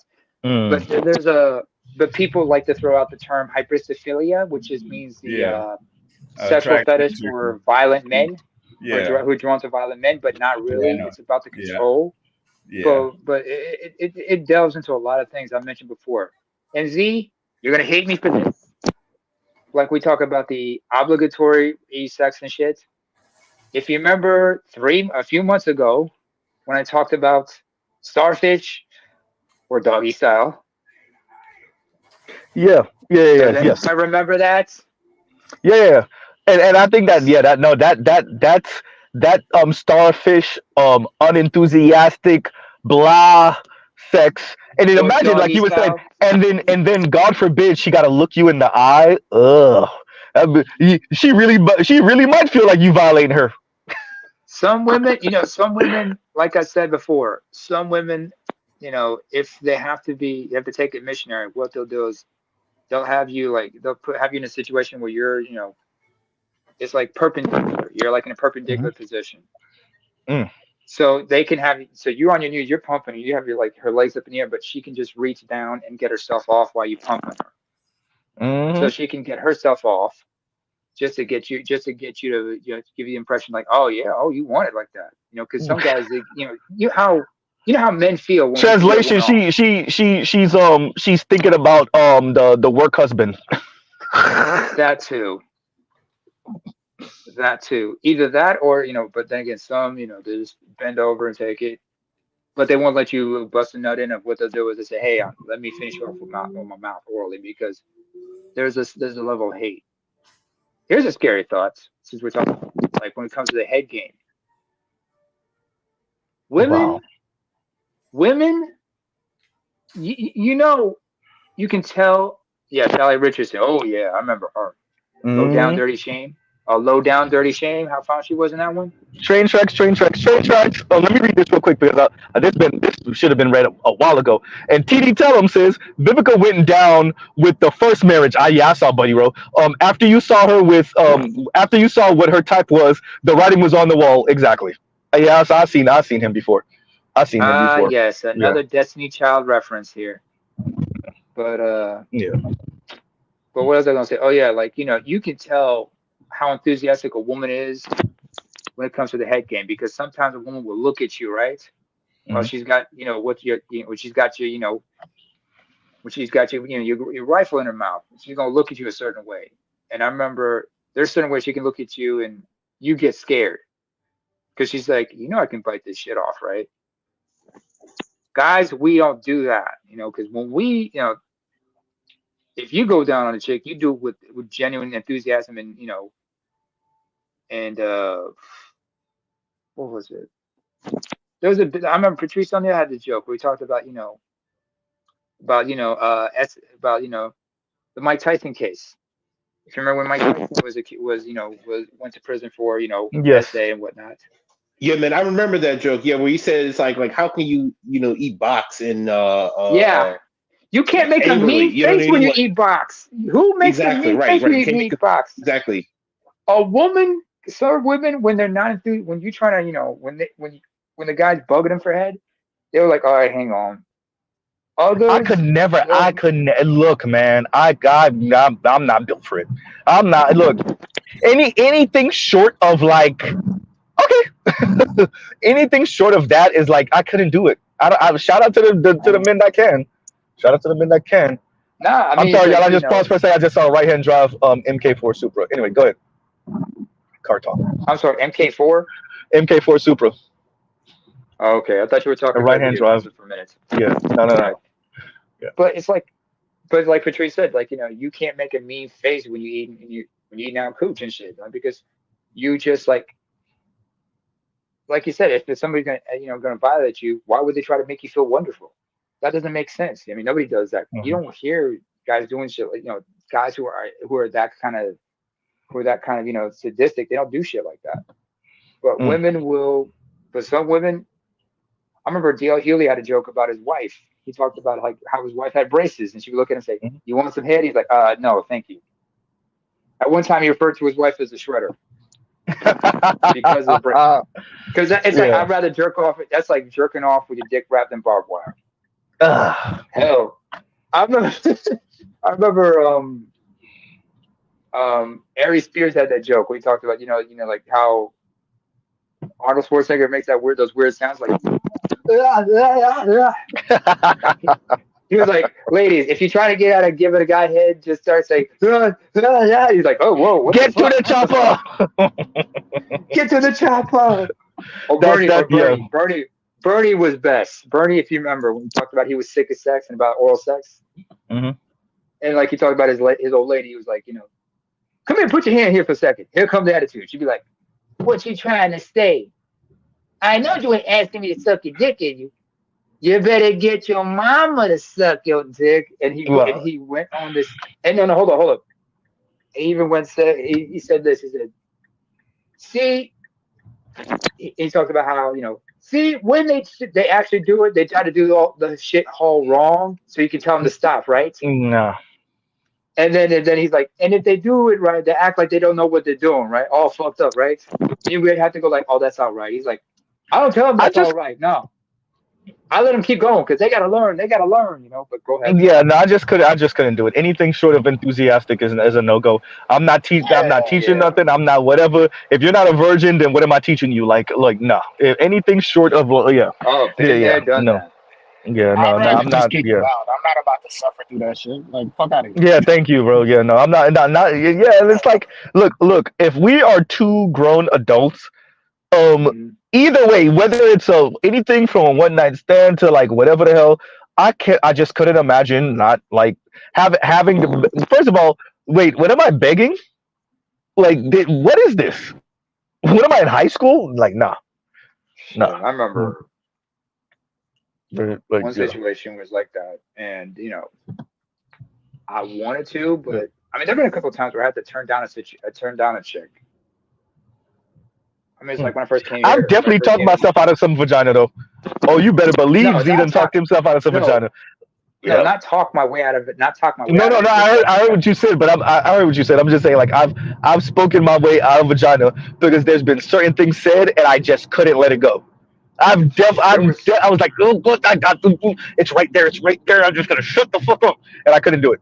I just couldn't do it. Nope. In my case, it was like it was a bad situation. It was a bad situation. Circumstances weren't good, so I said I gotta exit strategy. This one first time. I remember first time I came here. There's this young lady I met. Really nice girl, 5'6". She was blonde, natural blonde, but dark haired, but dark roots. I remember she was really enthusiastically into me. And she was holding my hand a certain way. And I was looking, and the way she was talking, I was just focused on the hand. And I knew instinctually, no, don't do it. It's just like, you get that gut feeling like this is not a good situation. And I remember later finding out, she's a switch hitter. And also, she admitted to me that she had cheated on a previous ex and shit. Like, oh wow. That was one situation. A second situation, it was like, it was a friend's other friend trying to hit on me while drunk, and that chick's boyfriend was also getting shit faced nearby with his buddies, and I'm like, not happening.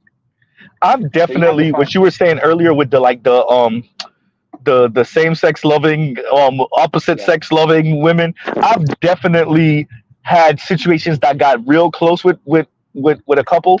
And yeah, no, it's interesting because they not let you know for a lot of them, they don't even play by their own rules. That's why they bi as fuck. That's why Black women are bi as hell. Because like they're not. All of this is really like temper tantrum shit. It's negative liberty shit. It's all of that stuff that I talk about. Because why are you engaging with me or attempting to flirting with me, but you play for the other team? Right. I was not upset about it. I mean, I remember like we had conversations about that shit. I remember getting to know her pretty well afterwards. She's in the person I told, the first one who I had to turn down when I first got here. She's in a same-sex loving relationship right now. Been with the same person for quite some time. But others, I've realized, some are switch hitters, but they prefer to be with men more than women. There's you got to understand what's the ratio. And that just shows you a lot of things that are just, how they are. And Big Kev, you still there? Big Kev? Big Kev is running with big girls right now. I'm joking. Big Kev is right now just like, he's working out for body. I thought you. Hold on. You're working out. Hold on, you're Borgen. I'm just on the game right now. My bad. Can you guys hear me better now? You know what I mean? Yeah, you're good now. You're good. Oh, okay. No, I thought you were still at the gym. Yeah, I thought you were still at the gym. Yeah, no, I thought Big Kev was still at the gym. What are you doing right now? I thought he was quiet. No, I thought he was still in the gym. Oh, okay. Hey, so y'all just gonna let me play Forza by myself? So ain't nobody gonna get Forza Motorsport. I'm gonna be the only one out here. Okay, I see. Just out here fighting for my life in Forza. All right. Okay. No. Let me, like, I just want to mention something really important because I want to bring back the whole thing about what's her face bringing up levels and shit. Yes. And Big Kev is going to back me up here on this one. There's a Patrice O'Neal joke. It's called Club I Looking I Bitch versus Club Fine Ass Fine Bitch. Let me explain something to you. And Patrice brought it up like this. Him and his boy John De Niro from the Black Phillip Show and Beige Phillip Show, now called Man's Called 202. Y'all gotta check out Dante Nero shit. He's a good friend of Godfrey the comedian. He talks about in his album. Patrice talked about they don't use a scale of 1 to 10 when they rate a woman. It's 1 to 30. And they explain it, and he explains it like this. Basically, 1 to 10 is ugly ass chick. 11 to 20 is eye looking bitch. Well, they say bitch, we're gonna say bitch. And then 21 to 30 is fine ass bitch, right? However, within each group, you have a subgroup of the same terms. So it goes like from ugly ass ugly bitch to eye looking ugly bitch chick to fine ass ugly chick, which are also ugly. That's like your 1s to 4, basically, something like that. And then you have the eye. You mean the chick that's not that pretty, but she has sex appeal? Yeah, she's ugly. She's cute, but she's she's like the cutest from the ugly chicks, sort of such a thing. That's like a 3 or a 4. Then like 11 is like 11 up to 14. No, 11 to 13 is like ugly ass eye looking chick. That's like the ugly. That's like that's the ugly end of the average looking chicks. And then there's eye looking eye chick. That's your like your 5s and 6s, and like 7 and 8s is 7s is like a fine ass eye looking chick, and then 8, 9, and 10. 8 is like it's like you get what I'm trying to get at, right? Yes, yeah. Even within each group. Okay, if within each group you have, even within each group of, there's ugly ass, eye looking, and fine ass. So there's fine ass, fine bitch, that's like a 29, 30. Eye looking, eye chick is like somewhere between 14 to 17. That's average at best, is like that. So with that being the rating, and Patrice was asking a woman, so what would your rating be? She said, I don't know. Okay, let me give you an example. Hey, there's a club called Club Fine Ass Fine Bitch, right? And you get in line to go in there. But here's the caveat. The bouncer at the door has a baseball bat with him, which means if you ain't a fine ass fine bitch, he gets to bash you in the face with a baseball bat. So with that being said, would you be confident enough to go to Club Fine Ass Fine Chick, or would you go across the street to Club Eye Looking Eye Bitch? Because every woman knows where she fits in the hierarchy and such, and levels and such. She can say she's this, but when it's time to step up, she's gonna back down. That's why I don't take a lot of people seriously when I ask them, "What do you rate yourself in this?" "Oh, I'm this, I'm that, I'm a 10." What are you talking about?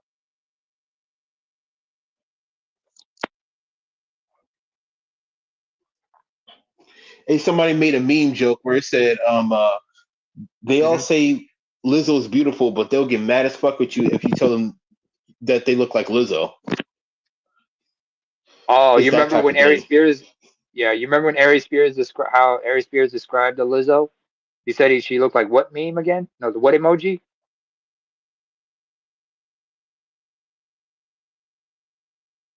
Y'all don't remember? Better you? No. Did everybody fall asleep? No. I'm on the road. That's what I want. Better you? What the hell's wrong with you? Are you still dealing with the after effects of that last chick? You getting nostalgic about her all of a sudden? You remembering her? No, you gotta remember we're probably dealing with bedside ministries. That's not until tomorrow morning. I'm cleaning up, man. Oh, okay. I was on the other side of the room. No, he cleaned up his addiction. That's what he cleaned up. He's still not. He's not completely sober. Hey man, I'm about to hop off the panel I'm though, just man. But thanks messing for having with me up. you. Yeah, Yeah, yeah, I'm good, yeah. I like it, Big F. But yeah, man, no, it's no. So like going back to what we were talking about before, but no. So like the Jodie Turner Smith and freaking Lupita and Mr. Why do I want to say Joshua? Joshua Jackson. Yeah, no. Look, man. At the end of the day, for her sake, I hope it worked. I don't think she could. Yeah, especially with the white dude. If she let this white dude play her too, god damn. Like, hey. Wait a Anyway, minute. She's go ahead. 41, isn't she? She's 41. How old is he, first of all? I think he's 41 also. I think so. No, hang on. Let me check. Yeah, I mean, he's in his 40s also, if I'm not mistaken. But yeah, so if it works, you know what? I'm not even gonna call nothing negative on it. And if it works, then fine. But once again, right now, that that's a pattern. And Buddy Rowe isn't exactly doesn't look like he did right by Jodie Turner Smith. So we'll see. Now, Lupita's a bigger name than Jodie Turner Smith, so we'll see. Let's see how he move. Let's see if it was just that him and Jodie Turner Smith just didn't work out because they just didn't work out, or if this is a thing for him. This is a pattern for him. I mean, once again, this is a white dude being a white dude, so black women alone. Don't worry about it. Not going to be. How do we know it's not going to be like the Travis Kelce thing, where the black black ex is going to start calling him, trying to label him a narcissist and shit like that, trying to cover. Yeah, well, that's because black women will call these white dudes narcissists instead of calling them what they are. White men. Racist? No, just white men. Just white men. Just white men being white men when it comes to black women. No, he's 45. He's 45. He's 45. He'll be 46. He'll be 46 in June. Okay. They won't because they won't. How old is Jodie? Yeah, but wait, say again, line, and then better you. About to say because they want white men to be. They want white men to be. Name give me a second. Yeah, go ahead, line. Oh, sorry. They want white men to be white men, but not act like white men. Yeah. When it comes to them, yeah. When it comes to them, yeah. No, I agree. Yeah. Oh, by the way, I'm looking up Jodie Turner Smith. Mm-hmm. She's not even American. She's British. Yeah, she's British. Yeah, I know.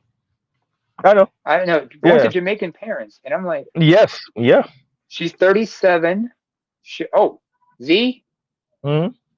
She's a Virgo like us. Yeah.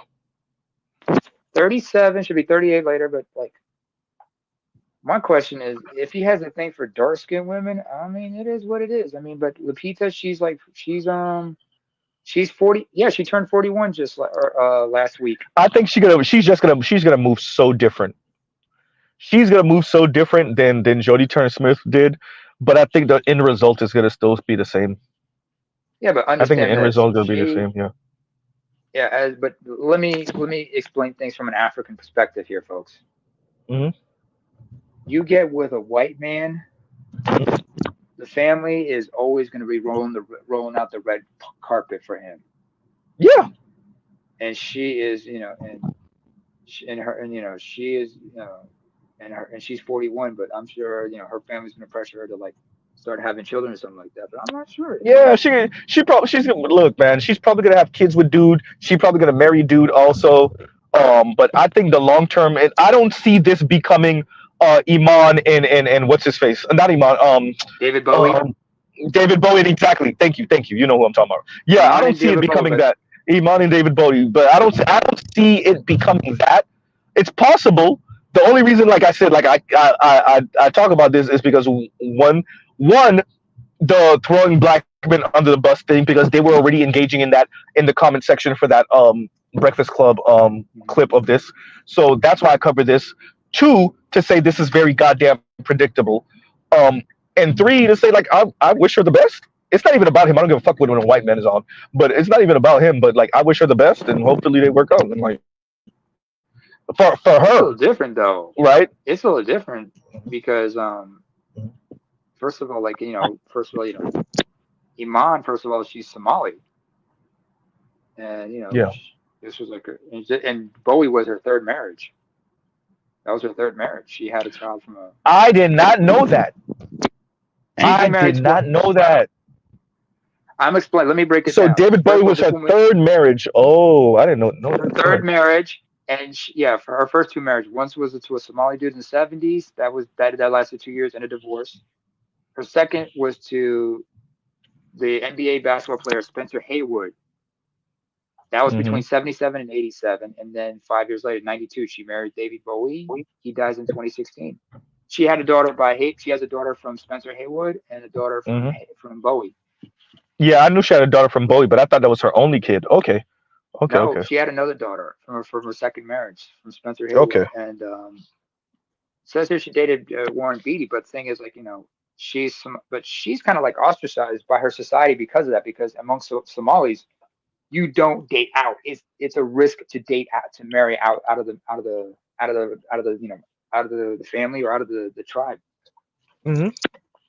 With Lupita, no, because Somalis by nature, they're Somalis, and there's also another ethnicity, Afars. The Afars and the Somalis, they do not marry out. It is a risk to get married out because there's always that risk of being ostracized by the society, because you married out. So unless that person's going to convert to Islam or some shit like that, and Bowie Poindexter did not convert, he just married her anyway, and they got married anyway. But for Lupita, if you marry out for a woman, it's acceptable. But if the men marry out, and this also applies to me and my people, if a man marries out, you're going to catch all kinds of hell from your mother and the rest of your family, because they're going to say like, you're hurting your mother by marrying this outsider. I remember one of my uncles told me a story of that. Like, he was engaged to, and this is when he was living in Italy. He was engaged to an Italian woman.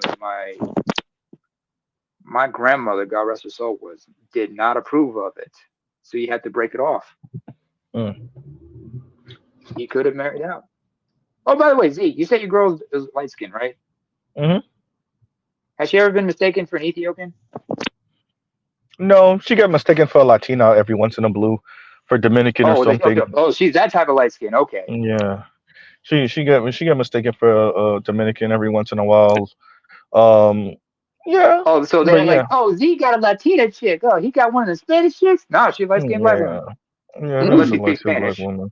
And then when I say light skin, I don't mean racially ambiguous. I don't mean any of that. I mean just a lighter skinned black woman, thick white skinned black woman. So yeah, no, it it is what it is with that. Focus on 300 plus. Yeah, this sounds like an exotical Z. Exactly. What? No, hey, you know what make it worse better? You like when one time I knew Chrissy was getting at me because she said I was listening to one of these manosphere men, and he over here he said all this. In other words, I was whispering sweet nothings to Chrissy. She was listening to me. She was like, "All right, I can get down with this." And I was like, "All right, let me end my stream and go end up with my light skinned girlfriend." And Chrissy said, and then he said he got to go end up with his mixed. He got to go inside and go chill with his mixed girlfriend. I was like, I did not say that. And by the way, I said I did that to mock you. By the way, Chrissy, if you're listening. To make fun of you with this exactly, and the way they speak is like when you say light skin, you say mixed. If you say mixed, you mean white. Like mixed black women are white. It's what she heard. Exactly. Light skinned black women are mixed, and mixed black women might as well be white. And that's crazy. No, I know how it is. It's like my girl. She's fair skinned too, but. She's mixed with like Ados and her father's Jamaican, and I seen the rest of her family. Like for whatever reason, her and her brother just came out light. But going out in public and stuff like that, like sometimes folks do kind of think like, oh, well, what you mixed with? She like black and black. Black and black. I love that answer. No, I was trying to unmute it and say it at the same time you were saying it because I knew he was gonna say black and black. Exactly. Same thing with what else can I say? So okay, so have you ever been in the store and like you catch other black women looking, other sisters looking, and they're looking at her and you like, of course. Yeah, but man, that fuck with me. I'm not gonna lie to you because it's like, bitch, whatever narrative you paint in your head, that's not what this is. Right? Like, yeah, go ahead. It was, well, when I had my daughter, it was rough for a bit because she came out so fair skinned. She's fair skinned than even my girl is right now. You can finally tell, like, oh, okay, it's a little black girl. But you had to look at her when she was like the first few months. So we would be in the store sometime, and people would look at me, and they would look at her, and sometimes I could tell they're looking at my skin tones. Our skin tones. They're like, "Oh, that ain't your daughter." Or this nigga that had him a white girl. Probably that too. The irony is, I don't even find white women attractive. Indigo said your girl is a green male, which is just like really, really like fair. But yeah, no. So no, I mean, yeah, like, and the reason why it messed with me, well, it used to mess with me, it don't mess with me anymore, is because it was the thought I had was like, I know you think, oh yeah, of course she got her. It's like, yeah. Like, especially when me and her were first together, I just continue to remember thinking to myself, and it could have been you, it could have been a woman like you, y'all just were being assholes.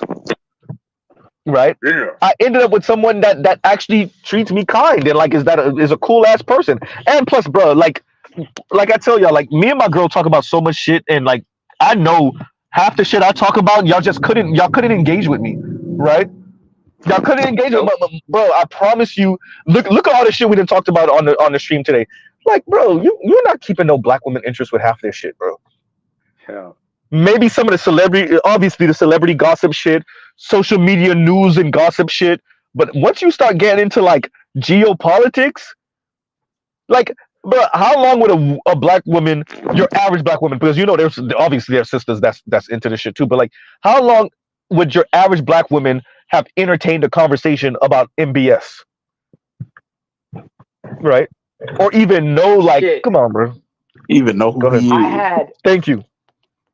I've had one friend, same-sex loving and married, and I've met the wife, real kind-hearted, got a good sense of humor. We talked about, we had a weird conversation about feminism and shit like that, and she was blown away by what I understood.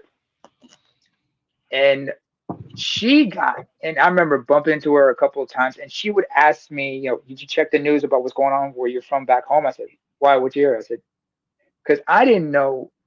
She was just intrigued by me, but so much that we started talking about African geopolitics and such, and about certain other situations. That's how, certain people, there's some people who will want to engage with you on certain things. Name it, they think they Condoleezza Rice, but they're not. No, not really.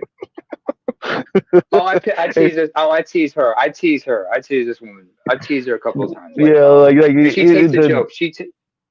Go. It's like, for example, there's this joke I have about her. She's got blue-gray eyes, right? And I told her, what this called? What the technical term for that is? Heterochromia. She said, is that what it's called? Yeah. You got some people have like different colored eyes. It's called heterochromia. And I teased her, said, I guess there's something about you that is actually hetero. And she just laughed her ass off about it because she understood like what I meant. But I wasn't being condescending about that. But having conversation, there's certain people I can actually have. We said, how many women can you have actually genuine conversations about certain things? Like having a conversation with another friend about integration, about immigrants integrating into a certain society. I mean, not that many. I remember, like Patrice said, if you ladies, one of the things you gotta learn is how to tell better jokes, how to learn how to play Xbox. In your case, learn how to play Xbox better, or try introducing us to things that we. Believe it or not, I'm perfectly okay with my girl not knowing how to play Forza, but she does play video games. But she plays Skyrim and Fallout. That's her shit. But like, yeah, no, I'm perfectly okay with I'm perfectly okay with her not playing Forza. Huh? Yeah, well, I like JRPGs too. Yeah, well, yes, yeah. But more adventure. Like, I'm more of the JRPG guy, but I just don't have the time to play my shit no more. But yeah, so that's understandable. Yeah. Speaking of which, go ahead. We gotta sync up for that That video you linked me in about Korea. Yeah, bro. Yeah. No, so yes, and I actually Rogish was like, yo, whenever we ready. So it's really me. I'm supposed to be doing a stream with Toya too. Look, man. I'm just trying to make it through this little What's that sound, 100 dude? hours, 90. Well, actually 90. Say it again. What's that sound I'm hearing? That beeping sound. Oh yeah, no, that's me parallel parking. My car's like, nigga. But you know, I like being closer to the curb than outside because you know. Are you at a Bojangles? No, hysterical. That's not parallel parking at a Bojangles. I mean, I was gonna say it would be nice if a chick, because I play video games too, and it would be nice if a chick takes interest in that. That would be nice, but at this point, just taking it, just trying to get a chick to commit to the squat rack is hard enough. It's more. It's hard enough. It's hard enough. That's already like trying to solve quantum physics at its end, and that's something that's actually good for her. Oh man, that's lying, hysterical. You ain't not lying. You ain't lying about that one. I remember, because I've noticed this. A lot of the friends I know, female friends I know, who are like, you know, same. Wait, Dave, I gotta make this corny joke real quick. And Lion said, "I don't need you to press these buttons. I need to push these weights." For real, like you don't even need. I need you to be banging and clanking. Right. You don't even need to pick up the controller, sweetheart. But I do need you to pick up them dumbbells. Right. Or I don't know. I don't know if you remember this. But I'm not sure what they call that camera for Xbox 360. But we have one. You mean the spy camera? The Bill Gates knows more about you than you know yourself. Go ahead. Xbox No, Connect. not the what. The Xbox Connect, not the one on the Xbox One. I said the one on the Xbox 360. Yeah, the Bill Gates spy camera. The Kinetic. Xbox Connect. The Xbox Kinetic. Because I remember we had. I don't know what y'all talking about. I call it the spy camera, but y'all go ahead. Yeah. I mean, it was on the Xbox One. You had that. Hold on. Wait, say that again, line and then Nemo. Yeah. Go ahead. Go ahead, Nemo. You got it. What I said was like, I'm talking about what you're talking about. Z is from the Xbox One on the debacle. I said for the Xbox 360, and there's a reason. I remember that, but I call all them shit. Look, all them shits is spot on a fucking. Yeah. Like you're Borgen, dude. Hold up, dude. You're Borgen. Z, you're Borgen. Z, you're Borgen. You're Borgen. No, still Borgen. Borgen, man. Still Borgen. Still Borgen. Damn, somebody done turn the game on. He's Borgen. Still Borgen a little bit. Getting there. Almost getting there. Wow. Hold up. You getting better. You sound better now. You get a little bit better.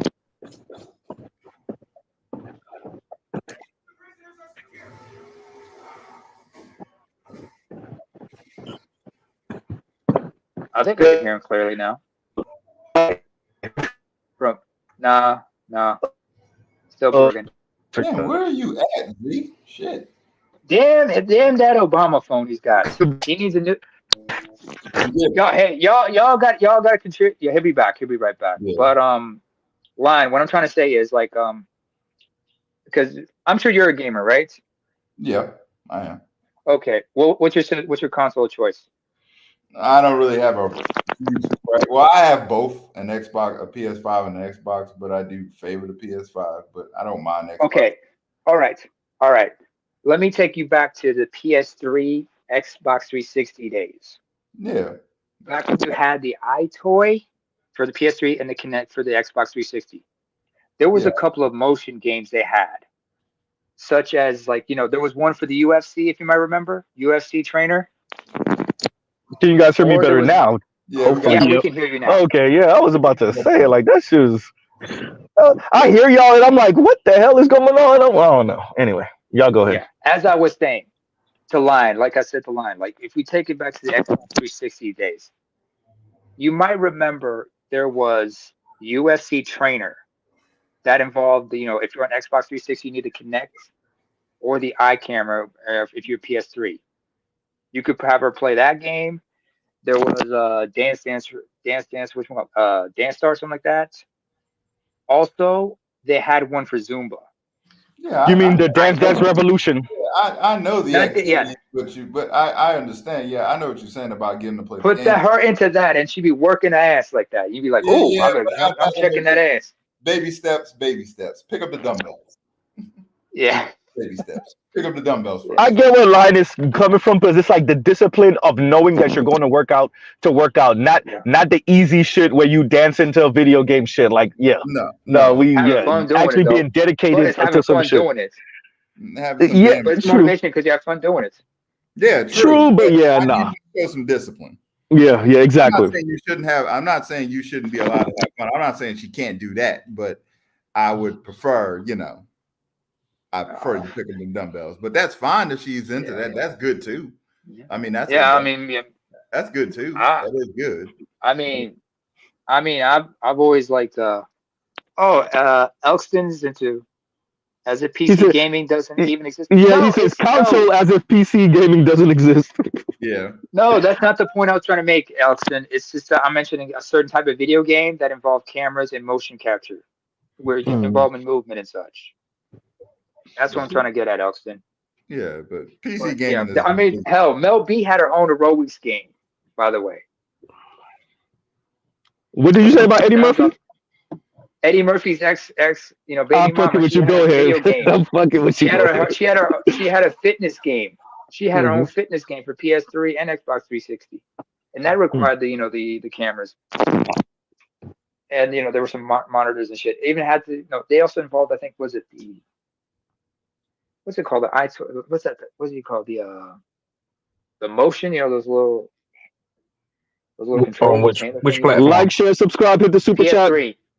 Oh, it's PlayStation Move. Yeah. PlayStation Move. They acquired the PlayStation Move on a couple of those games, yeah. So you were just moving around with that shit. I was like, all right, cool. That is what it is. I mean, but like Lion says, pick up the dumbbell. In my case, get in the holdout, which means get in the circle, because I know the only thing you guys know about capoeira is Tekken, but I actually practiced the martial art for a while. So trying to find a woman who's into that martial art or into Muay Thai or something like that. Is that the Brazilian joint? Yeah, the Brazilian. Eddie Gordo. Yeah. There's two styles of it. There's two styles. The shit you see with Eddie Gordo, where it's all the acrobatics, that's called regional. That's regional. And then there's the traditional one called Angola, which is down on the ground, slow pace and such. But it's a martial art through and through. But that doesn't get talked about as far as I know about those martial arts and shit. That's also another way to stay in shape. Find somebody who's into it. Because we were talking about, you don't see black women in boxing gyms. How many MMA gyms? Yeah, you do. Yeah, you don't. But they'll go to not even black women. But you'll see. The thing about it is, you'll see women of other races there though. You'll see them going to MMA. You'll see them going to even the kickboxing gyms. They'll go there. Women just won't go. And I'm like, I remember having a fit physique is already just having a fit physique as a woman. Well, for either gender, that's already a 2-3 points in the sexual marketplace, like automatically. Yeah, absolutely. I mean, that's a fact. Just having a fit physique, that's automatically 2-3 points in the sexual marketplace. But I'm just saying, absolutely. Like I don't, I'm not protecting, providing for a whale. I'm not doing it. Damn right. I mean, how see many the problem with you black men is? No. I've already had enough. Right here, that's Dusty Lion. Okay. You got dust in your mane. Okay. Just be like, you got dust in your mane. Okay. Why'd you have to open the door now? Now I gotta say something. Because I remember like how's that school? Mom replies, how's that school loan forgiveness going? Right. Hey, that's under the belt, put like a mug, because I'm just gonna be paying that shit off for like 20 years. Maybe longer. Because I see that hasn't been approved yet. Right. How's Daddy Joe working on that student loan forgiveness? Oh, that's fucked up. Sleepy Joe. No, Zaddy Joe. He told you to vote for him, and we'll see. Oh, big Right. surprise. And he over here talking about if you don't vote for me, you ain't black. Anyway. Yeah.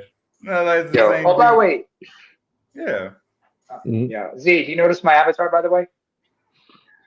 Let me see. Yeah, no, he changed it to. Isn't that the one where you say that's your mom? No, that's not my mom. No, I say these women are like one. That's my mom's generation. Blow it up, blow it up. Can you blow it up? Yeah, give me a second. But because I wanted to finish with this Joe Biden and this loan forgiveness and black women. So what exactly? As a matter of fact, let me switch subject real quick. What exactly is supposed to be the incentive for us to vote for this guy? Nothing. This guy's racist as hell. I guess. I mean, reparations. I don't know. Really? From Biden? I don't see it. I doubt it. I'm just right. I doubt it. I'm just saying. Hey, I'm gonna get a few dollars because I'm in a relationship with an ADOS woman. Outside of that, I'm gonna get $1 or $2.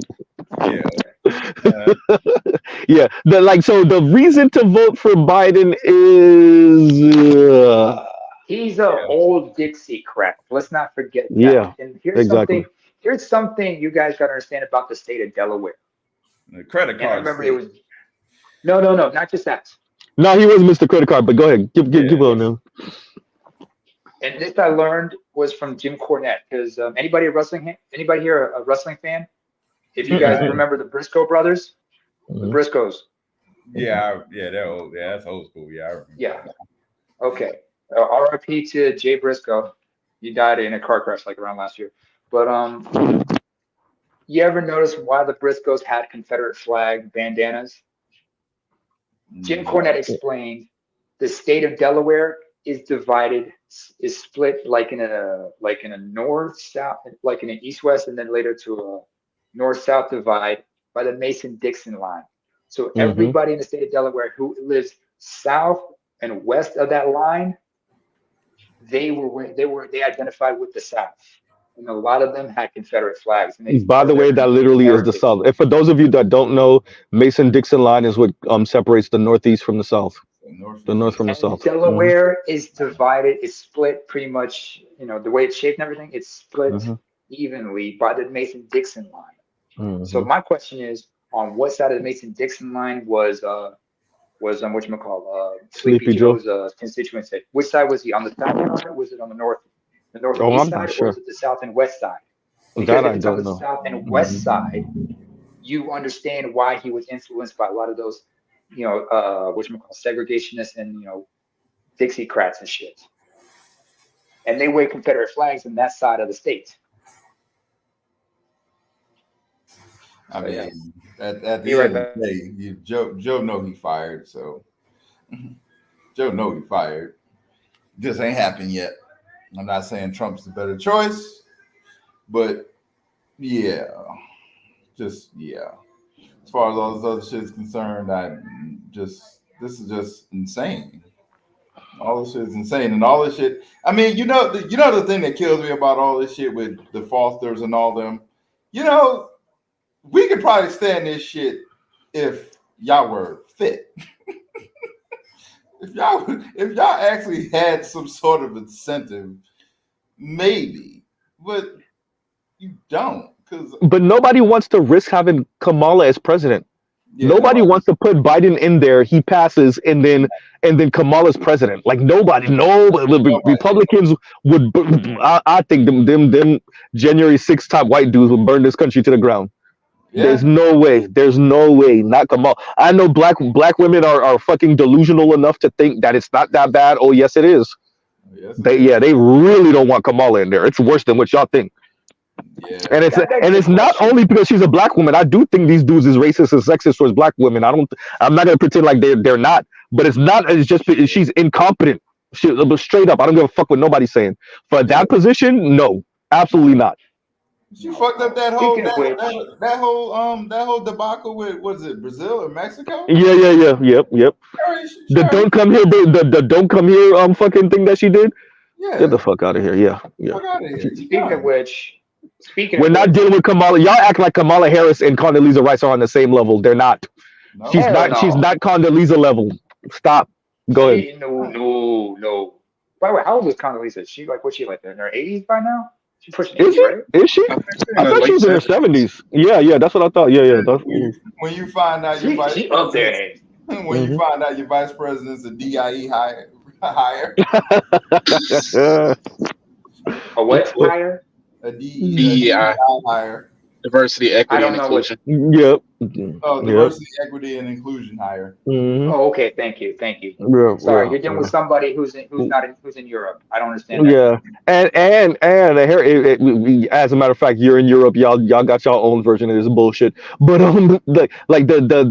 the thing with Kamala too is how blatant that looks, and how it almost seems that not even almost that she's out of her depth. She's just out. Yeah. Right. You ain't out of her depth. He just knows nothing from her since then. Yeah. All I'm gonna say is we got exactly what I expected from fuckboy Joe.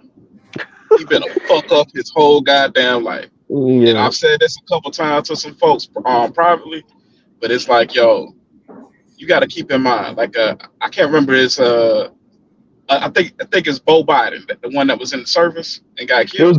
It was both. Think about that. I was like, yo, think about Prescott to Herbert Walker to George. Yeah.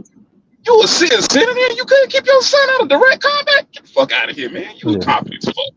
I'm supposed to believe you could do shit for America? Hell no. Hey, and your other son is a whole crackhead. A cocaine. Yeah. In the damn White House. Bro, literally. And I think more than once. Isn't there another story of some shit being found in there? They found a crack in the White House. Come on, man. And he was like involved with his older brother's woman and shit like that. Oh yeah. He was smashing Bo's widow. Yeah. By the way, he was smashing Bo's widow when he was married still to the first wife. Understand what kind of screwballs we're dealing with here. You have to understand, like everybody throws out the terms, like I said, those supposed to be terms, sociopath, psychopath, narcissist. Hunter Biden is got to be some kind of a sociopath to be like that. You look at him how he acts. There's some sick people inside politics. Now his dad, I've mentioned this. Both him and Trump, they're narcissists, but the difference between them is Biden is incoherent for the most part. He's still battling out. And Biden was always part of the club. Trump had the money, but he was not part of the club. Yeah. He was never part of the crowd. He was never part of the elite. He's just a loose cannon and a means to an end. Yeah. I mean, the guys that really, and that brings the question. Would you say about Stalin? Go ahead. And that's the thing. Trump's dad was part of the club, but yeah. Well, yes and no. His dad was. Yeah, his was. His dad was kind of. Yeah. That's good. Yeah, man. Look. That's pretty. He was that truck because Trump was that son like you see in the movies where the white dude's accepting, he's talking to his partners or whatever, and then his bubbling son shows up. Fucking bumbling idiot son. Yeah. You mean like Lion? I think you're talking about Ed Winsler III from the Boondocks. Yep. The grandson in this case. Yeah, then the grandson shows up. He's like, like bring your dumb ass on. R.I.P. Charlie Murphy in that one. Bro. This is could y'all believe that we have had Bush Jr. as president and Trump as president? What the fuck? Yeah, but let's not forget also another thing. Bush Jr.'s daughters at one time. The drunks? Just like their father. They couldn't put the bottle down at one time. I'm just saying.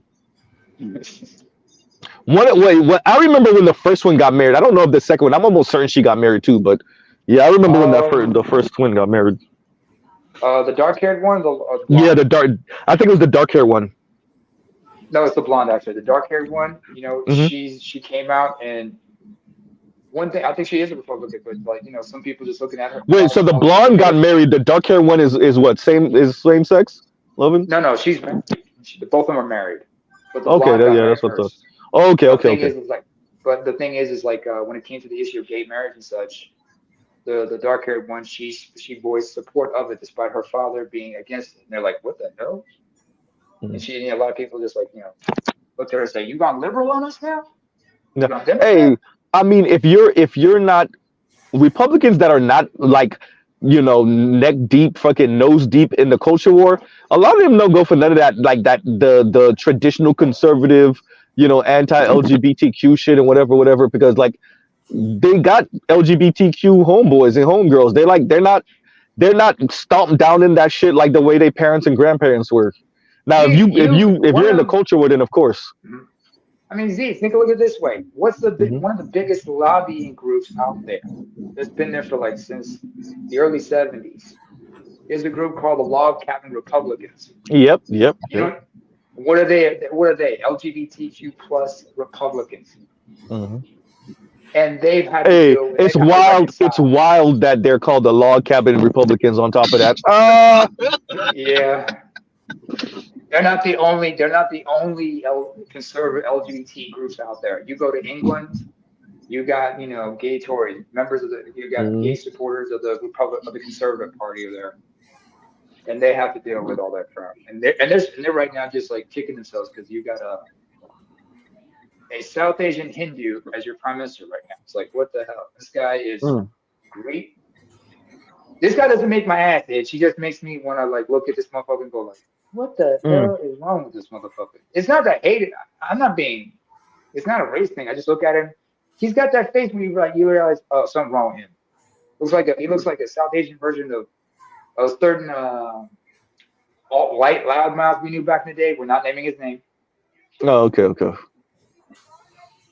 I think I know who you're talking about. Yeah, the Mr. Spencer? So-called great Mr. Greco, what's his name? I thought you were talking about Spencer. No, I'm talking about the one who exposed himself as being supported of some NAMBLA shit one time. The one Destiny he mocked. Oh, okay. In the debate. Mm-hmm. The one who's now yesterday. Yeah. Yeah. No, there's just I don't know, like it right now. I'm not even gonna say when we're done with the culture war. There's always been a fucking culture war in the U.S. and it's usually the culture of how we're gonna step on these niggas, whether we're gonna do it more passively or more assertively and aggressively. But yeah, so we'll see where that goes with that, and while we strategize and talk about and come up with ways to avoid being mincemeat by these people. We'll watch the sisters talk about how we ain't shit. Anyway, I mean, we ain't shit, but at the same we ain't shit, but at the same time, you say coming to black men of what we're gonna do and what we're not gonna do. I'm like, I thought we weren't shit. You gotta make up your mind. Why do you keep associating with it? What are you talking to us for? Because when the shit hit the fan, they're gonna be hiding behind us, regardless of all the shit they talking about. Like, no, we're building that wall of indifference right now. That's why y'all have so much talk about. That's why y'all want the manosphere, the black manosphere, to go away. But no, it's not going away. It's not. Or become soft and BAN. Yeah, no, y'all go ahead and just share Umar. Go ahead and share that. Hey, I'll be saying, look, man, I need them to go try to negotiate with FD's wife and be like, look, we're gonna have to share him 5 deep because these other men. Excuse me, Z, if I may. Go ahead. If I may. To Bruce Owen Wayne, aka Dusty King, for the $1.99. Merci beaucoup. Vive vidam. C'est un cap capon. Comprend. It's comprend. It's understand. Yeah, it means understand in Creole. Okay. C'est un cap comprend. Okay. Oh, like comprehend. Okay. Yeah. Comprend. Okay. Yeah, no, for French is weird to understand sometimes. It's hard to read in French sometimes. Some of the letters are silent, some are not. Creole and French is a whole different breed. Hey, Germany is weird sometimes. German is weird as well. And thank you once again, Bruce Owen. I'm just saying, you're not getting this. You're not getting this masculinity for free. That's really what it is, though. That's really what it really is. That it's really what Obsidian says. Community unit. I'm so glad I found out that he said that shit, because that's exactly what the fuck it is. Masculinity for free and community unit. Yeah. You want this masculinity for free? The answer is no. It's gonna cost you. No. And when we say that, we mean as individual black men and as a community. Yeah. Fuck no. Yeah, because what we're telling individually, because as a collective, we're telling other black men as individuals, your masculinity is going to cost you. Tell those women, well, not even just black women, any women you're dating or interacting with, let them know this masculinity is going to cost you, baby. Hey, Lion. Book a ticket, book a session. Oh man, when I heard Obsidian say that shit, I was like, nigga, that is so real. Yeah, that is so real. Did somebody was it Detroit? Who's did anyone ever send me the clip of the young lady saying black men, so are you trying to say that because black women don't do this, you're not going to do this? Yes. And if we don't do that, did somebody ever send me that? Is that what you're trying to say? Is that the precedent you're trying to set? Yes, absolutely. Absolutely. Pretty much. Yeah, that about covers it. That about covers it. Yeah. The fuck you think this is? The hell you think? No, yes, that's a lot, bro. When I say that's what they think, that's really what they think, bro. That's what they think. Okay, so 50 grand. Then plus using your talking point, okay, 50 grand's not enough. Okay, so when a man's making 90, or God forbid that black man in particular does so happen to make 6 figures. You don't think the price is gonna go up? Look. You don't What do you whoever has it needs to send me that clip. I'm telling you, Indigo, because I'm gonna break that clip down like I've never seen it before. I need that clip because I think Compassion has a piece of it on his channel, and another clip that I need if any of y'all have this, because Hezekiah News has a piece of it also. It's from like the late 60s, maybe the early 70s, when a panel of black women is in black and white. A panel of black women are speaking about the Moynihan report. If anybody knows about has seen that one, I need those clips in my life. Speaking of Compassion and Callous, sorry to interrupt, Lion, but speaking of Compassion and Callous, I gotta holler at the brother because he messed up on the nationality of a certain booty he was trying to post in one of his shorts. Because I was trying to explain to him, that's not a Brazilian ass, first of all. That chick is Swedish of Gambian descent. Is it the one that was modeling with the black No. It was she was on the track. It was a track and field. It was a long jumper. And the way her shorts were like riding up her ass and everything. He was like, yeah, that's a Brazilian ass right there. I was like, no, that's not a Brazilian ass, because I noticed that on the back of her shorts, I saw the 3 crowns, which is a symbol for the Swedish Olympic team. And I was like, yo, no, that chick is Swedish, but she's a Gambian descent. Give me a second, because WAF says, Z, I found that girl's TikTok, not gonna lie. I thought she was kind of cute. She is cute. If we're talking about the same one, is that the precedent you're trying to set, black men? Is that what you're saying? Yes, absolutely, yes. But she is cute. She's cute. She's cute. Yeah. What's the name of her TikTok? Yeah, what is the name of her TikTok? Because I need to find that video. I need him to do a response to her because it's gonna be fire. Yeah, and I'm gonna do a measured one too. Go ahead. What made it worse? By the way, the ass that I was talking about. Name it real quick, because finish up line and then name it. Go ahead. If Media Man has a video talking about combating that argument about how marriage makes you live longer. Study already came out that's true for white men. That's not true for black men. No. I wonder why. I couldn't help but wonder why. And I wonder why. I wouldn't look at the study and looked at the link, and it was done it goes back to 2019. I wonder what could it be about black men being married? Who are black men marrying in a majority? And why are they living longer? And you already know, Z, because yes, it's socioeconomics. Yeah, it's that. 2 things to say on that, if I can piggyback. Go. 2 things I can piggyback on that. we talking about like living longer. Yeah, they might be living longer, but the quality of life may not necessarily be good. I remember, was it DJ when Vlad TV had an interview with DL Hughley? They were reminiscing about how their mothers were treating their fathers on their dying days. Yeah. How, like in the case of Vlad talked about how his mother, while his father was on his deathbed, was berating him about this, that, and the third, despite the fact all of the shit was already paid for. And then DL said, you know what that reminds me of? My own mother, who I don't see, who I have a hard time visiting from time to time because the way she treated my father. She's now in a retirement home in a safe area. She doesn't have to worry about this stuff. But anytime I talk to her, she always has to talk ill about my father. And when he talks about his father, he talks about the man who raised him, not his biological father, and how they treat these men. You understand that just because they're with them that long doesn't mean they're with them together. I mean, this is why BGS mentioned John Gottman in his research, saying that if a woman has any level of contempt or resentment towards her husband, or if there's any animosity between the two, the relationship is either going to be destructive or it's going to be short-lived. You know, some people are going to last, depending on. Hang on a second. Sorry, relax. I got tested last month. It came back negative. What? No hysterical? Oh wow. But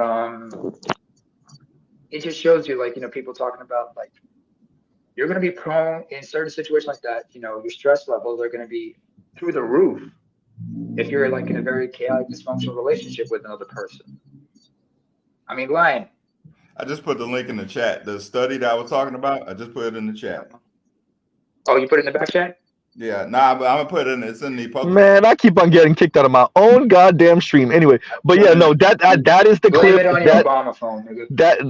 That is the clip. Thank you, Jake. Thank you, man. It is over. That's the clip. Look, if I don't come to y'all tonight, well, I'm probably not gonna be able to come to y'all tonight because tonight, see, I don't even want to say how many hours I work. Say it again.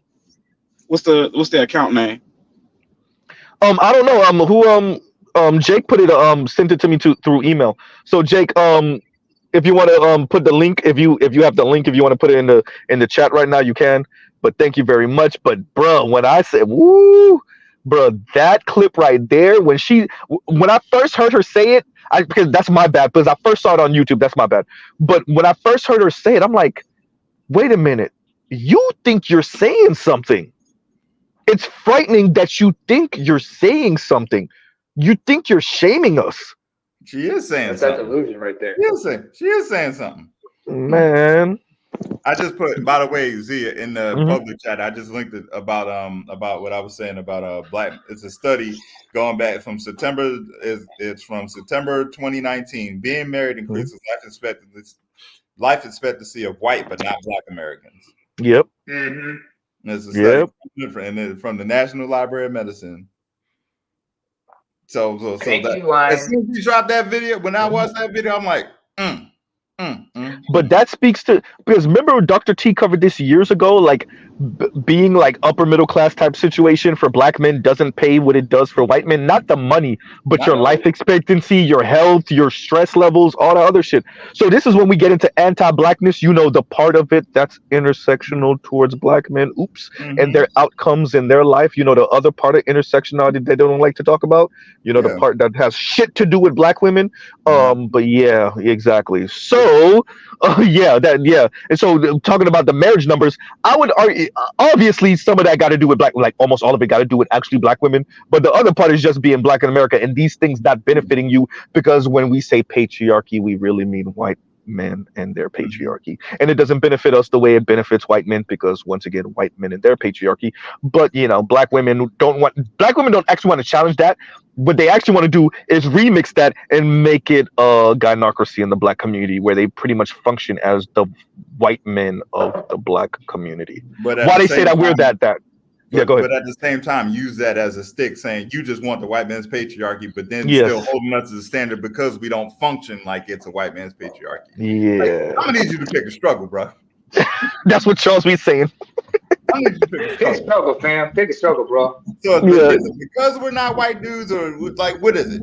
Like what is it? It's because we just won't. Once again, protect, provide, and shut up. Yeah. Yes, yeah, and that's all. You know what? I might actually link that too, because I think those two, protect, provide, and shut up, and then what this young lady is saying, that's really what it is. That's really black women's complaint. Is like, nigga, why are you just go make some money, bring it back to the house, pay for shit, eat me out, and shut the fuck up. Yeah. How dare you? How dare you not do it for free? Yeah. And have an opinion. Like, why do you think you can have an opinion that differs from mine? Yeah. It's like they aping black men they're aping men in a sense, because remember, what was Chris Rock saying? Men want three things: food, sex, and silence. Eat me, fuck me, shut the fuck up. And it goes both ways. It doesn't. But even if want me, because you many times I've asked that question, like as far as like I've asked that question when I've actually asked a lady this. I was like, all right, listen, tell me what you want the guy. Okay, cool. They have no problem listening to that. Okay, what does he get for that? What are you offering? Nothing. Good point. Couldn't answer the question. It's like that one short I saw. Of course not. Short they had. It's like that one clip I remember. It's a short of somebody's like interviewing, like, was this little ratchet thing? Little cutie, but she's ratchet on the street, right? And he was asking her, how much does a guy have to make to be with you? She said, $2 million. $2 million. And then she's like, $2 million a month. And the dude asked her, hold up. $2 million a month. Little ass petite thing, but she ratchet. And he asked her, so what does he get out of this? She said, good coochie. And I cook sometimes. And you see she's like early 20s or something like that. Very delusional. Elston, thank you for the $5 holla. He says here, my cousin says Trump will try to change the law so he can be president indefinitely. Is this fear mongering, or is there any validity? Go ahead, better you. Go ahead. It's complete and total bullshit, because to do such a thing would require a 2/3 majority. And it ain't gonna happen. And you barely getting 51 for them to do a goddamn thing. So ain't no way in hell. Even when you get in office, your shit the shit you want gotta be voted on. And not only that, you would have to look. There are Republicans that still, as much as I disagree with them, are still statesmen, and they would even be like, nah, bro, we ain't making you king of the country, bro. That's not what this is. We ain't gonna, and because quite frankly, when you pass things like this, you have to imagine when the shoe is on the other foot. So what happens? The Republicans would have to think, damn, what happens when a charismatic Democrat comes in that everybody likes? We're supposed to sit here and watch him run the country for 4 terms? Yep. For 5 terms? You know what I'm saying? So yeah. I mean, like he did 3 terms and he died in the 3rd term, right? Fourth. Oh, he did 3 and he died in the 4th term. Yeah. Truman succeeded him. His own and remember, that's why they passed the term limits in the first place. Yeah. To 2, because of him. Yeah. That's what I'm getting. Although Truman didn't have shit on him, and actually, but it was Truman who greenlighted the bombings of the Hiroshima. True.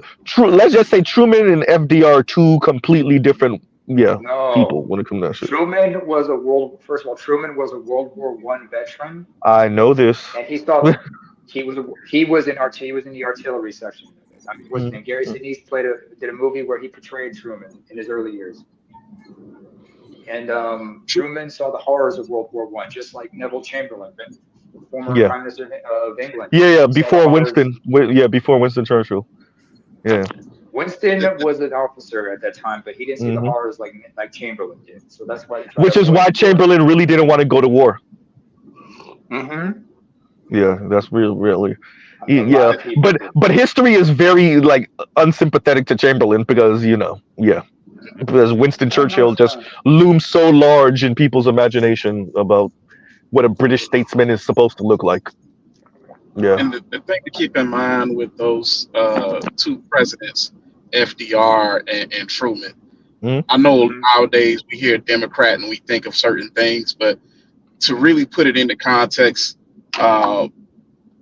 FDR and his policies, the New Deal policies, was very much social democratic, while Truman was more what you would say a Southern Democrat, maybe even Dixiecrat.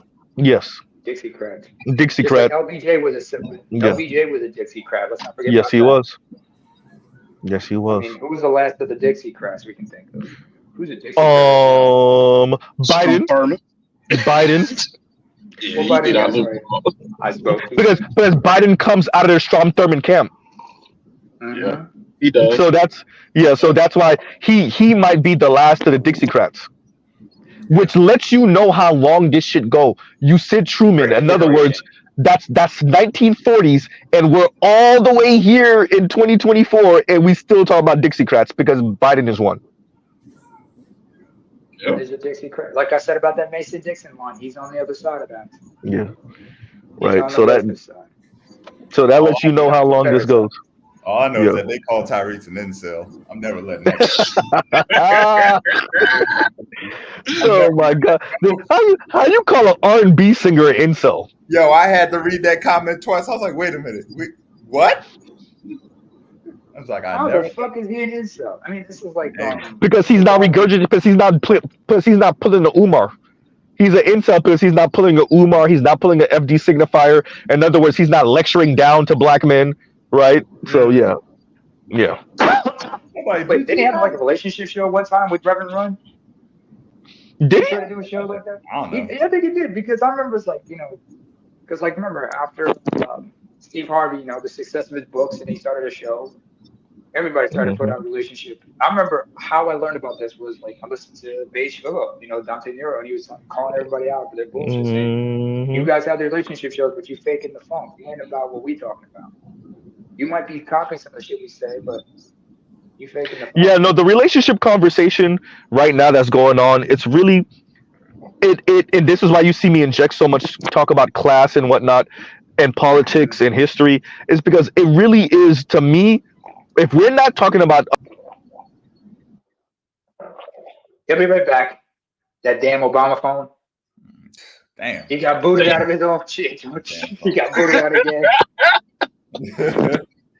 Either his battery went low or ain't shit. I mean, that damn Obama phone. But we've been leveraged. That's pretty much what it is. Your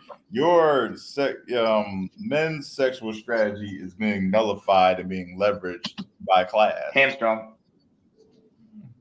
I'm looking at it this way. I mean, there's a reason why 50 Cent had that song called 21 Questions.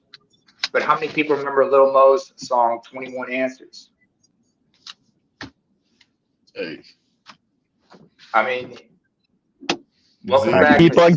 I keep on getting kicked out of my own goddamn stream. Okay, on that note, look, we gotta go anyway. I gotta make a hard stop because Z is about. Oh boy, talk about this. This is the day right here where I make up a lot of that, almost 100 hours.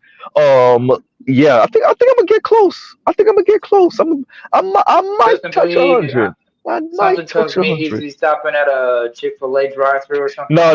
By the time I'm getting off late. So yeah, ain't gonna be no Chick-fil-A. I'm gonna have food ready, waiting for me at the house. Thank God. But yeah, so yeah, no, we're red bottoms.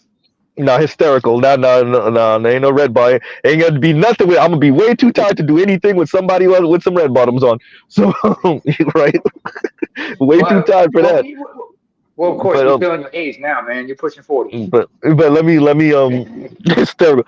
Exactly.